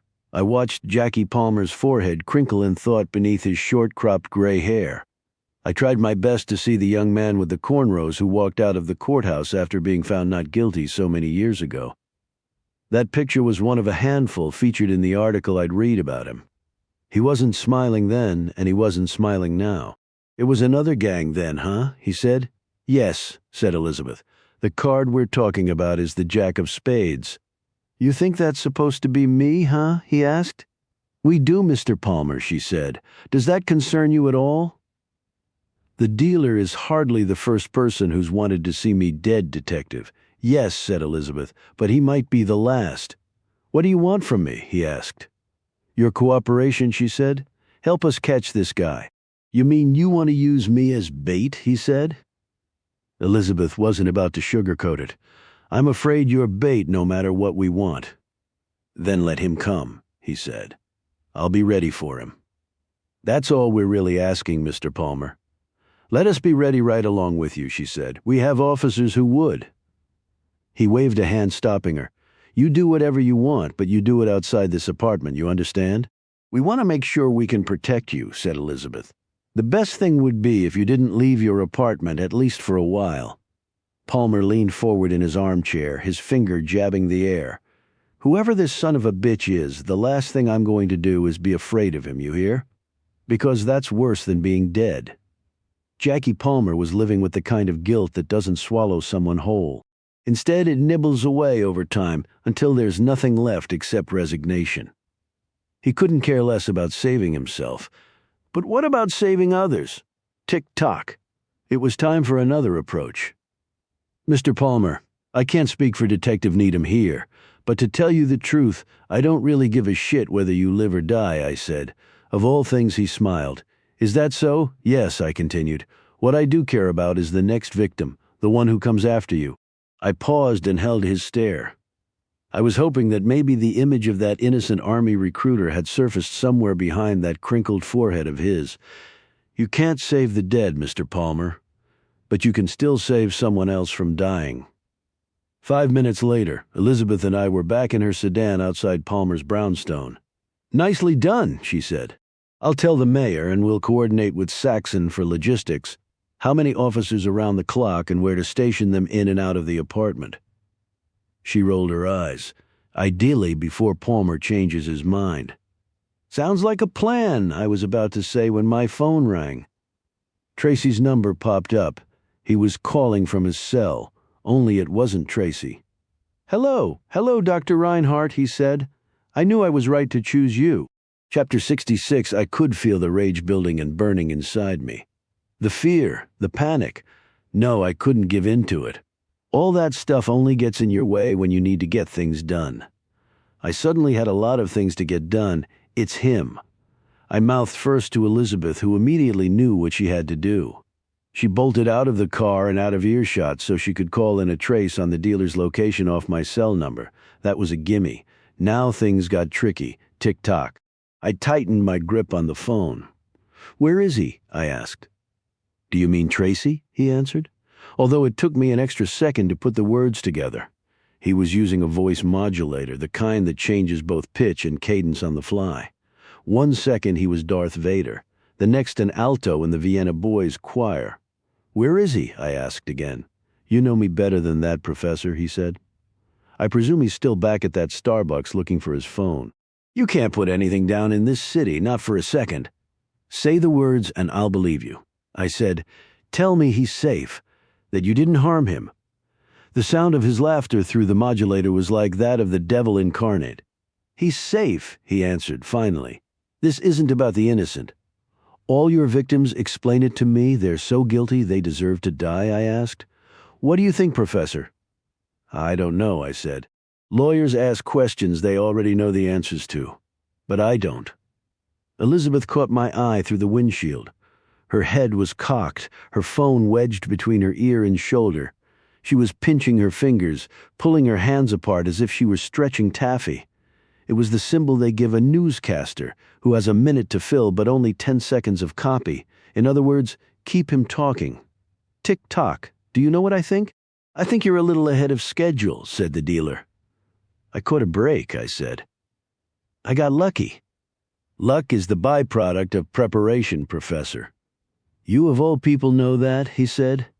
But yes, the gang members trying to steal my act. They were gang members, weren't they? Yes, I said. Did you watch the news? I'm watching everything, he answered. Forget the modulator. There was no masking what he meant by watching everything. He wasn't talking about his TV habits. Shit! I hit the mute button on my phone, leaning over to punch the steering wheel.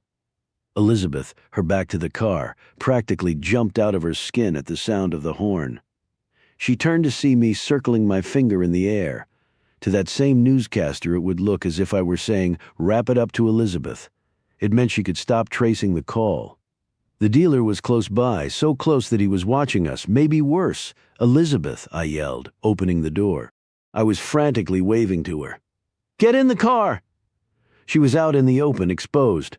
No, came the dealer's voice. My phone was still on mute. Wherever he was, he could see us. I need you to get out of the car too, Professor. "There's something I want you both to see," said the spider to the fly. I took the phone off mute, putting it on speaker as Elizabeth returned. She got back behind the wheel, her face asking, "What gives?" Tribeca 212, the lobby. The dealer shooting at us from the mezzanine. "We're not about to be your target practice again," I said. "If I wanted to kill you at the hotel, I would have," he said. "And don't pretend you haven't already figured that out, Professor. You're no good to me dead now. Both of you, I need you out of the car." I looked at Elizabeth, my face doing the asking now. Tick-tock. What do you want to do? Chapter 67. Sometimes you talk out a big decision, weigh the pros and cons, cover all the bases. This wasn't one of those times. Elizabeth and I both reached for our doors without so much as a word between us. A spoken word, at least. Maybe it was pure stupidity. But if the dealer wasn't going to kill us, the curiosity was. "You're no good to me dead," I kept repeating in my mind. Everything I knew about human behavior was telling me I could believe him. But there was no shaking the first rule of being human. We all make mistakes. "Okay, we're outside the car," I announced, holding the phone up in front of my mouth as though it were a slice of pizza. Elizabeth was right alongside me in front of Palmer's brownstone. We were both slowly walking in a circle, our eyes moving along the rooftops. "Take me off speakerphone," said the dealer. Elizabeth gave me a nod, as if it only made sense he would ask that. She was right. With a tap of my finger, I put the phone to my ear. "It's only me now." "Good," he said. "Can you see me?" I asked. He ignored the question. He had his own. "Do you know why I chose you, Professor?" "Keep it simple, Dylan. Because there's a reason you're killing, and you want me to figure out why," I said. "Have you yet?" he asked. "I'm getting close," I answered. "You already know that, don't you?" He ignored that question, too. "Ask me what you really want to know," he said. "Fine," I answered. "I will. There's more, isn't there? You want me to figure out more than just the why?" "Right again, Professor," he said. "Time is running out, though." "How so?" I asked. "You said I was ahead of schedule." "Only for the murderer on the 3rd floor," he said. I turned to look up at Jackie Palmer's apartment. "In other words, we got to him before you did." That goddamn laugh again through the modulator. I could barely keep the phone to my ear. "I wouldn't go that far," said the dealer. A tingling feeling shot up my spine all at once. It was a premonition of something horrible about to happen, and the inability to do anything to prevent it. Total helplessness. "What do you mean?" I asked. If only to stall, I couldn't even do that. It was one more question that would fall on deaf ears. "Come to think of it," he said, "what I really should have told you is that you're right on time." Tick, tock, boom. Chapter 68. The blast blew out the windows of Palmer's apartment, the fireballs shooting out like cannons. The sound, the shock, the sheer force of the explosion buckled my knees, my legs giving way as I fell to the pavement. Only at the last second was I able to reach out with my hands so that I didn't crack open my skull. Somewhere along the way, I caught a glimpse of Elizabeth doing the same. A split second that seemed to play out in slow motion, her legs staggering before she tumbled, her slim frame slamming against the ground amid the shards of glass that were raining down upon us. For several seconds, all I heard was the echo of the blast, the sound pounding inside my head. I couldn't even hear myself asking Elizabeth if she was okay. I yelled back to her, "What?" She answered again, louder. My ears finally kicked in. I said, "I'm all right, I'm okay," she told me. As she got to her feet, I thought she was saying something more, only to realize it wasn't Elizabeth. There was another woman's voice I was hearing. It was faint, it was also familiar. I turned, looking around me along the street. The voice was coming from my phone, huh? My phone, I dropped it while I was falling to the ground. The screen was shattered, but through the cracks I could see that the call hadn't ended. The line was still live. Thinking about a life of crime. I looked up again at Palmer's apartment, the black smoke billowing out from every window.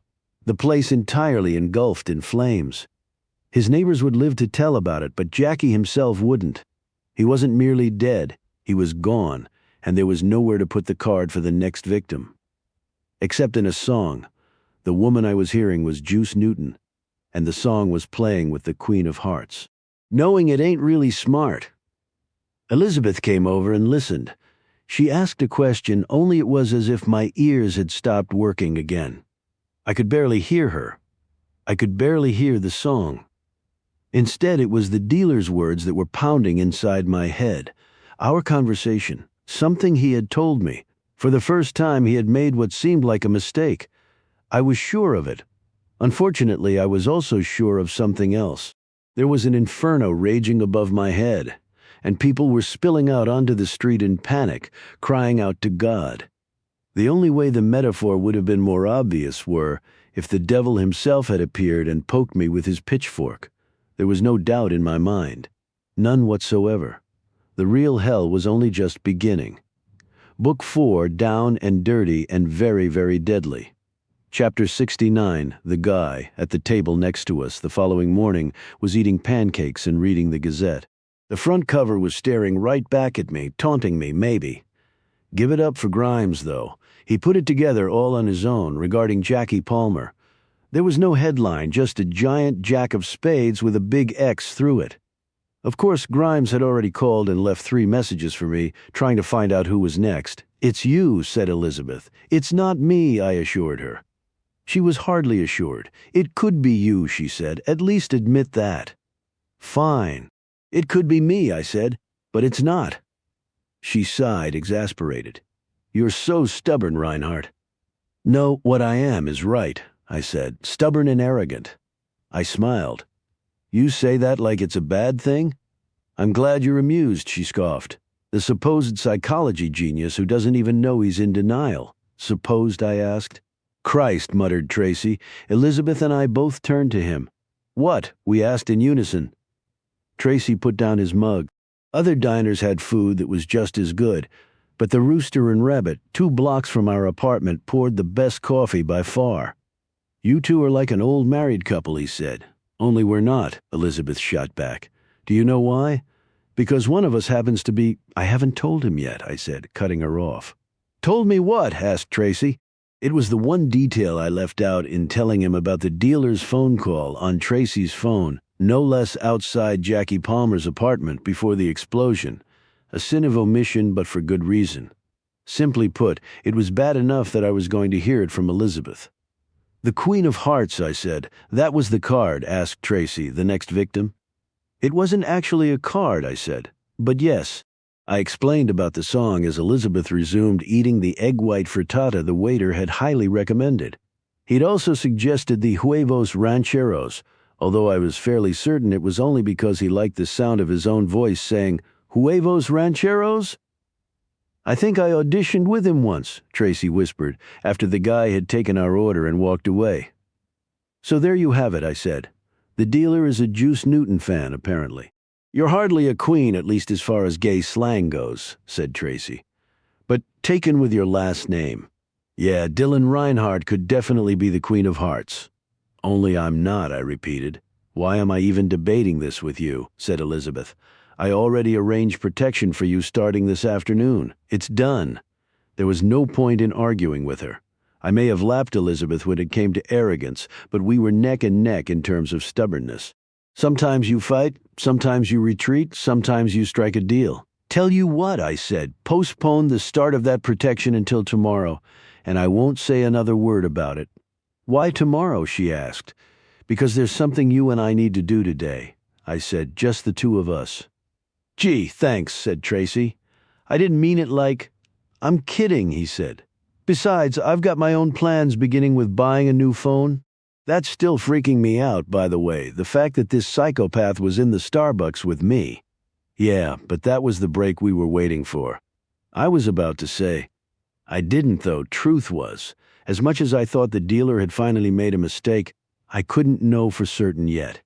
He still could have been playing me, or at least trying to. One way or the other, I was going to find out for sure. It's true what they say. A man can never fully leave his past behind. Chapter 70. It wasn't so much a blind spot as it was our laying down the shovel too early. In other words, we didn't dig deep enough. Now we needed a little more than a shovel, more like a backhoe, really.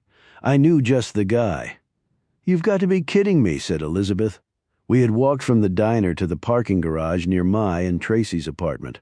"I'm hardly kidding," I answered, handing her a blindfold. which was really just the sleep mask I wear when flying.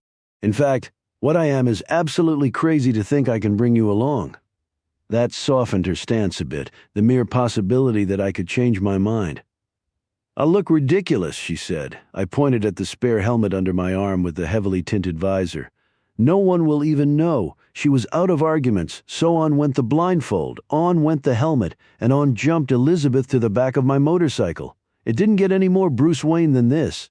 12 miles and 20 minutes longer than it should have taken, courtesy of a closed lane on the George Washington Bridge, which Chris Christie, I hoped, had nothing to do with. The two of us were standing inside a steel door that was 10 feet behind another steel door that was past the security gate to a warehouse for a medical supply company in Fort Lee, New Jersey, that nobody had ever heard of, primarily because it didn't actually exist.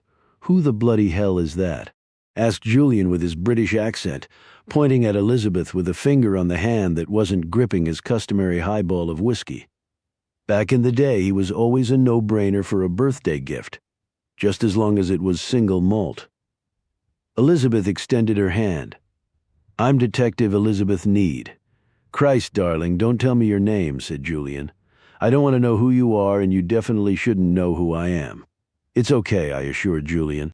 She doesn't even know your zip code, Julian Bird, who single-handedly was keeping the word curmudgeon alive and well in the English language, managed to shrug. He wasn't actually mad that I had a +1. If he had been, we never would have made it past the security gate. What is it with you and protocol, Reinhardt? Asked Julian as he turned and led us back to his office. Yeah, I know, I said. The thing is, yeah, I get it. This dealer guy could stand trial, and your detective friend needs to cover her tracks and have her own version of events for when she testifies, said Julian, always seeing a few moves ahead. The world was Boris Spassky, and he would forever be Bobby Fischer. He glanced back over his shoulder at Elizabeth. She's rather good-looking, isn't she? You know that I'm actually here, right? Asked Elizabeth. Yeah, he knows, I said. That was Julian, thoroughly British, but still like the original Marlboro cigarette. No filter. Throw in his crazy hair and even crazier beard, and he was either one of two things: Charles Manson's doppelganger, or what he actually was, the greatest hacker ever to work for MI6, as well as for the CIA. Chapter 71. Ho, said Elizabeth. Yeah, I get that a lot, said Julian as we entered his office, or at least from the few people who have actually been inside here. It wasn't the massive terminals or the fact that Julian's giant desk was made from the wing of an old Fokker Eindecker, the first German fighter plane. No. What had Elizabeth's jaw nearly scraping the floor was the view. In an otherwise windowless room in a windowless warehouse, the four walls in Julian's office, as well as the ceiling, were one seamless projection screen capable of carrying a live feed from any internet, satellite, or land-based camera that Julian chose to hack into. At the moment, we were floating in space above the Earth. It was insanely cool. Russian satellite, I asked. Chinese, actually, he said. A stealth beta launch of their Tiangong space station. It's comical. Their firewalls are like rice paper. Julian sat down behind a double row of screens and a single keyboard. His chair was the only one in the room. Again, he almost never had company. Thanks for doing this, I said, especially on such short notice. It wasn't as short as you think, he said. The Eagle gave me the heads up that you might be calling. He now thinks this is related to one of your past assignments. It's not, I said. Are you sure? Julian asked. He's convinced. The Eagle still thinks we faked the moon landing, I said. Well, if there was ever a guy who would know, said Julian before making a few taps on his keyboard, poof, we were no longer floating in space. Now the entire room was the rotunda of the National Archives building in D.C. It was a live feed from one of the security cameras aimed at the Declaration of Independence and Bill of Rights. So whose civil liberties will we be violating today, he asked. Julian plus whiskey always equaled a wicked sense of humor. I glanced over at Elizabeth, who still seemed undecided as to how surprised she was supposed to act after Julian referenced my past assignments. Relax, I told her. I know you know. You do, she asked. Wait, what exactly do you think I know? Nice try, I said. She was a born detective, seeing if she could get something more out of me. How would she know? Asked Julian. You sure as hell didn't tell her. Apparently you're not the only hacker in the world, I said. No, said Julian, just the best. He meant it too. Then he proved it. Chapter 72. Here thee are all the victims so far, I said, handing Julian a list. Or so I tried to. He waved me off. I already created files on each and every one, he said. The only thing missing is some brilliant insight as to what we're looking for. That was my cue. The Associated Press Style Book and Briefing on Media Law, I began. The AP Style Book for short. Julian immediately raised a sarcastic finger. 1 second, he said. He poured himself some more whiskey. Okay, Columbo, now I'm ready. I raised a finger too, my middle one. That got a rare smile out of Julian. He loved busting my American chops, I continued. The AP Style Book was first created in the mid-1950s as a language guide for newspapers, a way to establish uniformity of grammar, punctuation, and usage. It's been revised annually, but it's always been the Bible for the news industry. Like any Bible, it has its quirks, one of them being the use of the term innocent versus not guilty. I always wondered about that, said Elizabeth. Papers always used to get it wrong. You're right, and they knew it too, I said. For decades, newspapers would always write innocent instead of not guilty. Not because they didn't know the difference in the legal sense, but because they were afraid of a disastrous typo. What do you mean? Asked Elizabeth. If a writer or an editor or a typesetter left off the word not, suddenly the paper would be declaring someone guilty instead of not guilty, I said. For real? Asked Julian. This AP book says to use the word innocent simply to avoid that possibility? For close to a half-century, that's exactly what it said, I replied. Julian took another swig. Okay, but I'm going to run out of whiskey, Dylan. Translation. What's the point? The AP has since changed the rule. However long before they did, there was a young reporter who refused to follow it. In fact, he made a big stink about it in the wake of the O.J. Simpson trial. You're kidding me, said Elizabeth. Grimes, exactly, I said, back when he was just Alan Grimes before Grimes on Crames.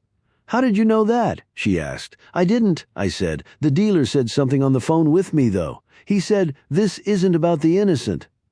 Julian nearly dropped his whiskey glass. He was in such a hurry to return to his keyboard. Son of a bitch, he muttered. That's it, isn't it? Yes, I said. I believe it is. Chapter 73. I'd known Julian for 10 years, approximately 9 longer than necessary to understand exactly what he was doing at that very moment. Elizabeth, on the other hand, was still out in space. The dark side of the moon, in fact. What the hell is going on? She asked. You and I looked at the criminal records of all the victims, I said. Some had been arrested, but not all of them. 1 or 2 had been convicted of petty crimes, but again, not all of them. We didn't see a pattern and we moved on. There is one? She asked. A pattern? I'm almost sure of it, I said. She raised an eyebrow. Almost, Sarah will tell us, said Julian without looking up from his keyboard. Poof, we were back on Earth again. Julian's walls were now displaying direct feeds from the multiple screens on his desk. His entire office engaging in a game of This Is Your Life with each and every victim. Only this version of the game was unlike any other. Elizabeth leaned over to me. Who's Sarah? She whispered. I thought it was an acronym the first time Julian mentioned the name, short for Search All Restricted Accounts or something like that. Instead, Sarah, the program, was named for Julian's older sister. She was always such a bloody know-it-all when we were growing up, he had told me. That was the program. All right, the ultimate know-it-all. In fact, there was a rumor when I first met Julian that Steve Jobs had somehow heard about it and named Siri as a tip of the hat to him. Of course, neither Julian nor Jobs ever had a word to say about that. I turned to Elizabeth. Just watch. Julian's walls were churning through an endless stream of pages, so fast that Elizabeth didn't notice at first that this was more than simply a Google search on steroids. This was sealed court documents, city, county, state, and federal. This was unfiled depositions. This was the ultimate digital crowbar into the legal troubles of all the victims. Jared Loudon, Bryce Von Miller, Rick Thorson, Cynthia Chad, Colton Lang, and Jackie Palmer. Was it legal? That depends on how you feel about Machiavelli. Or, for that matter, about serial killers. To paraphrase an old Chinese proverb, The enemy of evil must sometimes borrow from his foe. How does it feel to be back, Dill? Asked Julian, finally looking up from his keyboard. By then, he was simply waiting for Sarah to do her thing. We all were. Back? I asked. You mean in this office? Julian knew I was playing dumb. He also knew how to do a few impressions, although Al Pacino from The Godfather, Part 3 wasn't necessarily one of them. Not that that was about to stop him. Just when I thought I was out, they pull me back in, he shouted, always longing for the past. I said, what is it with the British? I told you, whatever this is, it isn't that. But you miss that, don't you? He asked. I know you do. Ah, who's analyzing whom now? I said. And that's a non-denial denial, he retorted. I looked over at Elizabeth sizing me up. Whatever she did or didn't know about my past, it was as if she were seeing me for the first time. What are you looking at? I asked, doing my worst Jack Nicholson imitation. You tell me, she said. Suddenly the sound of Julian clapping filled the room. Sarah had found something. Or rather, someone. Well, what do you know? Said Julian, staring at one of his monitors. I do believe we have our answer. Chapter 74. I waited until we were back over the George Washington Bridge, well into Manhattan, before telling Elizabeth she could lower the mask covering her eyes. It was in keeping with the general theme developing for the day. John 9:25, whereas I was blind, now I see. Can't this damn thing go any faster? She was soon yelling into my helmet. Two things. First, complaining about the speed of a beautifully and painstakingly restored 1961 Triumph TR6 trophy was, in my very biased opinion, like standing in front of the Mona Lisa at the Louvre and wondering why Leonardo didn't use a bigger canvas. Second, we were already pushing 70, make that 80 as we got onto the Henry Hudson Parkway. Next stop, the Bronx and Riverdale, the neighborhood that contains the northernmost point in New York City.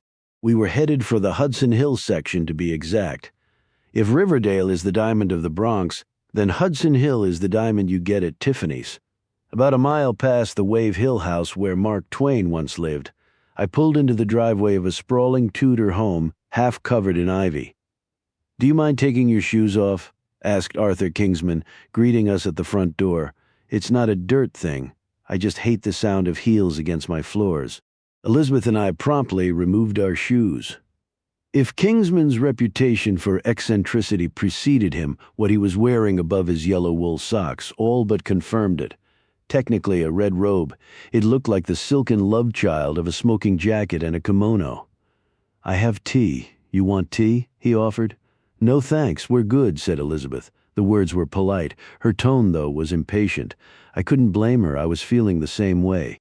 It was as if our minds were still back on my bike, hovering near the red line. This was happening fast, yet there was no shaking the feeling. Was it fast enough? The dealer's game did we finally catch up. Excuse the clutter, said Kingsman, leading us into his study. You know, I can still hear my wife's voice telling me to tidy things up. Fact, Kingsman's wife had died of breast cancer 5 years ago. Somewhere underneath the stacks of files and books was the desk. He took a seat behind while pointing us to a couch, the leather so worn and cracked it looked as if it were shedding, not that Elizabeth noticed. We had barely sat down before she was rattling off the dealer's victims. Do you recognize any of those names? She asked. Kingsman, a lean 62 with a shaggy head of gray hair, rolled his eyes behind his thick black glasses. This will go a lot quicker, Detective Needham, if you simply tell me why I should, he said. For the record, you're not the only one capable of impatience. And like that, he was no longer sitting at his desk. He was at the bench, and his study was now his courtroom. The Honorable Arthur Kingsman, the rarest of breeds. A strict, constitutionalist liberal judge. But that inherent contradiction and his apolitical reputation, derived from it, had helped propel him from the New York State Supreme Court up to the U.S. Court of Appeals for the Second Circuit. At one point, he was even rumored to be on the short list for the highest court in the land. The fact that he was a former Air Force pilot with combat history only helped his cause. The reason he ultimately was never nominated to the U.S. Supreme Court, however, was no mystery. Kingsman was a self-professed atheist. Legal scholars would point to that as being an advantage for a judge, a marker of his objectivity. But try telling that to a red state senator up for re-election, or for that matter, to a blue state senator. All those names I mentioned? They're all dead, Your Honor, said Elizabeth. And at one time or another, they've all been in your courtroom. Chapter 75. I know, said Kingsman. Wait, what? Said Elizabeth. How could you? I mean, I recognize the names, he said.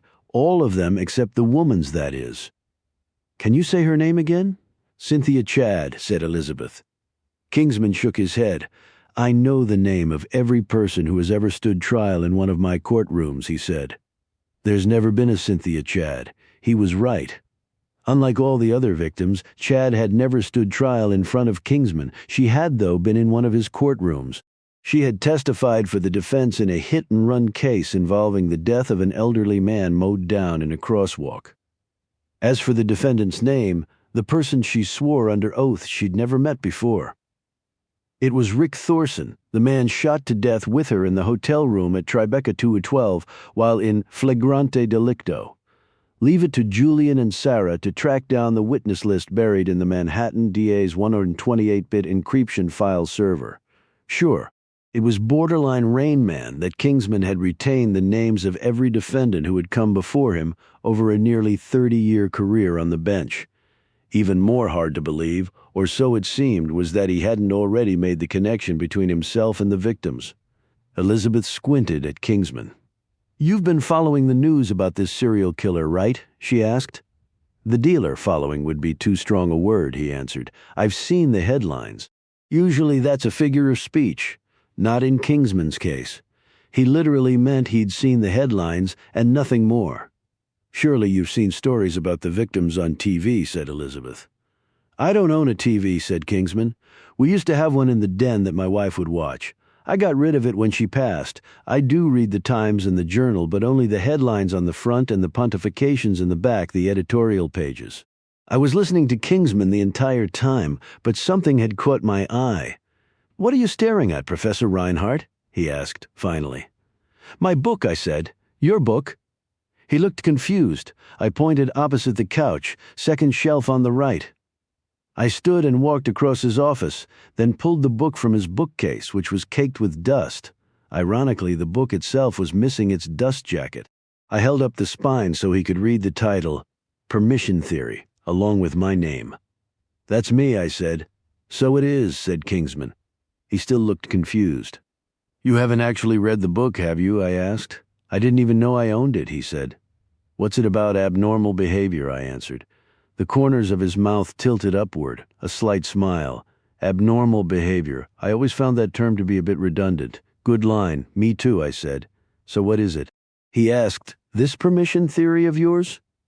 You'll have to take my class, Your Honor, I answered. For now, let's just say it addresses the reasons why someone would be killing people who were indicted for serious crimes but ultimately found not guilty in your courtroom. I was all prepared to continue. That was merely my opening statement. Hell, it wasn't even a question, but Judge Arthur Kingsman still had the answer. Chapter 76, Helplessness, he said. The most dangerous people in the world are the ones who think they've run out of options. So they invent their own, I said. They grant themselves permission. Kingsman nodded. The very nature of vigilante justice. The cases were all legal layups. At least that's how they looked on paper. Reams of evidence and corroborating witness testimony for the prosecution and the Matterhorn of uphill battles for the defense. Then again, not all defense attorneys are created equal. At $1,000 an hour, some aren't even really lawyers, they're magicians. Jared Loudon, victim 0 on the dealer's kill list, had been caught dead to rights bribing and extorting people in exchange for insider information on behalf of his hedge fund. The recordings made of Loudon revealed him to be ruthless, malicious, and borderline pathological, but it wasn't the feds who secretly planted the bug in his office. It was an employee acting as a whistleblower. His name was Bob. Problem was, the feds didn't carefully read Bob's employment contract. Loudon's defense team certainly did. During the trial, Judge Kingsman ruled that while Bob was trying to do the right thing, he had indeed violated the morals clause of his employment contract with Loudon's firm, Anything recorded on that bug was therefore inadmissible. Sorry, Bob. Nice try, feds. And if it wasn't a high-priced lawyer pulling a legal rabbit out of a hat, it was a rookie cop making a rookie mistake. He left out a line from his Miranda warning to Bryce Von Miller after arresting the spoiled punk for selling ecstasy on a playground. That's right, a playground. Technicalities, loopholes, perversions of the law, they were the get-out-of-jail-free cards at one time or another for all the victims. Now, whether a few years later or many, the dealer was making them pay. Did he know that Rick Thorson was never carjacked as he claimed, that he was the one who ran over that elderly man in the crosswalk with his BMW? Or that the woman who came forward as a witness, Cynthia Chad Was, actually his mistress? He had to have known. Just as he had to have known that Colton Lang, while still in high school, had raped a girl at a party even though the rape kit from the hospital was ruled inadmissible by Kingsman. Once the lab technician stopped to go to the bathroom and left the kit unattended outside his stall, the chain of custody could no longer be verified. So it went with all the trials, all the way back to Jackie Palmer and the negligent homicide indictment that came a decade later. The smoking gun hair sample was disallowed, and yet another not guilty verdict was rendered. "I do what the law tells me to do," said Kingsman, slumping back in his chair. He removed his glasses, pinching the bridge of his nose. "It's not always what my conscience tells me, and sometimes it's not even what a jury tells me. I've overruled them before." "Because you thought you were doing the right thing?" asked Elizabeth. "What is the right thing?" asked Kingsman. "Is it what I think, what you think? What the judge in the next courtroom thinks? That's why we have laws in the first place, detective, and no law can protect the innocent without occasionally helping the guilty." "I offer no apology for that." "We didn't come here for an apology," I said, sliding my book back onto the shelf. "We came here to stop a murder, and if past is prologue, there's not a lot of time. What we want from you is your help." "The Queen of Hearts, that's the next victim," said Elizabeth. "Assuming it's not you, Your Honor, then who is it? What was the case? Who was on trial?" Kingsman thought for a few seconds. "Here," he said finally. "This is the key to everything." Chapter 77. "There's nothing more I could find," said the man in the black turtleneck sitting across from Edso Deacon in the stretch limo driving through lower Manhattan, the tinted double-pane windows blocking out the bustle and noise of the city at night. Nothing more he could find? The mayor stared back at the man as if he didn't hear him, something he did a lot when he got answers he didn't like. This answer in particular he despised. "Do you know where the expression tit for tat comes from?" asked Deacon, picking a piece of lint from the sleeve of his Keaton K50 suit. "Some people think it's a shortened version of this for that. Others think it derives from the fencing term tap for tap, which would make sense from a standpoint of retaliation. Still others believe it to be less adversarial and more about equality. They point to the French culinary expression tant pour tant, which refers to a mix of equal parts of fine sugar and ground almonds. Which one makes the most sense to you?" "I don't know," said the man. Deacon nodded. "That's okay," he said. "Do you know why it's okay?" He leaned forward in his seat, clasping his hands over his knees as his jaw tightened. "Because I didn't pay you to tell me that, mister." "Mayor?" "Shut up," said Deacon. "You said you could get more on Dylan Reinhardt if I paid you more. So that's what I did. Do you want the money back?" "I want what I fucking paid for," screamed Deacon. A lot of men would have reacted somewhere between wincing and wetting their pants after being yelled at by the mayor of the country's largest city, especially a mayor as wealthy and connected as Deacon. The man in the black turtleneck, however, barely blinked. He was untouchable, and they both knew it. Most former Mossad agents are.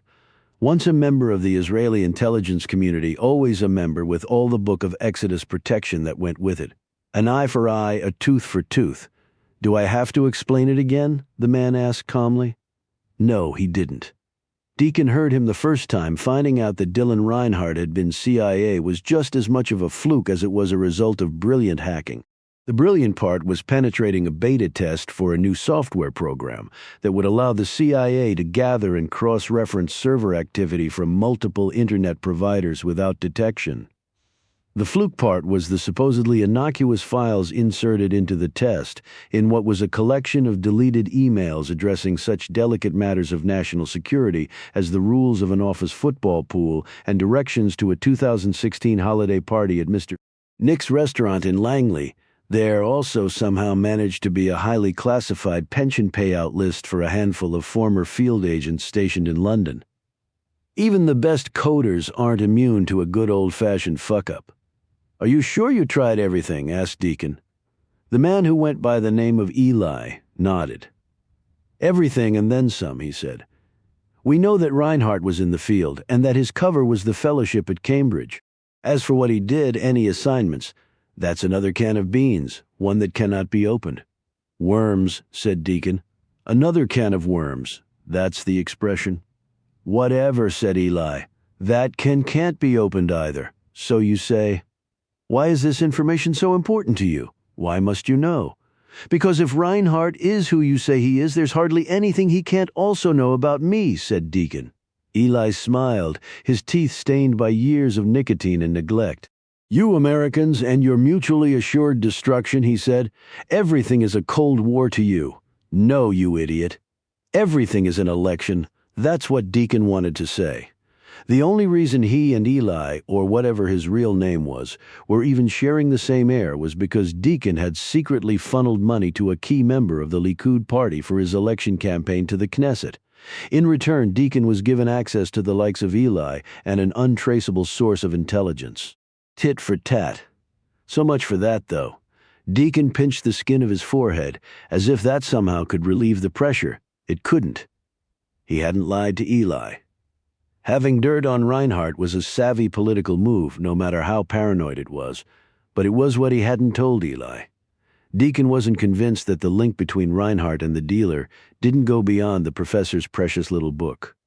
Maybe, just maybe, it had something to do with Reinhardt's CIA past. All the mayor knew for sure was that he wasn't ruling anything out. Except, of course, his re-election if the killings continued. Chapter 78. Dr. Emmy Benson slowly opened her eyes, her vision a hazy mix of light and shadow. She didn't know where she was or what had happened. The last thing she remembered after feeding her cat in the kitchen was the jolt of fear and the hand that covered her mouth before she could scream. Someone had broken into her apartment. Oh, God, no. He's still here.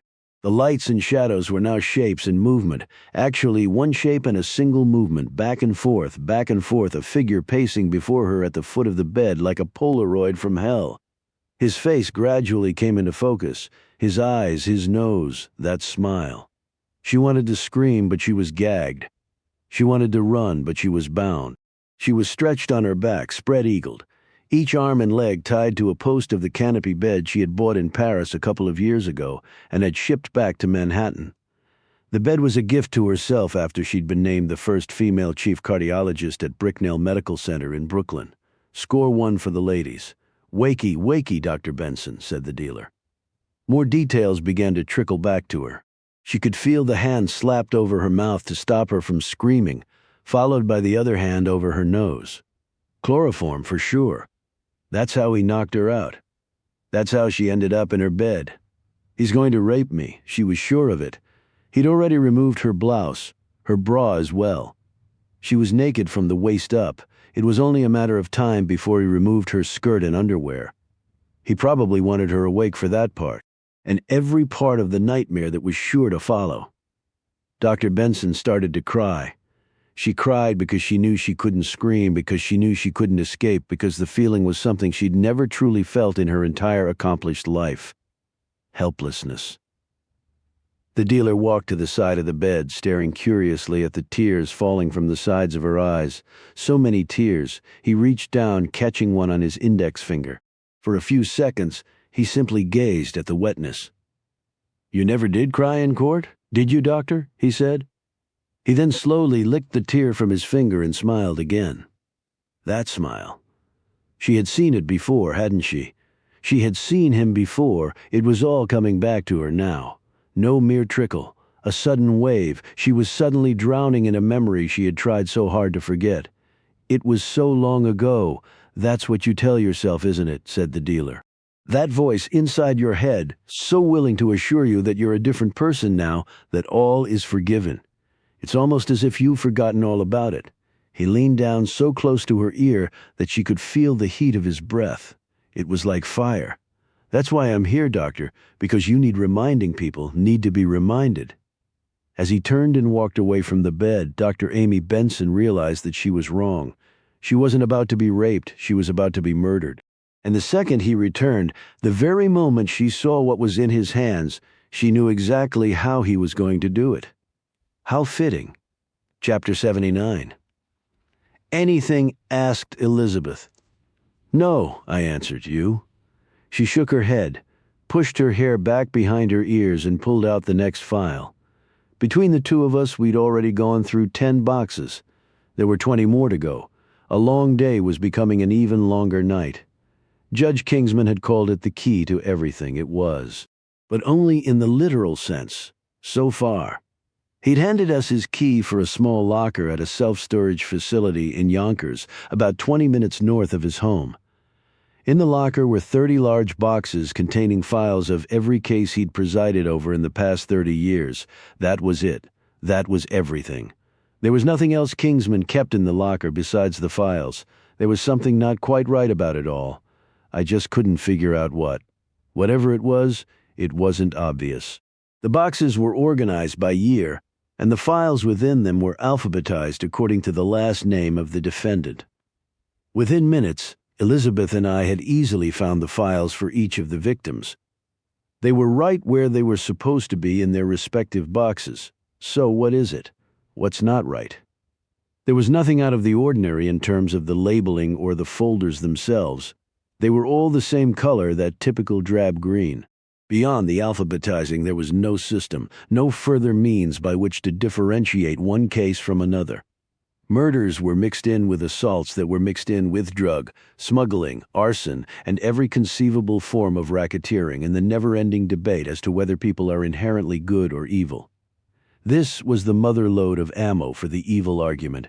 Needle in a haystack, groaned Elizabeth as she put the top back on a box and reached for another.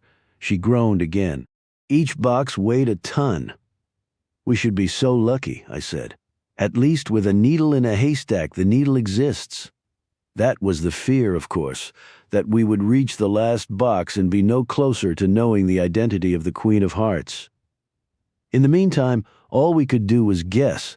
It was like a game, a brain teaser. We went back and forth. Who's the Queen of Hearts? The writer of a romance novel, I said. A prostitute, said Elizabeth. A drag queen, a descendant of royalty. A female heart surgeon. A female champion hearts player. No, I said, a female heart surgeon. Elizabeth looked up from the file in her hands to see me looking up from the one in mine. I had opened a new box and was about to go case by case, as with every other box, my thumb moving from tab to tab. Only this case was right on top. The file was lying flat on top of all the others. I couldn't miss it. That was the whole point. Chapter 80. Whoosh. We were back in Manhattan, the Upper East Side. No way. Not unless you've got a goddamn warrant, said the superintendent, standing in our path at 2 in the morning and trying his best to sound like a tough son of a bitch. The fact that he was fresh out of bed and wearing a fluffy blue bathrobe with little sailboats on it, however, wasn't exactly helping his cause. Still, what were the odds? A building super who was going to law school at night. How much he enjoyed telling us that, too. Almost as much as Elizabeth enjoyed telling him that he should probably ask for his tuition money back. There was only one thing we needed to get him to open the door of apartment 2402, and she practically had it pressed against his nose. Her badge. Besides, we're not trying to arrest Dr. Benson, we're trying to protect her, Elizabeth added. Now, open the goddamn door. So much for our tough-talking soon-to-be law school graduate. The super dug into the pocket of his fluffy blue bathrobe and began fumbling with an overcrowded keychain. Benson's swanky high-rise building only looked like a hotel. There was no master key. Shit! Elizabeth suddenly shouted. Move! She'd heard the same loud crashing noise behind the door that we all did. The super, slow with the keys, was even slower to move. Elizabeth promptly shoved him to the ground. She reached for her Glock, took one step back and raised her foot, all in one smooth motion. You want to break down a door? There's only one way to do it. Never with your shoulder, never with a running start. You need to kick and kick hard, landing your heel a few inches to the left of the lock. Anywhere else, and you might as well be kicking a concrete wall. All that said, you still only have a coin flip of a chance. Do you plan on just watching? Asked Elizabeth after her first attempt failed. I thought women kicking down doors was like men asking for directions, I said, sidling up next to her. Count of one, okay? One, said Elizabeth. Our technique hovered somewhere between Chuck Norris and the Rockettes, but the timing was spot on, our heels landing simultaneously to the left of the lock. The wood splintered, and the door flew open. Instinctively, I peeled off as Elizabeth crouched behind her Glock, shrinking herself as a target. She'd been trained well. Stay here, she said. No problem, I replied. She had a gun, I didn't. Tell that to the super, though, who thought he could fall right in line behind her. Have you never seen a single cop show, buddy? I grabbed him, yanking him out of the doorway. For the second time in less than a minute, the guy was getting shoved to the ground. We were doing wonders for his self-esteem. At least he wasn't about to die stupid. I waited as Elizabeth checked the apartment. How do you gauge what someone means to you? Have her walk into danger when there's little you can do about it? Scary how much I could care about a person I'd only known for a short while. Actually, it wasn't scary at all. It was all too human. Clear, she finally said, although the way Elizabeth said it suggested there was a little more to it. That is, I was clear to come in. But there was still something to see. Something not good. It's amazing how much one little word can tell you. Chapter 81. Clear. How fitting. I walked into Dr. Benson's apartment through the foyer and into the living room. Stepping over the shattered glass remains of what had surely been a vase. The flowers lumped on the marble floor amid the shards removed any possible doubt. The flowers were also dead, I noticed. In here, Elizabeth called out. I followed her voice down a short hallway to see her standing in front of an open bedroom door, culprit in hand. Actually cradled in her arms was more like it. Dr. Benson's cat was of course a Bombay. What other color but black could it have been? We'd pounded on the door and the cat freaked, ultimately knocking over the vase. That explained the crashing sound. It wasn't the dealer. But even before Elizabeth turned and led me into the bedroom, I knew he'd been there. I could feel it. Days ago I would have laughed at the idea of being able to feel someone's presence. I would have made fun of myself. The full-on ridicule professor with a PhD in psychology trips on a crystal ball and hits his head on a Ouija board. Elizabeth put down the cat, saying nothing as we approached the bed. There was no blood, no gore to test the stomach and nerves. Yet that somehow made it even more chilling. Dr. Amy Benson was topless and tied up, but there was nothing sexual about it. There was also nothing to figure out in terms of how he killed her. One paddle under the right clavicle, the other paddle on the left ribcage. Clear. He shocked her over and over, jolt after jolt, so much so that the outlines of the paddles were practically singed on her chest, the skin crinkled and horribly warped. Portable defibrillators don't jip you on the juice. How long? I asked. How long has she been dead? A couple of days? At least, said Elizabeth. Maybe more. No wonder the cat was a bit panicky. It was starving. I quickly went to the kitchen and found its food in a cupboard next to the stove. I filled the water bowl, too. You would think someone would have noticed a missing doctor, I said, returning to the bedroom. Unless she was off for the weekend, said Elizabeth. Also, she lived alone. No men's clothes in the closets. No wedding ring. I hadn't noticed about the ring. I'd been too busy noticing what else she was missing. Chapter 82. There's no card, I said. Elizabeth shook her head. No, not unless it's somewhere underneath her. I knew the protocol. It was a crime scene. We weren't supposed to touch the body. Tempting as it was, we'd know soon enough. Did you call it in? I asked. She reached for her cell, about to. 20 minutes later, Dr. Amy Benson's apartment was only a few people short of what the fire marshal would have called maximum occupancy. Save for Elizabeth, it was all guys.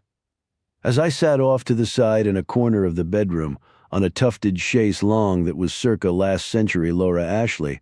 I entertained myself by watching most of them steal furtive glances at Elizabeth as she chatted up a fellow detective. They all treated her like one of the boys, but make no mistake, they all wanted her like the prom queen. All total, it took another hour for Dr. Benson to be photographed, poked, prodded, and swabbed for evidence. When she was finally cleared to be moved, there was no playing card anywhere underneath her. Why not? Why didn't you leave a card this time? There was no way he was done killing. There was also something about the timing. Benson's file had been pulled from its storage box and was sitting right on top. We couldn't miss it. Yet it was as if the dealer knew that Benson's body wouldn't be discovered right away. More than knew, in fact. It's what he wanted. It's the way he planned it. I bolted up from the edge of the chaise, finding Elizabeth in the living room.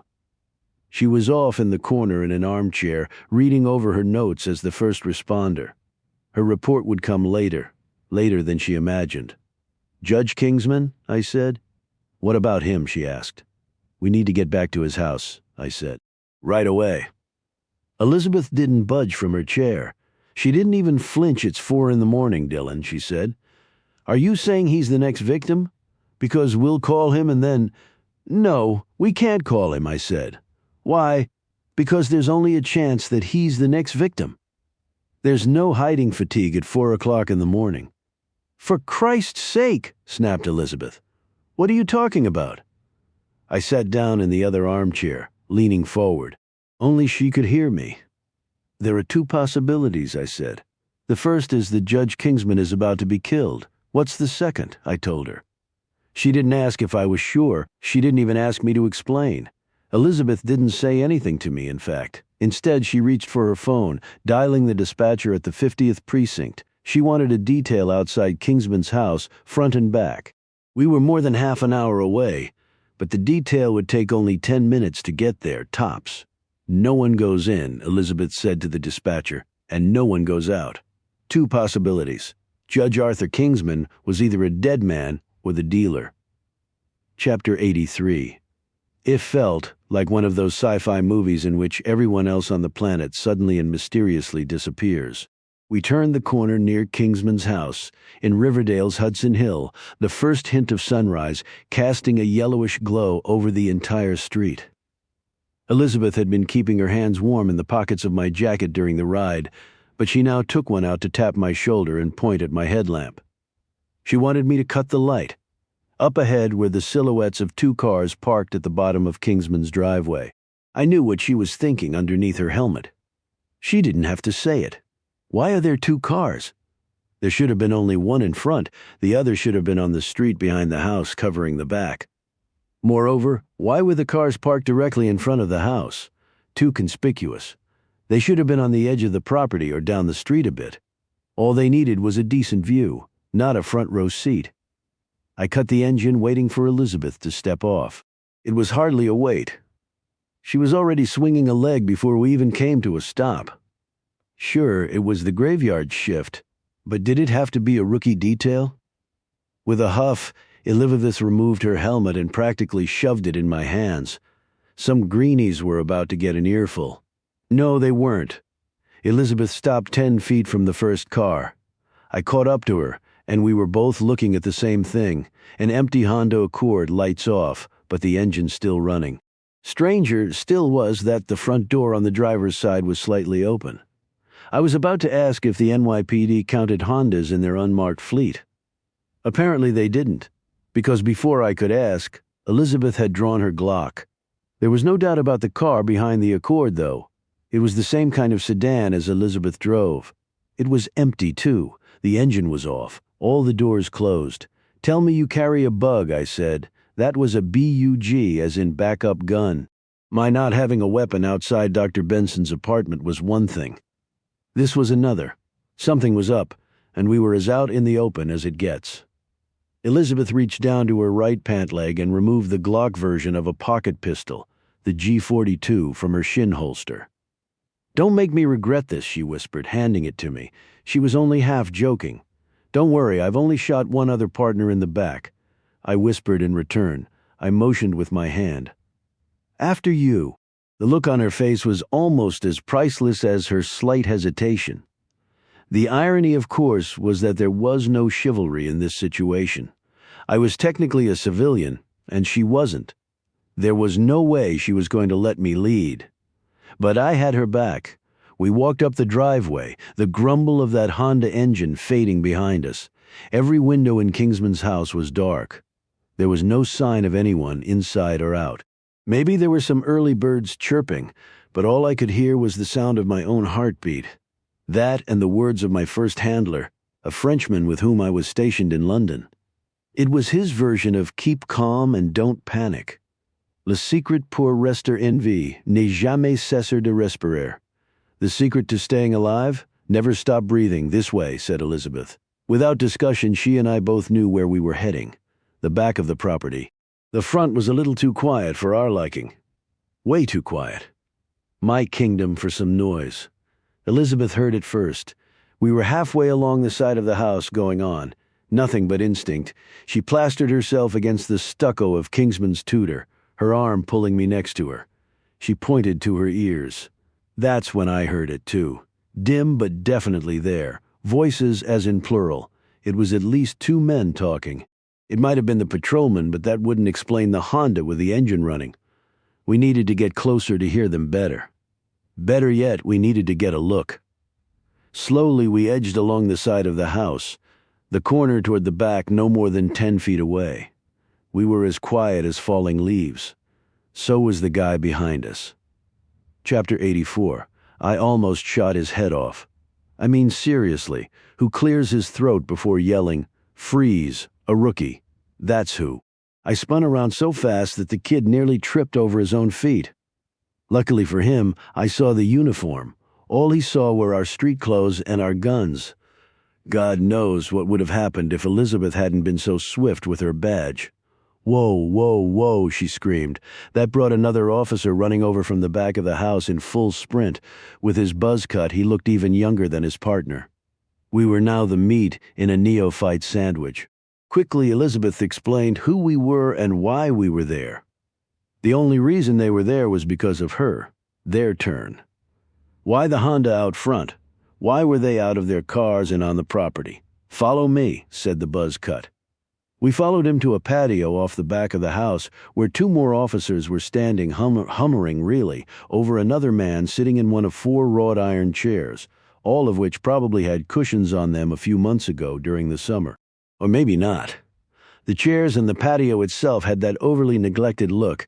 There were cracked bricks everywhere underfoot, along with a few spots that were missing bricks altogether. Judge Kingsman didn't strike me as a relax-on-the-patio sort of guy. Maybe his wife had been when she was alive. Elizabeth and I both stared at the guy in the chair. He looked around my age, mid-30s, with jet black hair parted neatly to the side above a pair of black frame glasses that were either hip or nerdy depending on which borough you live in. Intentionally or not, he was sitting dead center under a lone floodlight.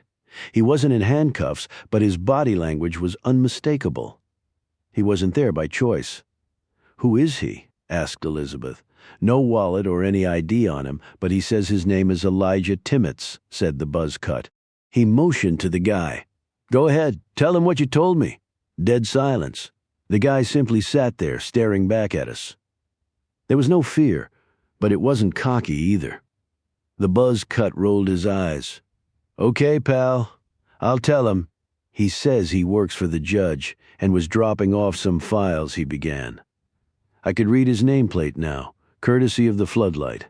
The buzz cut was Officer J. Glausen. He claims it's research for cases, and he led us to the back here to show us where he drops them off. In unison, Elizabeth and I looked over at one of the other officers and the files tucked under his arm. Behind him was a footlocker-type box by the door to the house. "Is it?" asked Elizabeth. "Research?" She didn't even bother asking Timmets directly. "It's a bunch of notes in legal language," answered Glausen. "So maybe, yeah, it is. That's not the problem, though." I got it before he said it. The problem was math. Everyone was armed. But there was still one gun too many. In other words, everyone was armed. Timmets had been carrying. The gun in Glausen's hand was in addition to the one in his holster. "Do you have a license for that?" asked Elizabeth. Now she was talking directly to Timmets. He still wasn't answering. "Do you have a license to carry a firearm?" she repeated. Finally he spoke, sort of. "I want my attorney present," he said. Glausen snickered. "Do you know who asks for their lawyers?" "Guilty people," he said. "Or maybe people who have an understanding of the justice system and how it works, and sometimes doesn't work," I chimed in. "Perhaps someone who works for a judge." Elizabeth looked at me. She knew what I was doing. You catch more flies with honey. Glausen, meanwhile, had no clue. Neither did any of the other officers who had been standing around like mannequins. "Yeah, and while we're at it, where is the judge?" asked Elizabeth. "Where's Kingsman?" Glausen had no clue about that either. "Good question," he said. Cue the sarcasm.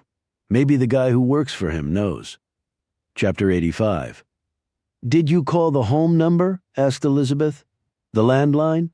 "Yeah, we did that too," said Glausen twice. They had knocked, they had banged, they had rung the doorbell repeatedly and checked all the doors of Kingsman's house to see if any of them was open. None was. Elizabeth took off her jacket and began wrapping the sleeve around her fist. "Let's find the cheapest window to replace," she said, "or you could just use the key." We all turned to Timmets. "What?" asked Elizabeth. "Judge Kingsman keeps a spare key underneath the middle flower pot by the back door here," said Timmets, pointing. "How do you know that?" asked Glausen. But that was the wrong question. "Why are you telling us that was the right one?" Timmets was admitting he had access to Kingsman's house. Glausen tried again. "How do you know there's a key?" "I want my attorney present," answered Timmets. That figured. Elizabeth unwrapped her jacket from around her fist. Apparently there was no need to break any windows. She also knew there was a difference between asking and telling. "Don't just sit there, go get the key," she told Timmets. He didn't need his lawyer to do that. Timmets got up, making his way over to a row of 3 flower pots on the ground next to the door to the house. They were more like dirt pots, really. That's all they had in them. Sure enough, there was the key under the middle one. Timmets grabbed it and walked over to Elizabeth, giving it to her. Glausen had a hand on his holster the entire time. Glock by my side, I was a bit twitchy myself.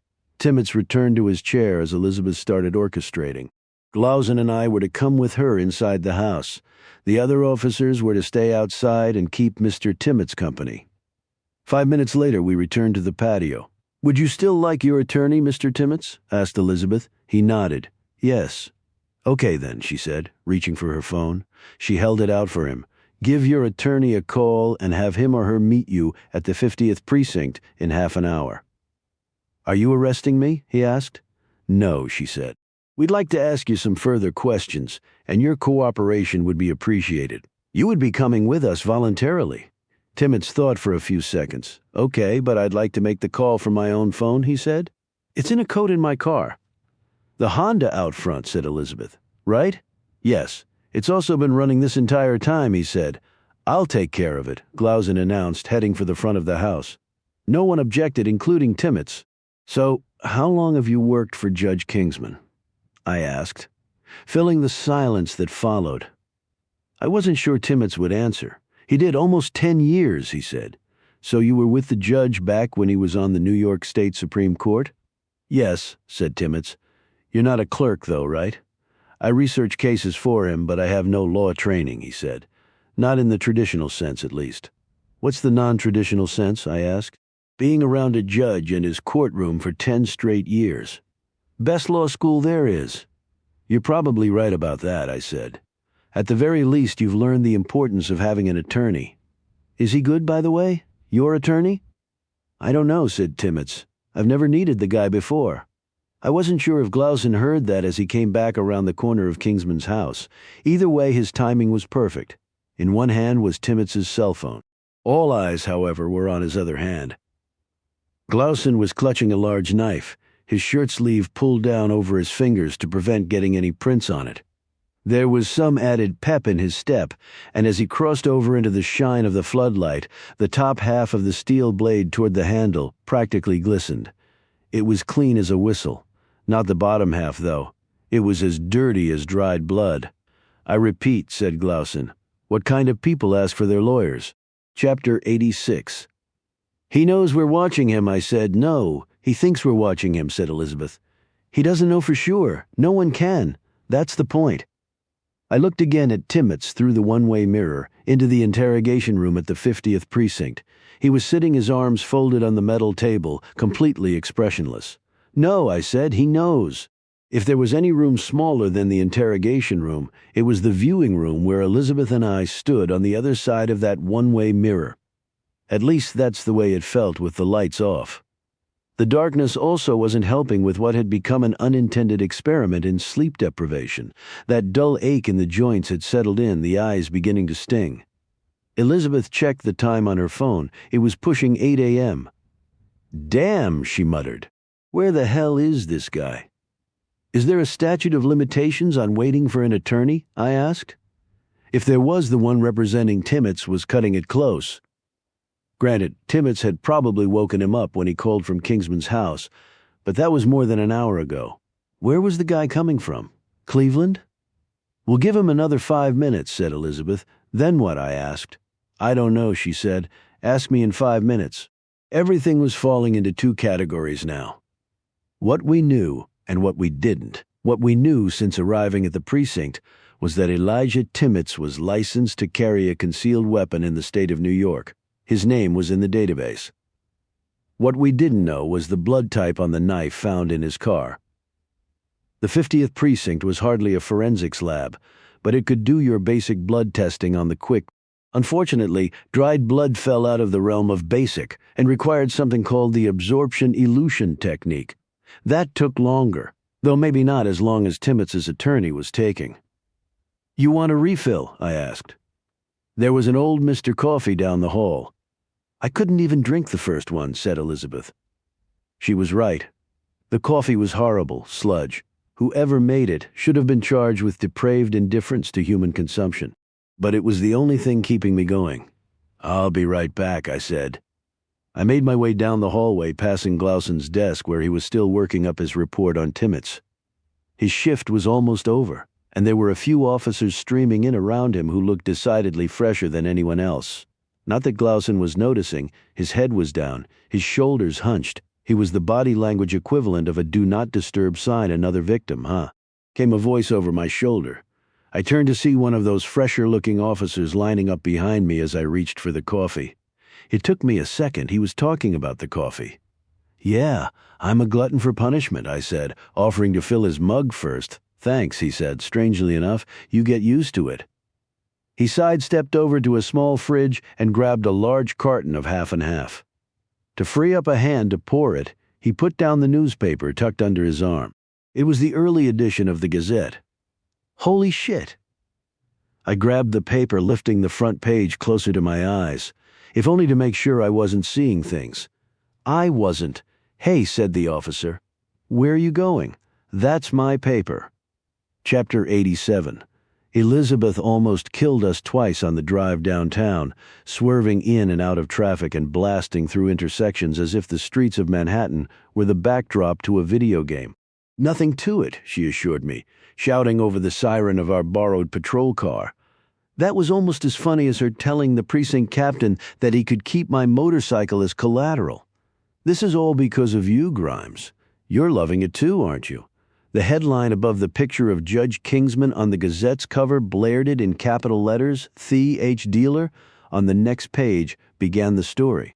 You could almost hear the back and forth between Grimes and his editor as they decided on the subhead, which might have packed an even bigger punch than the headline. Judge, Jury, Executioner. Arthur Kingsman had brought to life the ultimate revenge fantasy for a sitting judge who was sick and tired of letting the guilty go free because of loopholes in the law exploited by slick, high-priced lawyers, or so claimed Grimes, or, more specifically, so claimed his unnamed source.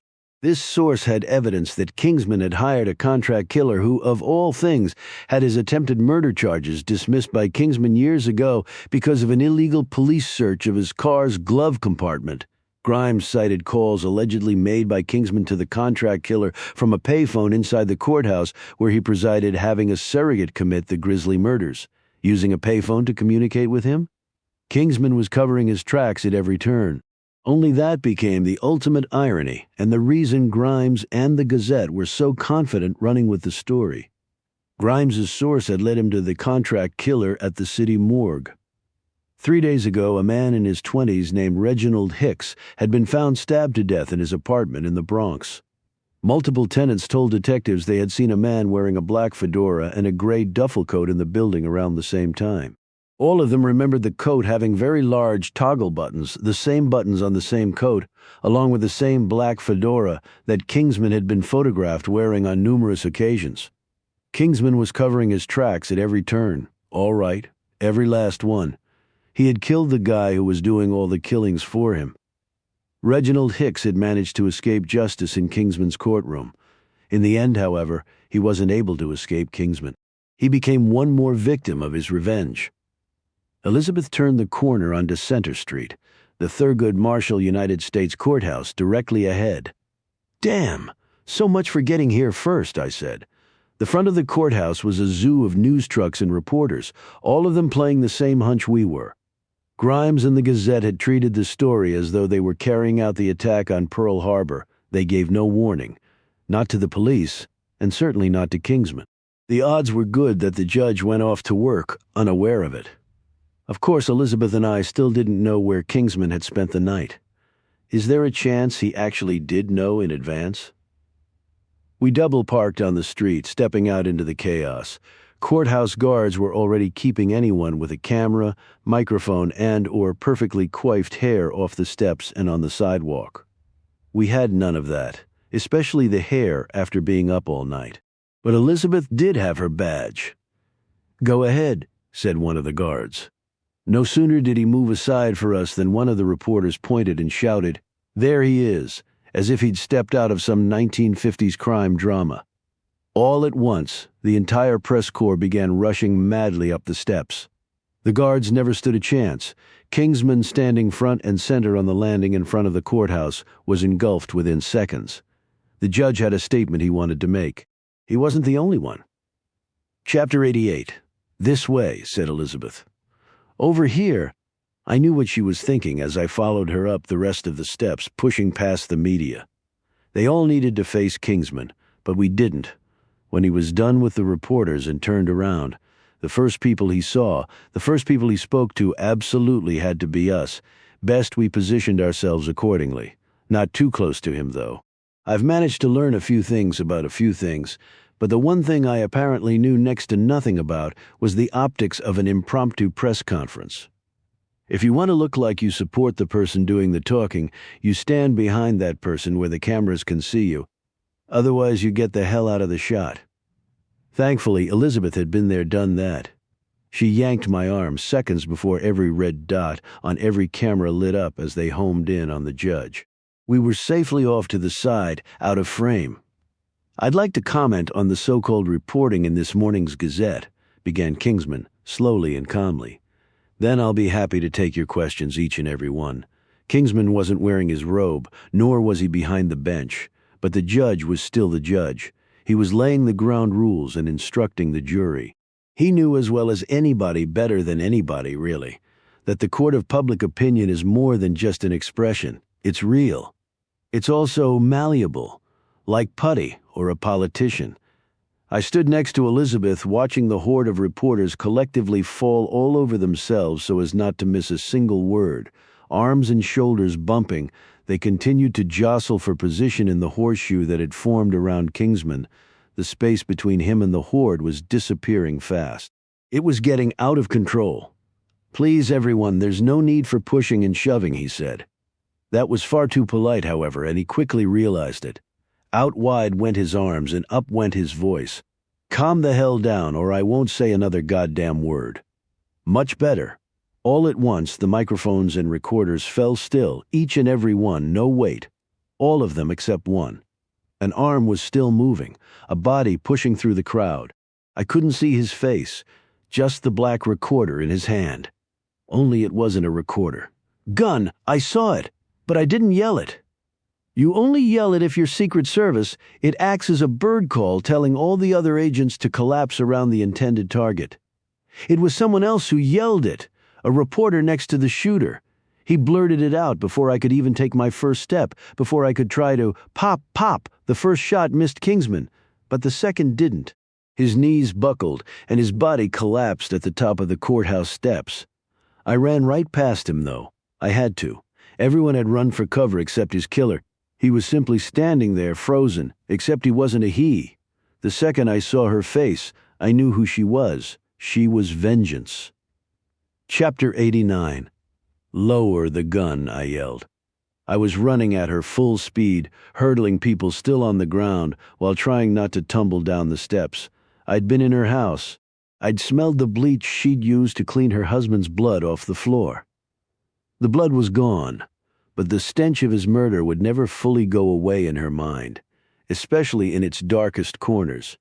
She had read the Gazette and grabbed a cab, but not before first grabbing the 9mm Beretta that her husband had kept in his study. Jared Loudon's wife was out for blood of her own. "Lower the gun!" I yelled again, as loudly as I could. It was aimed right at me, but that's not why I yelled. I hadn't even drawn the G42 that Elizabeth gave me, the bug she carried. Emily Loudon was frozen in shock. She couldn't pull that trigger again, even if she wanted to. "No," I yelled, because as long as she had that gun raised, at least one of the courthouse guards would reach for his pop. Pop! I could feel the bullets whiz by me, one followed by the other. They both struck Emily Loudon in the chest, the navy blue peacoat she was wearing exploding with 2 red spurts as she toppled back and collapsed. She'd finally lowered her gun. Immediately I felt another breeze as 2 guards sprinted past me, straight for Loudon. I was the one now frozen. It was pandemonium outside the courthouse, some people still scrambling for cover, others calling 911, and still others seizing the moment, especially those news people with cameras. If it bleeds, it leads. Some of the cameras were trained on Loudon, the rest on Kingsman. I could see another guard hovering over the judge, radio in hand. I couldn't read his lips, but I could tell from his face that he was gauging Kingsman's chances. There might be a vacancy on the court. "This is crazy, huh, Elizabeth?" I spun back around, my eyes searching the top of the steps where we'd been standing. I looked left and right before turning a full 360, trying to spot her in the crowd. There were too many moving parts. A hornet's nest of people, Elizabeth. There was shouting, pointing, crying, consoling, and even one woman praying. Her hands clasped tightly, were shaking. Off in the distance, I could hear the sound of sirens. Kingsman and Emily Loudon weren't moving. Perhaps they weren't even breathing, but all I could feel was Elizabeth. Something was wrong. Terribly, terribly wrong. Chapter 90. 2 people shuffled to the left at the exact moment someone on the right leaned forward. For a split second, a space opened at the top of the steps and I saw her profile. She was down, lying on her back, holding her chest. Her hand was covered in blood. I raced up the steps, pushing people out of my way. Before I could even drop to my knees next to her, I knew it was bad. The shot had hit her right below the collarbone, definitely piercing the lungs, but I hoped not the heart. I hoped I needed to see the entry wound to make sure. Who was it?" she asked. She could barely get out the words. "Let's focus on you," I said. I traded my hand for hers, keeping pressure on the wound while pulling back her blazer. Her white blouse underneath was soaked red. "Who?" she repeated. I told her only so she wouldn't keep trying to talk. "Loudon's wife," I said. Elizabeth blinked and managed a nod. I nodded back. "Enough said. Senseless violence will make you scream to the heavens, but the crimes you can understand, no matter how wrong, just seem to settle over you like a tablecloth." Elizabeth had been collateral damage, and she knew it. "The ambulance is coming," I said. "We need to take a look, though." Quickly, I lifted my hand, using the hole in her blouse to tear it. Exactly what I didn't want to see was right there underneath it. A larger hole. Medicine has a lot of words and phrases that sound worse than what they're describing. They also have some that bluntly nail it to a tea-sucking chest wound, for instance. The same people who had taught me how to kill had also taught me a few things about keeping someone alive. It wasn't quite med school, but it was a little more advanced than the Boy Scouts. Elizabeth had worse than a collapsed lung. The severe shortness of breath, jugular vein distension. Too much air had entered through the wound, leaking between the chest wall and her lung. She was in danger of what's called a tension pneumothorax, which also nailed it in terms of being as bad as it sounded. Next came shock, then death over my dead body. I put my palm back on the entry wound, applying pressure. With my other hand, I yanked off my belt. Ideally, I'd have something sterile I could use. Next best thing was the back of my cell phone, because the case was stainless steel. "I've got to lift your back for a second," I said, looping the belt around her chest to seal the phone in place over the wound. For what I was about to do next, I needed both hands free. The sirens were louder. Help was close. Not close enough, though. The first ambulance to arrive would have a gurney to unload and stairs to negotiate. Wheels up or wheels down, gurneys and stairs don't mix. Most of all, the EMTs carrying it would have a decision to make as first responders. Whom to treat first, unless I decided for them. Chapter 91. I looked over at the circle gathered around Judge Kingsman. I couldn't see him. There were too many people, same for Emily Loden. Making it even harder was the circle that had now formed around Elizabeth and me, including a cameraman and a few reporters. I turned back to Elizabeth, her dark brown eyes staring up into mine. "Trust me," I said. She had at least one more word left in her. "Always," she told me. There was no time for a countdown. I scooped her up, cradling her in my arms. "Don't move a shooting victim, the book says. Screw the book. Run, Dylan. Run like hell." Down on Center Street in front of the courthouse, I could see the first of the ambulances approaching as I made my way down the steps. The pandemonium had spread. There were police lights flashing, sirens blaring, a cop waving frantically as he tried to part the heavy sea of cars, cabs, and trucks with their rubbernecking drivers. A news helicopter whirled overhead. "Almost there," I told Elizabeth. "Hang on." But as I glanced down at her, she was even paler and barely breathing. Her lips were blue. "Faster, Dylan. Faster than you've ever run in your life." I reached the bottom of the steps and sprinted into traffic, on a collision course with the grill of an ambulance. Stop or hit us. That was the choice. It stopped. Out came the driver. He was pissed for a split second, or about as long as it took for him to look down and see Elizabeth. "She's going into shock," I said. "Come on," he told me. He led us to the back of the ambulance, where his partner had already bolted from his shotgun seat, popping open the doors from the inside. I handed her off, the two placing her on a gurney and immediately strapping it down. I climbed aboard. "Out," said the driver, but he grabbed my arm, nodding at Elizabeth's badge clipped to her slacks. "We got her," he said, handing me my belt and cell phone. I hopped out, watching the doors close in front of me. I didn't want to argue, not if it meant wasting one more precious second. I didn't know how many Elizabeth had left. Book 5, Showdown. Chapter 92. I kept staring down at my shoes. I had washed up in the bathroom near the surgical suite on the 5th floor of Manhattan South Hospital. My hands had been covered in Elizabeth's blood. My shirt and jacket were too, but they had long since been tossed in the garbage in favor of a sweatshirt from the lobby gift shop. New York, it read. I wasn't so sure anymore. I kept staring down at my shoes because I'd missed a spot, as it were. There was a drop of Elizabeth's blood on the toe of my right loafer, and all I could do was keep looking at it. The waiting room was packed, but I had blocked out the chorus of hushed conversations around me, various loved ones talking to one another, if only to help pass the time and maybe, just maybe, not be consumed by the worries that would otherwise eat them alive. As for me, I was getting devoured. Will she make it? Please, please, let her survive. I suddenly got this weird sense, a vibe. I tried tuning back to the surrounding conversations, only they were gone. They'd stopped. The room was utterly silent, save for one sound of voice from the TV that hung on the far wall. I looked up, my head on a swivel, to see everyone staring at me. I then looked at the TV and saw why. The local news was showing me racing down the steps at the courthouse, Elizabeth in my arms. The shooter, identified as Emily Loudon, was declared dead at the scene. Her intended target, Judge Arthur Kingsman, survived the shooting and is currently listed in stable condition. A second victim, shown here, is believed to have been hit by a stray bullet. She's been identified as Detective Elizabeth Needham of the NYPD, although there's been no official statement as to her condition. The man seen here carrying her to an ambulance is unknown. I bounced some quick glances around the room as if to say, Yeah, that's me.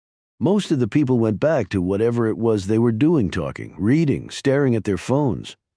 The few who didn't stop staring, though, received a longer stare back from me, the kind with no ambiguity. Mind your own effing business. Back to my shoes. Only for another minute. Another pair of shoes had walked right up to mine. Wingtips. You look like shit, said Bo Livingston. If you're about to tell me that I need to get some sleep, save your breath, I told him. Okay, I won't tell you, he said. Any word on Elizabeth? Nothing, I said. She's still in surgery. I saw what you did. You may have saved her life. We'll see. He sat down in the empty seat to my left only to realize that about half a dozen people were within earshot. That was half a dozen too many. Come with me, he said. The last thing I wanted to do was listen to Livingston, but he clearly had news about something. I followed him out to the hallway, down to an area near a soda machine. We were alone. No one could hear us. Still, he whispered. Doctors won't allow us to question Kingsman yet, he said. You'll want to wait anyway. Why? He's most likely sedated, I said. Any judge, including him, would rule it inadmissible. Good point, said Livingston. He sighed. Fucking Grimes and the Gazette, huh? The story or the fact that they gave no one a heads up, I asked. Both, he said. Could you imagine if they got it wrong? What makes you so sure they got it right? I asked. Chapter 93. That guy you and Elizabeth brought in. Timmets? I got off the phone a few minutes ago with the captain of the 50th, said Livingston. Did the lawyer ever show? I asked. He did, but only after Timmets called him a second time, or so I was told. Not just any lawyer either. It was Peters Xavier. I followed the legal world about as closely as I did cricket matches in Mumbai. But Xavier was a name I knew. The guy was a killer defense attorney, as high profile as they come. The joke I read about him once was that he had to have his suits custom made with a slit in the back to make room for his dorsal fin. Why did he need a guy like that? I asked, although I didn't intend to say the words out loud. It was a reflex. Nonetheless, Livingston had an answer. According to Xavier, Timmets was afraid he might be wrong about his boss. What do you mean wrong? Timmets had told Xavier days ago that he suspected Judge Kingsman might be involved with the dealer killings. He claimed he overheard Kingsman on a payphone in the courthouse. Let me guess, I said. Timmets was afraid to go to the police because he'd be risking his job if it turned out Kingsman was innocent. Exactly. Of course, that doesn't explain the knife in Timmets's car, said Livingston. Now ask me what does. It's not Timmets's car, I said. It's Kingsman's. Livingston looked shocked. How the hell did you know that? Lucky guess, I said. For years, Kingsman has let Timmets borrow the car on the weekends, a perk for his working on the case files, said Livingston. So Kingsman could have easily been the one to leave the knife in the car, I said. Why even bother testing the blood on it, right? The results came in an hour ago, he said. It's AB negative, Jared Loudon's blood type. The rarest of rare blood types to boot, I said. Imagine that. Livingston cocked his head at me. What are you saying? Nothing yet, Bo, at least not to you. Where's Timmets now, I asked. Naturally, Xavier said we had to arrest him or release him, one or the other. We couldn't arrest him. Still, the captain at the 50th put 4 of his guys on him until we know for sure that Kingsman was the dealer. How long ago was that? Around 45 minutes. Did Timmets know about Kingsman being shot? While still at the precinct? I don't know, said Livingston. Why do you want me to find out? Don't bother, I said, but bring Timmets back in. What do you mean? I mean, bring him back in. I told you, Reinhardt, we can't arrest him. I don't think you're going to have to worry about that, I said. Just make the call. Chapter 94, I walked back to the waiting room and began staring at my shoes again, and that drop of Elizabeth's blood. 10 minutes later, Livingston's wingtips appeared again. How did you know? He asked. Same as before, I said. Lucky guess, bullshit. He sat down. He no longer cared who heard him. Word just came in. Timmets had gone home, and then out to a supermarket after leaving the precinct. One officer had the front entrance. Another had the back. 2 others followed him inside. Somewhere along the way, they lost him. A supermarket? He must have known he was being followed. Gee, you think? Livingston's phone beeped, and he looked at the screen. By the way, his jaw tightened. I could tell it was a text from the mayor. "He wants you back at City Hall pronto, right?" I asked. "He's demanding to know what's going on." "Yeah," said Livingston, "and you're coming with me?" "The hell I am," I said. "I'm staying right here." He knew he wasn't going to persuade me otherwise, not while Elizabeth was fighting for her life. "Fine," he said. "I'll be coming back then." Duly noted. Livingston left in a huff. I actually smiled, if only because it made me think of how Elizabeth would have been smiling. She would have loved to have seen me piss him off like that. What she wouldn't have loved, though, was the thought of my sitting here and doing nothing while Timmets was out there, whereabouts unknown. I could almost hear her voice saying what I was thinking, putting it together. Timmets didn't really call his lawyer from Kingsman's house, did he? He wanted to wait until we knew about Grimes's front-page story, and that could only mean one thing. He was Grimes's source. I quickly stepped out to the hallway again, dialing Grimes's number at the Gazette. 3 rings felt like an eternity. "No, he's not in," said the young woman who answered his line. It was Grimes's assistant. I could tell she knew my name when I gave it to her. "Are you sure he's not there?" I asked. "Very sure," she said. "He said he's working from home today. You spoke to him? He told you that?" "Yes, he called about half an hour ago," she said. "Why?" Chapter 95 in the movies. A father working for the CIA would never want his son to follow in his footsteps.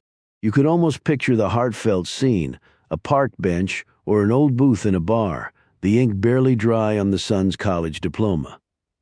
There would be long stares, furrowed brows, and the perfectly scripted dialogue about the risks being too great. Life ain't the movies, at least not my father's life. Besides, he hates the movies. As he once told me, who needs to watch some made-up crap when you can soak up the real-life stuff? Not only did my father not have a problem with my working for the CIA, he also recommended me. There was one caveat, though: words to live by. Literally, sometimes they'll have you do something crazy. Other times they'll have you do something stupid. Just don't ever let 'em make you do crazy and stupid at the same time. I never did.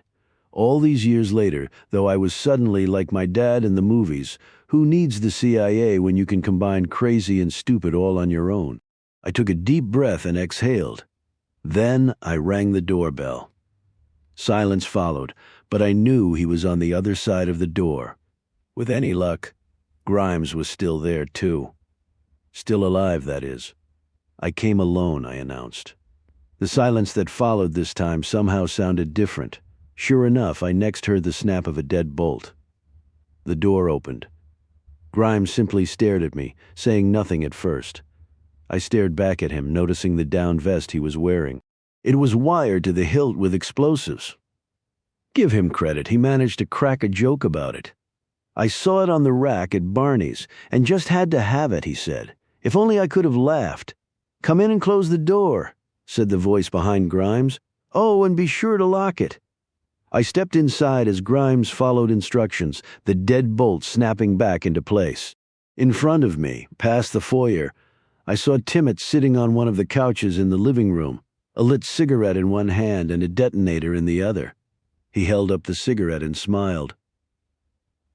"I know these things will kill you, right?" Grimes walked past me, sitting down in an armchair kitty-cornered at Timmets. In front of the chair on a glass coffee table was an open laptop. "What are you writing, Grimes? And what's with all the scribbled pages spread out around you?" "You should sit as well, Professor," said Timmets. He was dressed in a black suit now with a white shirt open at the collar. He was freshly washed and scrubbed, a shine to his face. However, he managed to elude the cops tailing him. He apparently never broke a sweat. I walked the length of the living room, settling into the couch opposite his. All I knew was that I wanted to be facing him, and the detonator. The thing was the size of a roll of quarters, with Timmets's thumb resting on top of the pressure release, aka the dead man's switch, which was surely linked to the vest via Bluetooth. All in all, easy to make if you know how. Thanks a lot, Internet. There are 2 types of serial killers: those who want to get caught and those who really want to get caught. "You never intended to get away with this, did you?" I asked. Timmets took a drag off his cigarette, ignoring the question. "This is quite an apartment," he said, glancing around. "Don't you think?" Grimes had clearly done well for himself. High ceilings, sleek furniture, gallery-quality artwork, the ultimate bachelor pad. It's very nice, I said. Timmets smiled again. Who says crime doesn't pay? I glanced over at Grimes as he forced a smile. His strategy was clear. Go along, get along, and maybe get to live. At least answer me this, I said. My eyes locked on Timmets and the detonator. Have you been planning this moment all along? It crossed my mind, said Timmets. More than crossed, I said. I've learned you leave nothing to chance. Almost nothing, that is. He knew exactly where I was heading. Yes, our grieving widow this morning, he said. I nodded. A wild card, right? Yeah, said Timmets. He leaned forward, his thumb twitching on the detonator. I hate wild cards. Chapter 96. My mind raced with thoughts of Timmets's childhood. Possible OCD, anger issues, a stunted internal conscience. None of it mattered, though. Not now, he was on a couch, but it was too late for therapy. Still, there was a mind to pry, answers to get. Judge Kingsman is only good to you alive, isn't he? I asked. Of course, said Timmets. You want him healthy and on display, an innocent man jailed for all the guilty people he set free, I said. That wouldn't make him innocent now, would it? Exactly the point you wanted to make, I said. Well, if we're laying all our cards on the table, said Timmets, I don't need a conviction. The indictment would be enough. But would it be the end? I asked. Would you be done killing? Do I look like I'm done? He asked. Timmets leaned back into the couch again, crossing his legs. He was calm, too calm. What happened this morning simply means we speed things up a bit. Clever of Alan here, though, the way he signaled you. Not clever enough, apparently, I said. According to an interview in The Observer a few years back, said Timmets, the infamous Alan Grimes never writes his column at home. He's always out and around the town somewhere. He brags about it too, like it somehow makes him more of a New Yorker. Had you read the same interview, Professor? No, I heard it straight from the source, I said. Timmets smirked. I rest my case. He turned to Grimes. We'd both been talking about him as if he weren't in the room, he wished. Of course, there's a first time for everything, right? How's it looking so far, Alan? So that's what Grimes was writing. Timmets was using Grimes's column as a mouthpiece, a chance to tell the world his side of the story.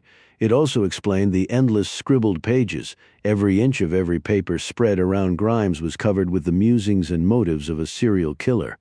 The dealer had his own manifesto. Grimes tilted the screen of his laptop, gazing at what he'd written. Or was it transcribed? I think it's what you want, he said. I had a real bad feeling about where this was all heading. I could picture it, the scenes flickering in my head, like a movie. Grimes finishes the piece, hits, send to email it to the Gazette, and Timmets thanks him for his time before bidding us both adieu. That damn detonator keeps our asses plastered to our seats right up until the moment that Timmets, along with Elvis, has left the building.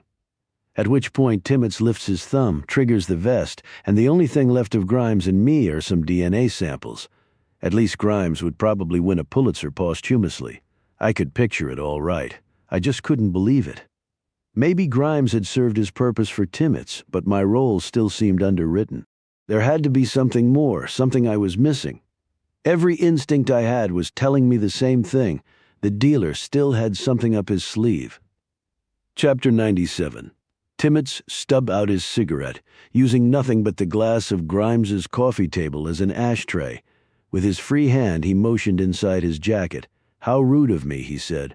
Would you like a smoke, Professor? That depends, I said. Will it be my last? I haven't decided yet, he answered. I think you have. You do, huh?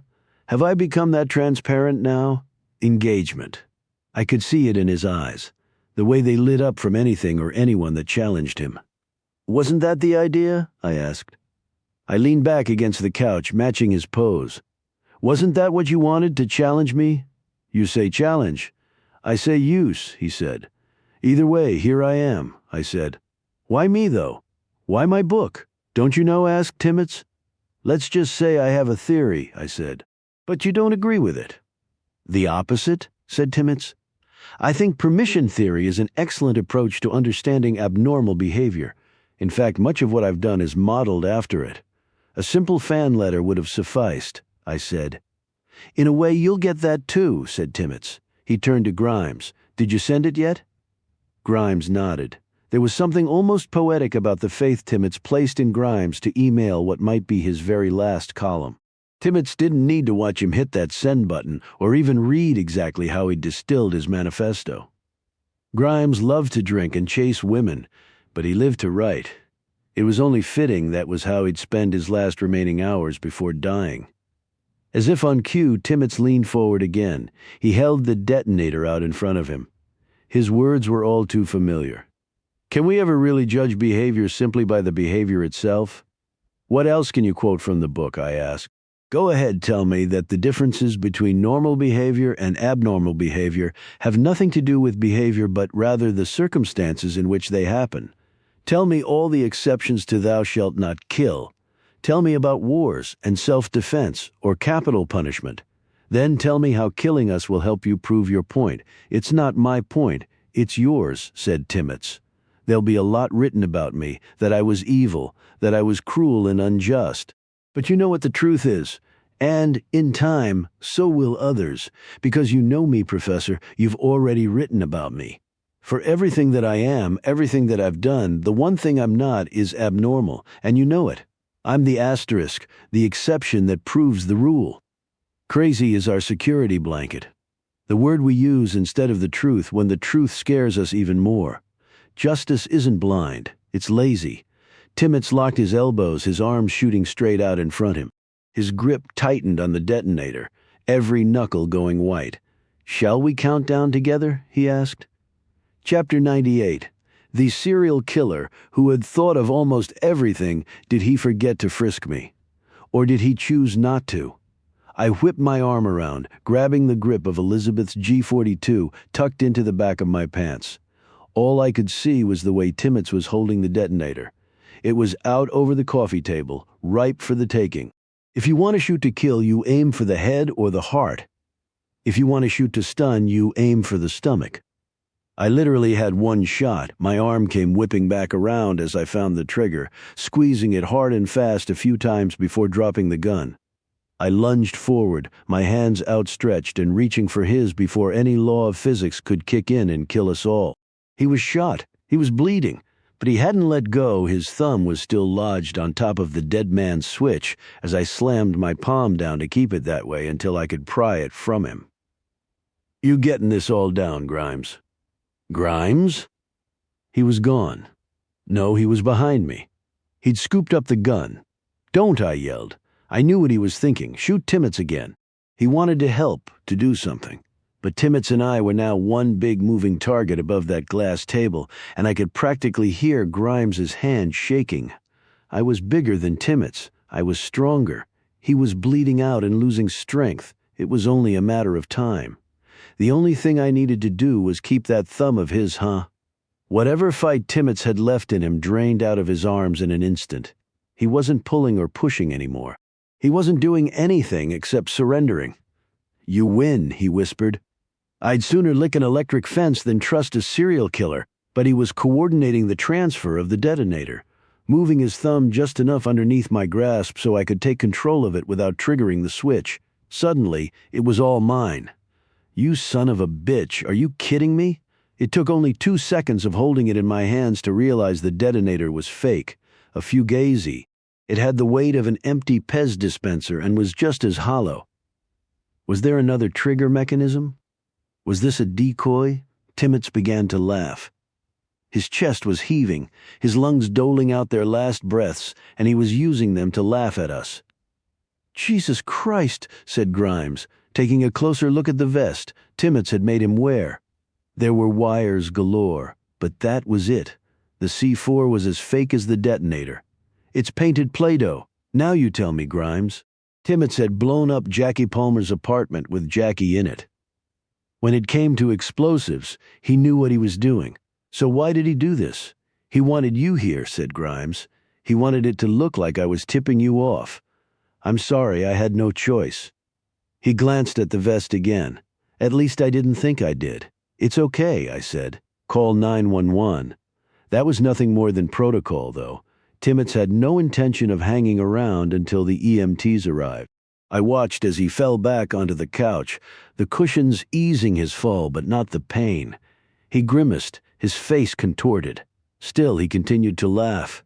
Then, of all things, he began to sing, and of all songs it was "Take Me Out to the Ball Game." He could barely get the words out. "Buy me some peanuts and Cracker Jack. I don't care if I—" The words stopped. There was no more singing. There was no more breathing. Tomorrow's front-page headline lay there motionless on the couch, his head slumped to the side. "H.E.'s the real dealer. And he's dead." Chapter 99 Rules are rules. No one was allowed to see Elizabeth in the ICU at Manhattan South Hospital after she came out of surgery, not even her immediate family, even if they had arrived. Her sister was still en route from Boston, and her mother's flight from Seattle was almost 3 hours from landing. The phrase often heard is, "critical but stable condition." Elizabeth was in only one of those conditions, critical. She had lost a massive amount of blood. Her heart rate was too low and she was barely conscious, but she was alive. "You should have told the nurse that you were her brother," said Tracy.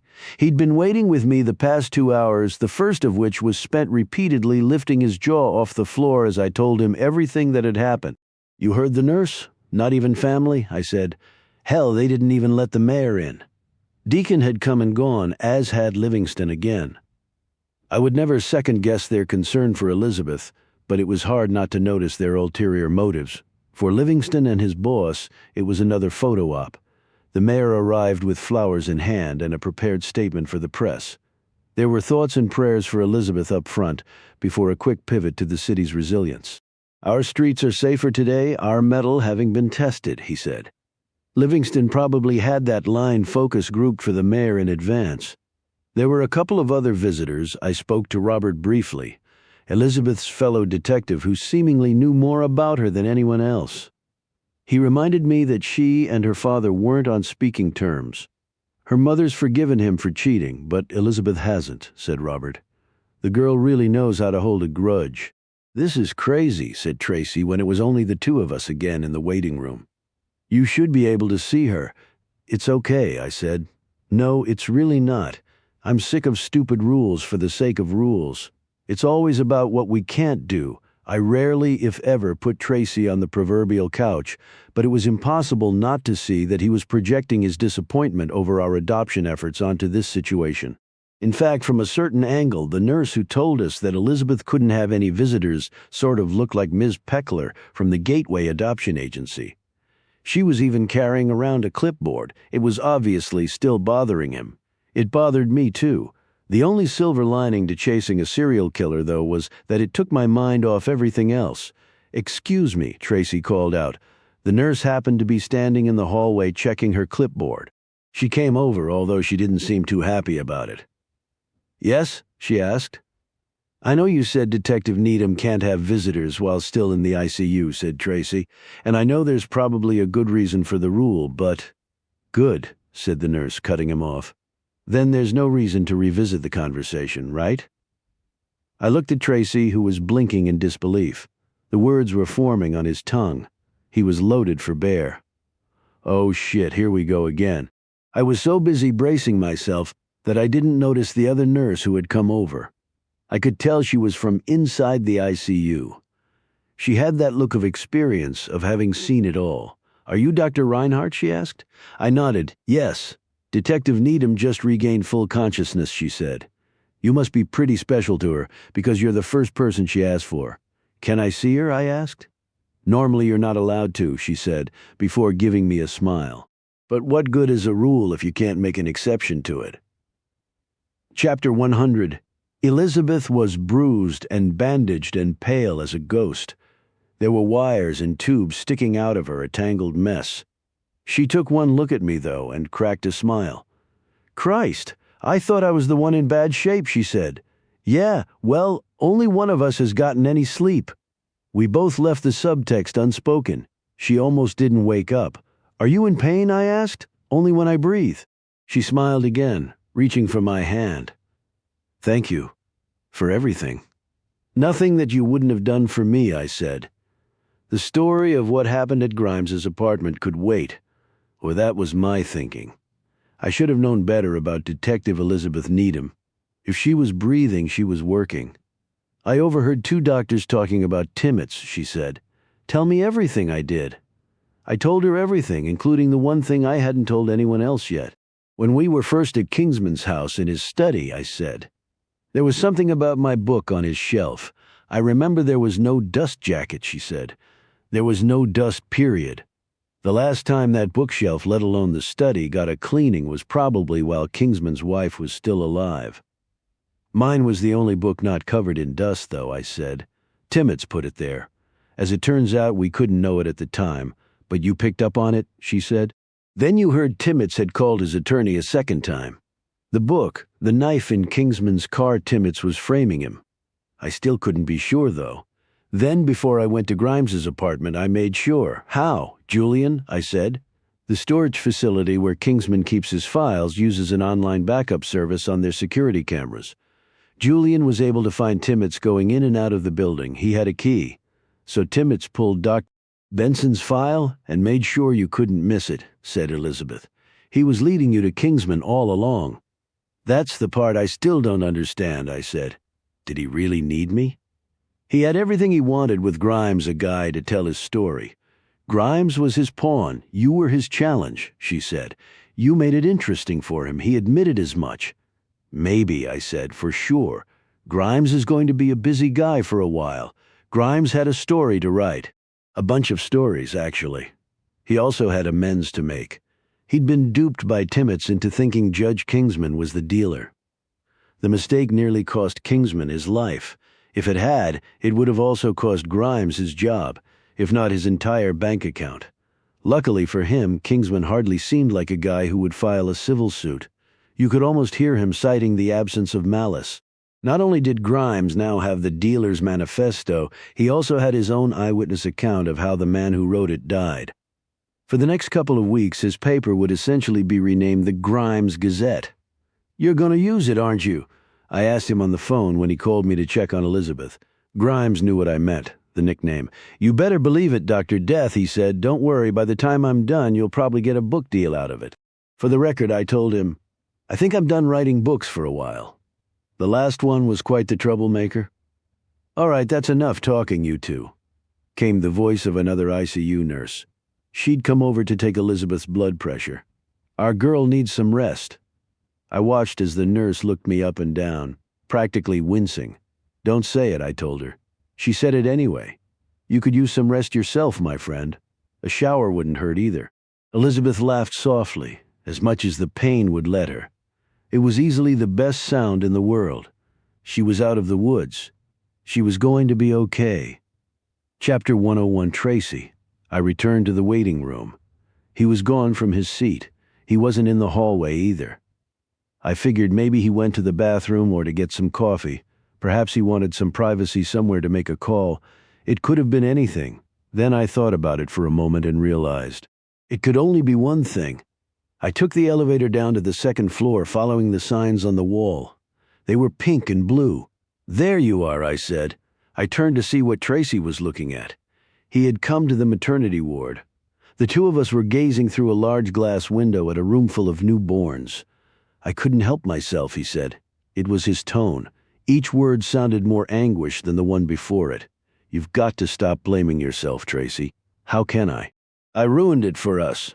No, you didn't. I know you want to believe that, he said. You're trying so hard to convince yourself it wasn't my fault. I don't need any convincing. I was there. I turned so he could look at me. I wanted him to see my face, my eyes, to know that I was telling the truth. He kept staring straight ahead, though, and in the silence that followed, I got the sense that I was missing something. This was about more than our adopting a baby. This was about us. You have feelings for her, don't you? He asked. Don't be silly, I said. I'm not being silly, he said. Be honest. Why would you think that? I was there too, he said. I heard the nurse. Elizabeth wakes up, and you're her first thought. Tracy, look at me, I said. He finally did. Of course I have feelings for her, but it's different. They're not the same feelings I have for you, that I'll always have for you. He looked into my eyes. He could see the truth. I'm sorry, I guess I just needed to hear you say it. It's okay, I assured him. He smiled. She is pretty good looking, I have to admit. Yeah, if I were straight, I'd be all over her, I said. Yeah, me too, he said. It felt good to laugh. It felt even better to hear Tracy laugh. He turned back to the window, pointing. You see the one in the back row? I followed the line of his finger. Second from the right? Yes, he said. Are you thinking what I'm thinking? A healthy baby boy, very healthy, was fast asleep in his bassinet, his chubby round face all scrunched up. His little blue cap had slid off his head, revealing not a stitch of hair. Uncle Fester from the Addams Family, I said. Tracy laughed again, totally right. Another classic TV show, by the way. How did I know you were going to say that? Because you know me all too well. I do, said Tracy, don't I? Yes, I said, taking his hand. You do. Chapter 102. I never understood the expression sleeping like a baby. All the babies I've ever known or heard about slept like alarm clocks, waking up their parents every few hours without fail. How did you sleep? Asked Tracy late the next morning. Like a log, I answered. Logs make much more sense. They lie there and don't move. That was me. 10 hours of blissful sleep, followed by a shave, a shower, some coffee, a bagel, and some more coffee. Elizabeth had been moved out of the ICU. I checked in with her briefly. Her mother and sister were with her, and I told her I'd stop by later in the afternoon after I picked up my bike from the 50th precinct. Have you watched any of the news on TV, she asked. No, not yet, I said. What about the Gazette? Have you seen it? Do I want to? I don't know, Dr. Death. Personally, I think your ego was too big to begin with, she said. I hung up and checked out the online edition of the paper on my laptop. Grimes was true to his word on both counts. 1, I had a new nickname whether I liked it or not. 2, he made me look good. Of course, the better I looked, the better he looked. In fact, the way he described hunting down the dealer, one would think that Elizabeth and I were attached to him at the hip. Even Brian Williams would have snickered at that. To his credit, though, Grimes took sole responsibility for getting the story wrong about Kingsman. He could have hid behind the Gazette and its editors, but he stepped up and shouldered all the blame. Multiple witnesses had seen a man wearing Kingsman's fedora and duffel coat, the one with the toggle buttons in the building where Reginald Hicks lived. He was the supposed contract killer Kingsman had hired and subsequently murdered to cover his tracks. It was Kingsman's fedora and coat, all right, only it was Timmett's wearing them.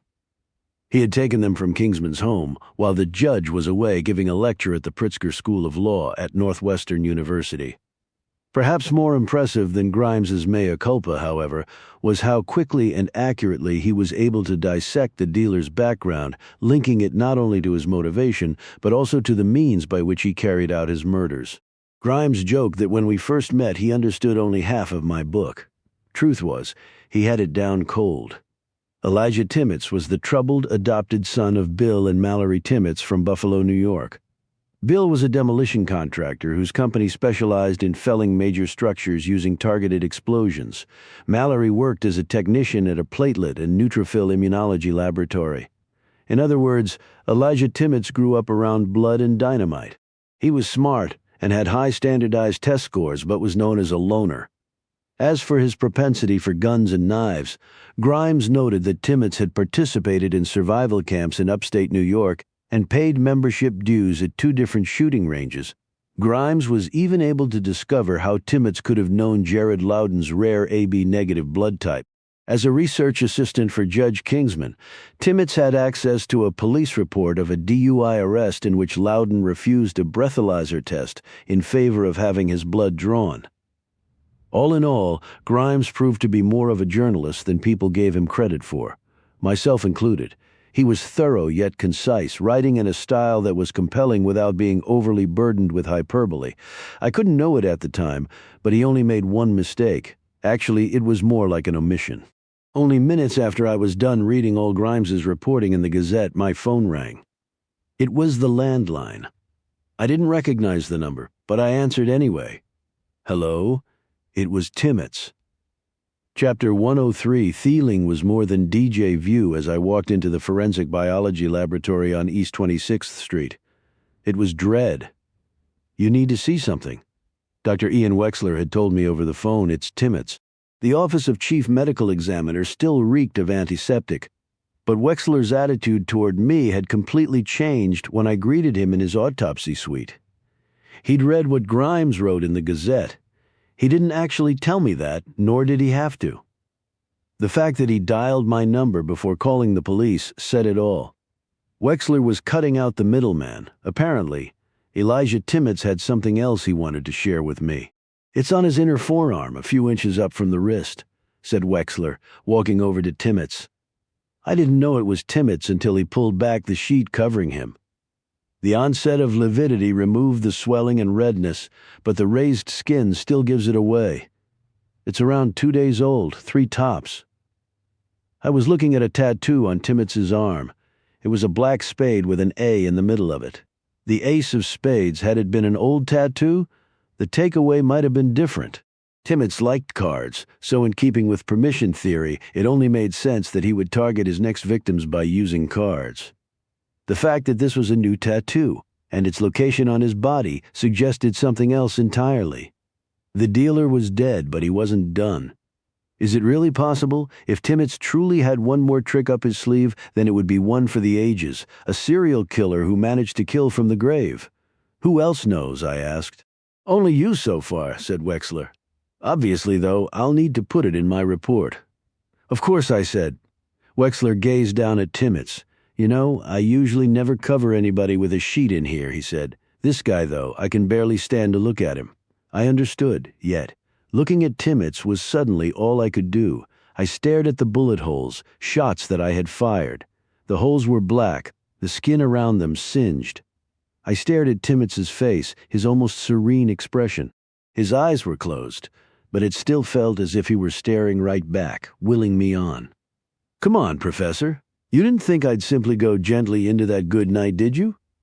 This was his plan from the very beginning. He always intended to die for his cause, but this part didn't make sense. He was hell-bent on exposing Judge Kingsman for being a pawn of an unjust legal system. Mission accomplished. Grimes wrote about it ad nauseum in the Gazette, so why kill someone else? Who was the ace of spades? Most of all, how could Timmets do it while lying here on this slab? That's for you to figure out, Professor. This is really why I chose you. Chapter 104, Tick-Tock. With a picture of the tattoo on my cell phone, I was quickly in a cab again and heading north to the 50th precinct to retrieve my bike. The other destination was on my way. I was going to stop back at Kingsman's house in Riverdale. All things considered, the judge had gotten lucky. As Elizabeth could attest to, Emily Loudon wasn't exactly a crack shot. The bullet that hit Kingsman got him cleanly in the arm. It was in and out and only flesh, no bone.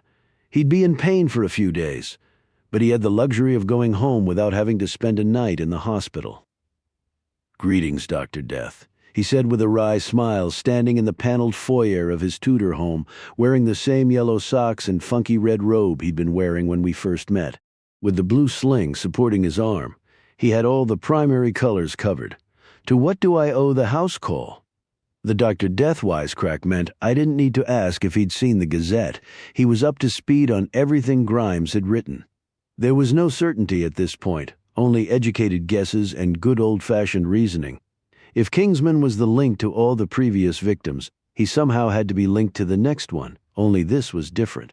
Why would Timmets wait until after he framed Kingsman if the ace of spades were simply another one of his cases? Of course, logic isn't always the strong suit of serial killers. For one reason, and one reason only, I didn't begin by showing Kingsman the photo of the tattoo or even mention it. Timmets turned out to be the dealer, but that didn't explain where Kingsman had gone the night Timmets was at his house. It was nagging at me. I was curious. When Kingsman hesitated after I asked him, I was really curious. "I spent the night at the Harvard Club," he said. "I was spooked when you and Detective Needham came to talk to me. Even though I didn't think I was the Queen of Hearts, I live alone and didn't feel safe." Fair enough, but the Harvard Club?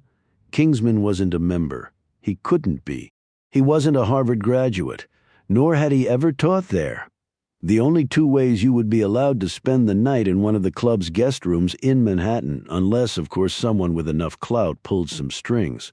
Beau Livingston, Mayor Deacon's chief of staff, went to Harvard, I said. Did you know that? Kingsman's previous hesitation now seemed like a blip. This was a full-on freeze-up. The judge was hiding something. Yes, I did know that, said Kingsman finally.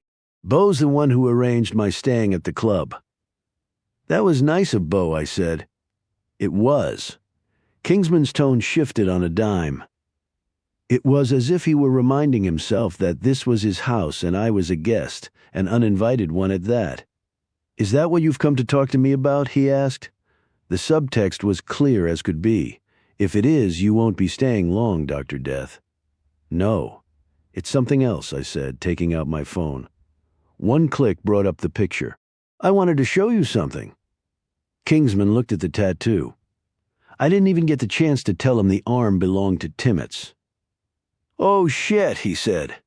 He rolled up the right sleeve of his red robe, showing me the same tattoo. He wants you dead after all, I said. No, said Kingsman. It's not me. He told me why, then. He told me who. There was another ace of spades. Oh, shit, I said. Chapter 105, the basis for any murder. Motive and means. Kingsman had said enough for me to figure out the motive. Now, it was all about the means. How does Timmets kill the mayor of New York City? Tell him it's urgent, I yelled into my cell phone while breaking around half a dozen traffic laws at the same time. I was going 90 on a motorcycle without my helmet so I could talk on the phone while weaving in and out of traffic on the West Side Highway. I'm sorry, he's not available, said Deacon's assistant. I could barely hear her with the wind whipping past my ears. What about Livingston? Is he in his office? What did you say your name was again? She asked. Reingold? For Christ's sake, Dylan Reinhardt. Oh, of course, Dr. Reinhardt, she said. Nice to know she was up on current events. It's not like she worked at City Hall or anything. Her knowledge of who I was at least got me what I needed, the mayor's whereabouts. Livingston was with him, only I could still barely hear her. Say that again. Where are they headed? I asked. In my mind, all I could see was the pain on Kingsman's face when I pressed him about his relationship with the mayor. He didn't want to tell me anything, but he had to. He always had his friends back. The two were among a handful of Air Force pilots who called themselves the Black Aces based on the Black Ops missions they flew in Lebanon during the mid-1980s. Kingsman was one. Edward Edso Deacon was another. All of them had the same tattoo, and their bond was thicker than blood after all. They had secrets they couldn't even share with their closest family members. Decades later, long after their flying days were done, Kingsman and Deacon apparently racked up a few new secrets. Timmets had discovered what they were. That's all I can tell you, said Kingsman. He wasn't about to incriminate himself. It was enough, though. I shot between a Prius and a Range Rover, the southbound traffic on the highway slowing to a crawl near Midtown, pressing my phone even harder against my ear. I was just able to make out what the mayor's assistant was saying. She, too, was practically yelling, to Queens, throwing out the first pitch. Citi Field. How long has it been on his schedule? I asked. I'm not exactly, at least a couple of... Did you say days? No, she said, weeks. She was saying something more, but I'd stopped listening. I couldn't help it. The only thing in my head now was Timmets. He was dying on the couch in Grimes's apartment, dying and singing, "Take me out to the ball game." I cranked my right wrist, maxing the throttle, the wheels on my bike jerking forward as I swung out to the narrow shoulder, blowing through the red light at the 42nd Street exit before darting in front of the oncoming traffic to cut across Midtown, heading east for Flushing, Queens. Were there any more laws I could possibly break? Hell yeah. I was just getting started, Chapter 106. Jesus Christ, mate. You sound like you're in a wind tunnel, said Julian. It was actually the Midtown Tunnel. I was halfway through it, weaving in and out of both eastbound lanes like a guy with a death wish. Between my phone and the throttle, I didn't have a free hand to flip my middle finger to all the cars honking at me. I need you to check something, I said. Check, Julian said, laughing. He knew I meant hack. Administrative payroll for the New York Mets, I said. Elijah Timmets. You got it, he said. 1 minute. Julian's special talents aside, or maybe because of them his next greatest asset, was the ability to ignore human impulses. For example, anyone else would have asked, "What's going on?" or "Why do you need to know if the dealer ever worked at Citi Field?" If I was the one asking, that's all he needed to know. The details could come later over a bottle of very expensive whiskey. My treat, Julian had asked for a minute. All he needed was half that. No, he said, coming back on. No Timmets with the Mets. The entire payroll. Unless he was an intern. No, that wouldn't make sense. Wait, there's something else I could try, he said. What? I asked. But that was my human impulse. Stupid question. Got it, said Julian. Another half-minute later. They farm out some of their overnight security, a company in Queens called Guardian. Timmets started there 6 months ago. Anything else? Yeah, I said. One more thing. In 2006, Alexander Litvinenko, a former officer with the FSB, Russia's version of the CIA, died in London from acute radiation poisoning after being exposed to polonium-21 It didn't happen by accident. Whoever did it never wanted to be caught, and to this day he still hasn't been. Rest assured that the culprit wasn't a serial killer. If you wanted to kill someone from the grave, one man and one man only, and he's about to throw out the first pitch at Citi Field in 10 minutes, how do you do it? I asked Julian. Are we talking about Elijah Timmets, the son of a demolitions expert? If we are, you do it the same way I know that at this very moment you're on Northern Boulevard, exactly 4/10 of a mile from the stadium, said Julian. Make that 3/10 now. Then, with one more sentence, he explained exactly what he meant. I hung up with Julian, shoving my phone away to get the maximum RPM from my bike, the first glimpse of Citi Field up ahead. Forget that bottle of expensive whiskey, Julian. You, my friend, are getting a case, and then some. Chapter 107. Hey, you can't park there! That was the first cop chasing me after I sprinted from my bike. The second was the one who saw me hurdle the turnstile into the stadium without breaking stride. Neither was fighting in his desired weight class, to put it mildly. But they were able to stay close on my heels because the people crowding the walkways, still making their way to their seats, were blocking my path. I was back to weaving in and out of traffic again, only now on foot. Tick-tock. I didn't need to check the time because I could hear the public address announcer asking everyone to stand for the national anthem. I had 2 minutes at most to get to the mayor. Every year you can bet the over-under in Vegas on the length of the national anthem performed at the Super Bowl. The average for the past 10 years has been 1 minute and 57 seconds. As a Mets fan, I knew Citi Field pretty well. Even if I didn't, I'd still know where I was heading. Deacon would be coming out of the home dugout along the first baseline, immediately after the anthem. Right up until then, he'd probably still be taking his practice throws in the batting cages near the clubhouse.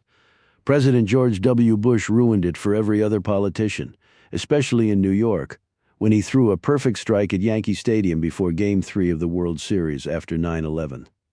He threw it from the mound and didn't cheat it by a foot. There was no way Deacon would attempt anything different. He'd throw it from the mound, too, the bombs bursting in air. Whoever was singing the anthem was getting close to the end. I kept running and weaving, stealing glances at every section opening to see where I was in relation to the field. I had to time the turn just right. Damn, up ahead I could see 2 cops running toward me. Word was out there was a crazy Mets fan on the loose. What they didn't know was that I was a New York Knicks fan as well. Time for the pick and roll. Slashing toward a concession stand, I drew the cops toward me, waiting until the last possible moment to spin around them, a condiments table running interference for me. Thank you, mustard, ketchup, and sauerkraut. Stop him, I kept hearing. No one could, though, not yet. I passed another section opening, spying the end of the Mets dugout down by the field. On a dime I turned, blowing past the guy in charge of checking tickets to race down the steps. Or the land of the free. I had a clean shot over the railing, catapulting myself over it and onto the field. No less than half a dozen police and security guards were on my tail down the aisle, with more coming at me from every angle. The one who finally got me, though, was the cop in the dugout the second I tried to reach the tunnel to the clubhouse. He was definitely fighting in his weight class. There was no evading him. "Gotcha, you son of a bitch," he said, slamming me down, chapter 108. "Get the mayor," I said. "Tell him it's Dylan Reinhardt." The crowd roar drowned me out, though. The anthem had just ended. I'd been all over the news, but no one was about to recognize me with my face smushed hard against the concrete floor of the dugout. I was surrounded by arms and elbows, all of them angry and eager to keep me down. There was a heel digging into the back of my neck. "The mayor?" I tried again. "He can't go out to the mound." The crowd was still too loud. The only voice that rose above it belonged to one of the cops hovering over me, who instructed the rest. "Get him the hell out of here," he barked. I got scooped up into a headlock, my feet barely touching the ground as they carried me through the tunnel leading into the bowels of the stadium. The crowd noise dimmed, overtaken by the echoing voice of the public address announcer asking everyone to welcome a special guest to throw out the ceremonial first pitch. Immediately to my left, a door burst open. The mayor, surrounded by a posse of guards and staff, came walking out in a shiny blue Mets jacket as I passed by. I tried to call out to him, only to get a thick, heavy hand from one of the cops slapped over my mouth. From the corner of my eye, I saw my last chance. Livingston was bringing up the rear, busy looking at a folder. No way he was going to see me unless... "Fuck!" the cop cried out, pulling away his hand in pain. I'd bitten the hell out of his finger. "Livingston, it's Reinhardt!" I yelled as loud as I could. He couldn't see me, but he heard me. "Wait," he said. "Stop!" The cop stopped as Livingston walked over, confused. He knew enough, though, to tell them to let go of me so I could explain. Only there was no time. The crowd roared again, albeit with a smattering of boos mixed in, as Deacon exited the dugout. I could see over Livingston's shoulder as the mayor stopped for a moment to turn and wave, holding up a baseball in his other hand. Then he was gone, heading to the mound. That made two of us. Without a word of warning, I shoved my way past Livingston, bolting back toward the dugout. I could hear the snapping sounds of hands on leather as the cops reached for their holsters, but there were too many people still lingering in the tunnel for a clean shot. Springing into the dugout, I launched myself up the steps and onto the field, the mayor about to step over the chalk of the first base line. I could hear the crowd gasp as I lunged in the air, tackling Deacon hard to the ground. He didn't know what had hit him or who, as he rolled under my grasp, his first instinct being to get the hell away. I wouldn't let him. Every cop with every gun, every photographer with every lens, they all ran toward us. Deacon was livid. "Reinhardt, what the—" "Give me your phone, Mr. Mayor." I said. "My what?" "Your phone, give me your phone." Deacon hesitated, and the cops began to close in. Call it faith or call it curiosity, but he raised a hand for them to stand down. With his other hand, he reached into his pants pocket, giving me his cell phone, assault and battery on the mayor of New York City, in front of more than 40,000 people would normally require some explaining. But in the words of Mark Twain, actions speak louder than words. Tonight, ladies and gentlemen, Dr. Death is throwing out the first pitch. I turned and heaved the mayor's phone toward the pitcher's mound, directly at the rubber. It was a bit high and outside, but close enough to make my point. Boom! The mound exploded with the force of a grenade, everyone on the field taking cover. All they got on them, though, was some flying dirt. Elijah Timmets, the man who would forever be known as the dealer, had figured out a way to remotely detonate a bomb while being nowhere close to his intended target, in his case, as far away as hell. "With GPS, your cell number can trigger anything," said Julian. Ultimately, the reporters would all ask me the same question: how did I know? The worst part was that I couldn't give credit where credit was due. Not that Julian Bird would care one lick. Anonymity is the hacker's code. He was always fond of telling me. How did I know? A little birdie told me was all I'd say. Then I wouldn't say anything more. Chapter 109. "Where are you taking me?" asked Tracy. We were in the back seat of a cab heading across Central Park to the Upper East Side. Tracy didn't recognize the address I gave the driver, nor should he have. "You'll see," I said. Earlier that morning I was far less coy with the mayor and his chief of staff, Edso Deacon Bo Livingston, and I had a cozy little breakfast at City Hall. Deacon had eggs, Livingston had oatmeal, and I had all the leverage in the world. Figuring out what Timmets had on Judge Kingsman and the mayor was as easy as following the money. It always is. Kingsman wasn't crooked. It was more like bent. He was so blinded by his history with Deacon, the bond they shared, that he was willing to grant a mistrial in a case involving criminal negligence on a construction site operated by Deacon during his commercial real estate days. In return, Deacon, through a PAC and a couple of shell companies, essentially bankrolled two of Kingsman's re-election campaigns to the New York State Supreme Court. Of course, it would have probably taken me months to piece all that together. Thanks to Timmets, it only took 3 days, UPS 3-day shipping, to be exact. In keeping with the dealer's knack for sending packages, I received all his evidence timed perfectly. Or so he had planned after the mayor was supposed to have died at Citi Field. "What are you going to do with it?" asked Deacon. "The same thing you're going to do with whatever you dug up on me," I said. "Nothing." Some people would argue that I had a civic duty to go public with the information. It's a fair argument. The problem is that life sometimes makes you choose between the lesser of two evils. Simply put, the people who would benefit from knowing my role in the CIA during my supposed fellowship at the University of Cambridge would make Deacon and company look like choir boys. But that's a story or two for another time. "Anything else?" asked the mayor. He was all but assured re-election thanks to his surviving an assassination attempt, provided that the motives for the attempt never saw the light of day. He was doing everything in his power to make sure they didn't. "Yes, one more thing," I said. "You're now going to tell me what Elizabeth had the integrity to keep to herself. Why did you originally have her transferred to your security detail? Life can often be messy and mystifying. As when an attractive young detective gets what looks like a promotion only to discover that she was assigned to the mayor in order to provide cover for an affair he was having. She could quit or go to the press, but either action would mean that she wouldn't get to do what she always wanted to do: serve and protect. So she stayed quiet, convinced ultimately that all the people she'd be able to help over time were far more important than one politician who couldn't keep it in his pants. She was right." The cab driver pulled up to the brownstone on East 74th Street. I paid the fare as Tracy stepped out, still without a clue as to why we were there. We walked up the steps, and I rang the doorbell. Seconds later, the door opened. "Right on time," said Barbara Nash. "Come on in." The head of the Gateway Adoption Agency welcomed us into her home. A pair of golden retrievers with red bandanas around their necks happily greeting us right behind her. Behind them was Ms. Peckler.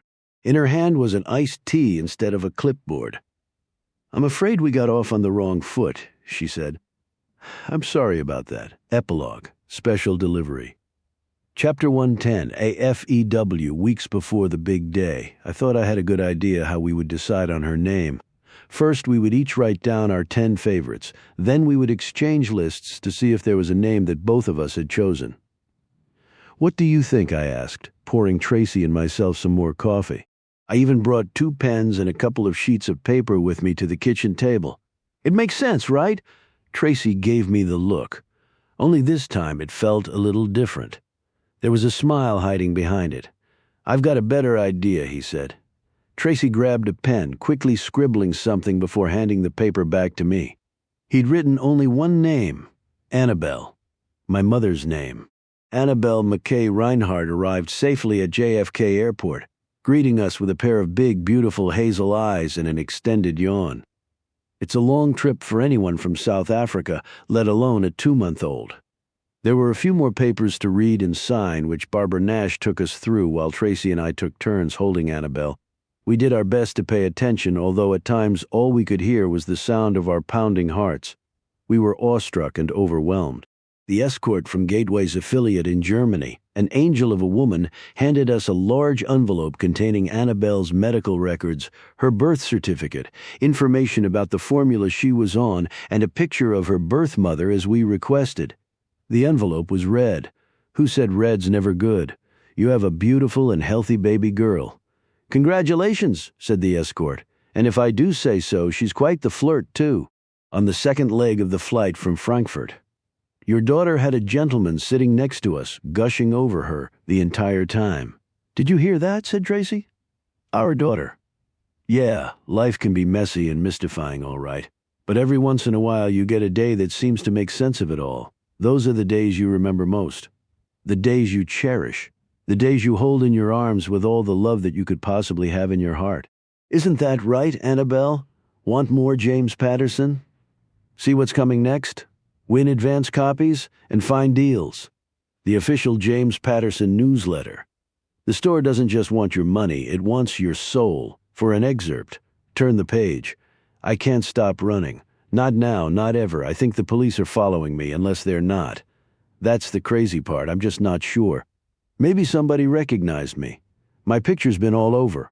I bet someone called the NYPD and said, "There's a crazy guy, about 45 years old, stumbling around Soho on Prince Street. Wild man eyes. You'd better get him before he hurts himself. They always say that before he hurts himself." Like they care. That crazy guy is me. And if I had seen me, I would have called the cops too. My dirty blonde hair really is dirty and sweaty from running. The rest of me, I feel like hell and look worse. Torn jeans, not hip, just torn. Dirty army green t-shirt. Dirty classic red and white Nikes. Dirty is the theme. But it doesn't really matter. All that matters right now is the box I'm carrying. A cardboard box held together with pieces of string. What's in it? A 410-page manuscript. I keep running, I look around. So this is what Soho's become: neat and clean and very rich. Give the people what they want. And what they want is Soho as a tourist attraction, high-tech gyms and upscale restaurants. Not much else. The cool buy-in-bulk underwear shops and electronics stores selling 1950s lighting fixtures have all disappeared. Today you can buy a $500 dinner of porcini mushroom foam with frozen nettle creamy beurre LE, but you can't buy a pair of jockey shorts or a Phillips head screwdriver or a quart of skim milk. I stop for a moment in front of a restaurant. The sign says, "Pork et flageolets." The translation is high school, easy pork and beans, adorable. Just then I hear a woman's voice behind me. That's got to be him. That's the guy, Jacob Brandeis. I turn around.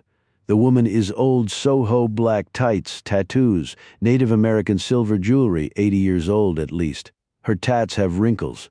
She must have lived in Soho since the Dutch settled New York. "I'm going to call the police," she says. She's not afraid of me.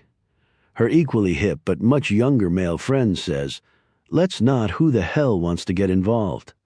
They deliberately cross the street, and I hear the woman speak. I have to say he is really handsome. That comment doesn't surprise me. Women like me a lot. Okay, that's obnoxious and arrogant, but it's true. The old gal should have seen me a few years ago. I had long, dirty blonde hair, and, as a girl in college once told me, I was a hunky nerd. I was, until all this shit happened to me and wore me out and brought me down, and the old lady and younger man are now across the street. I shout to them. "You don't have to call the cops, lady? I'm sure they know I'm here." As if to prove this fact to myself, I look up and see a camera-packed drone hovering above me, recording my every step. How could I have forgotten?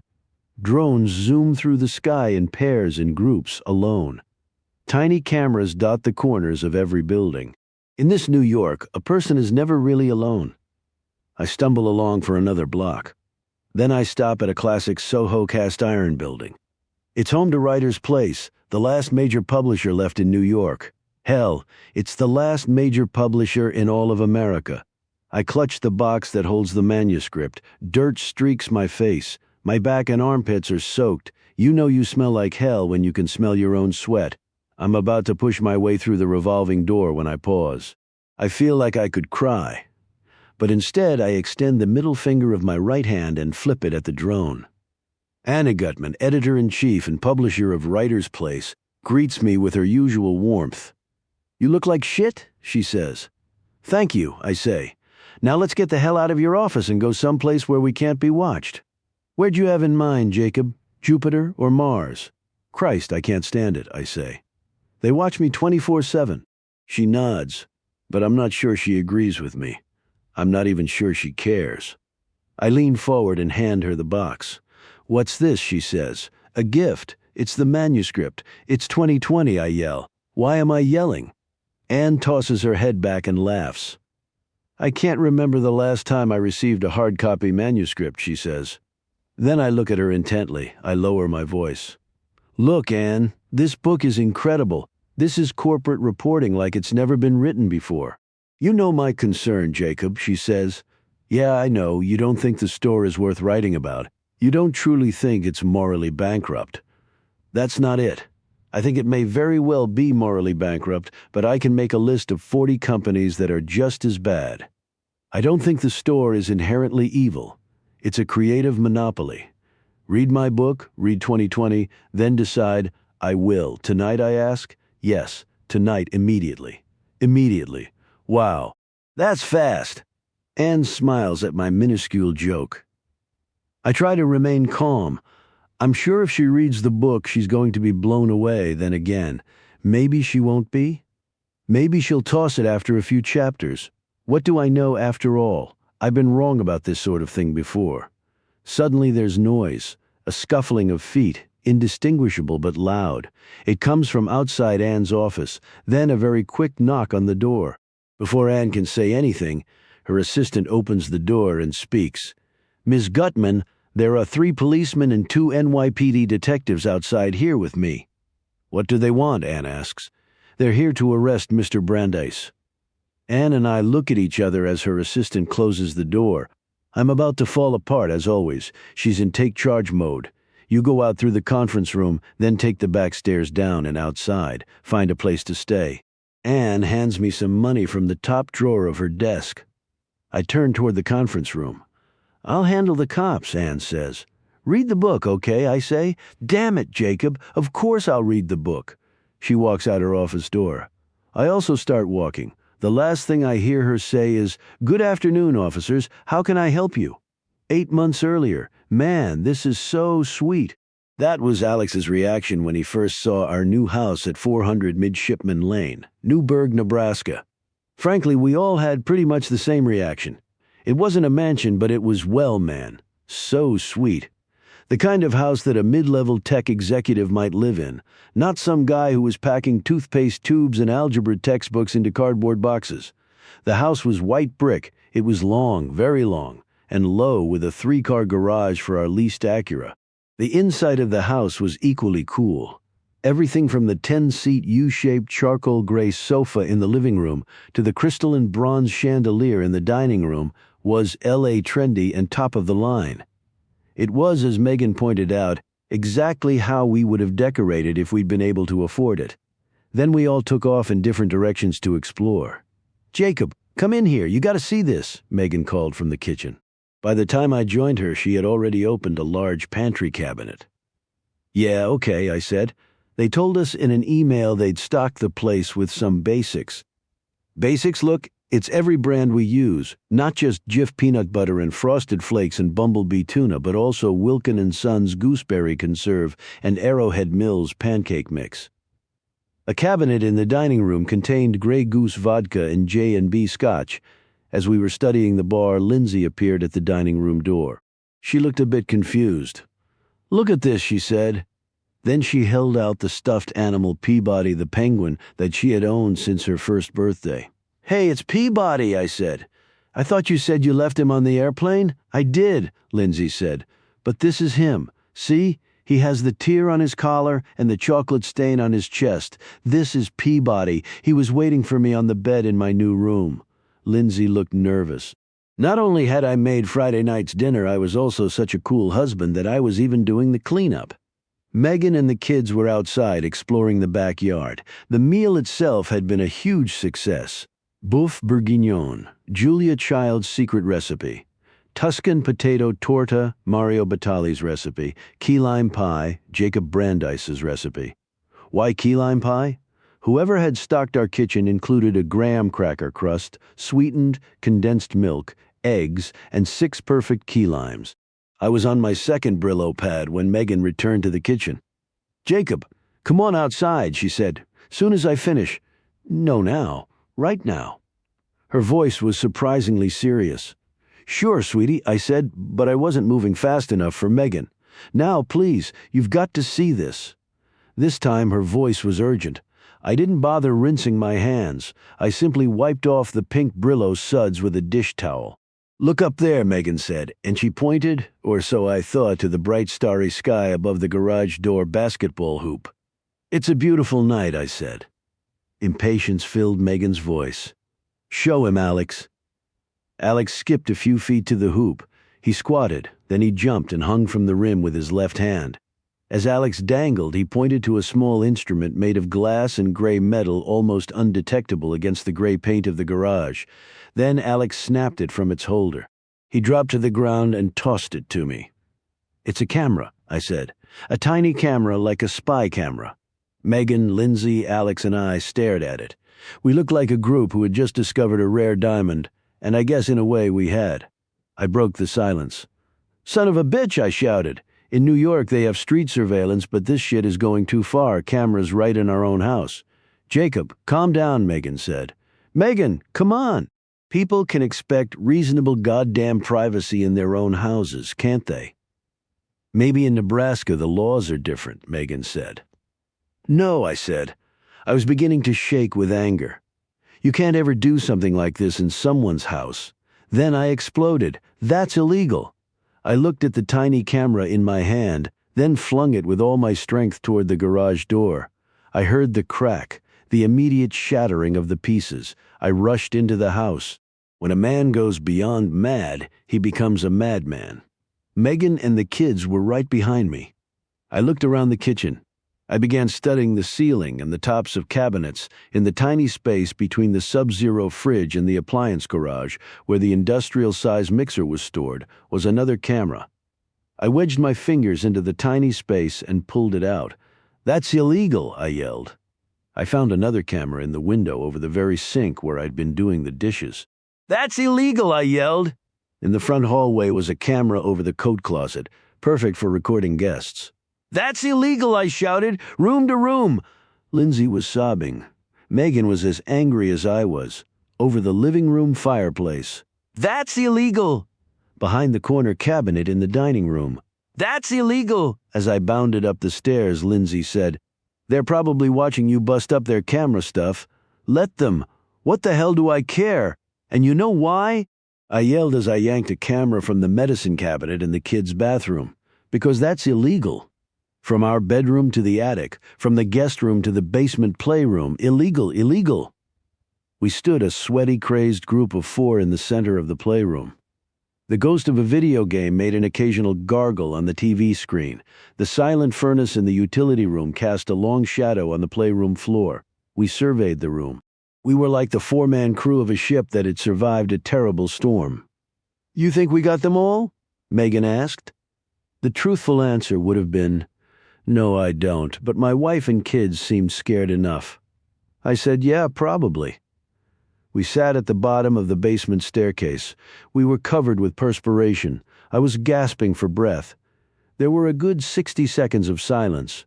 "What now?" Lindsay asked. "Now we wait," I said. "It's their move."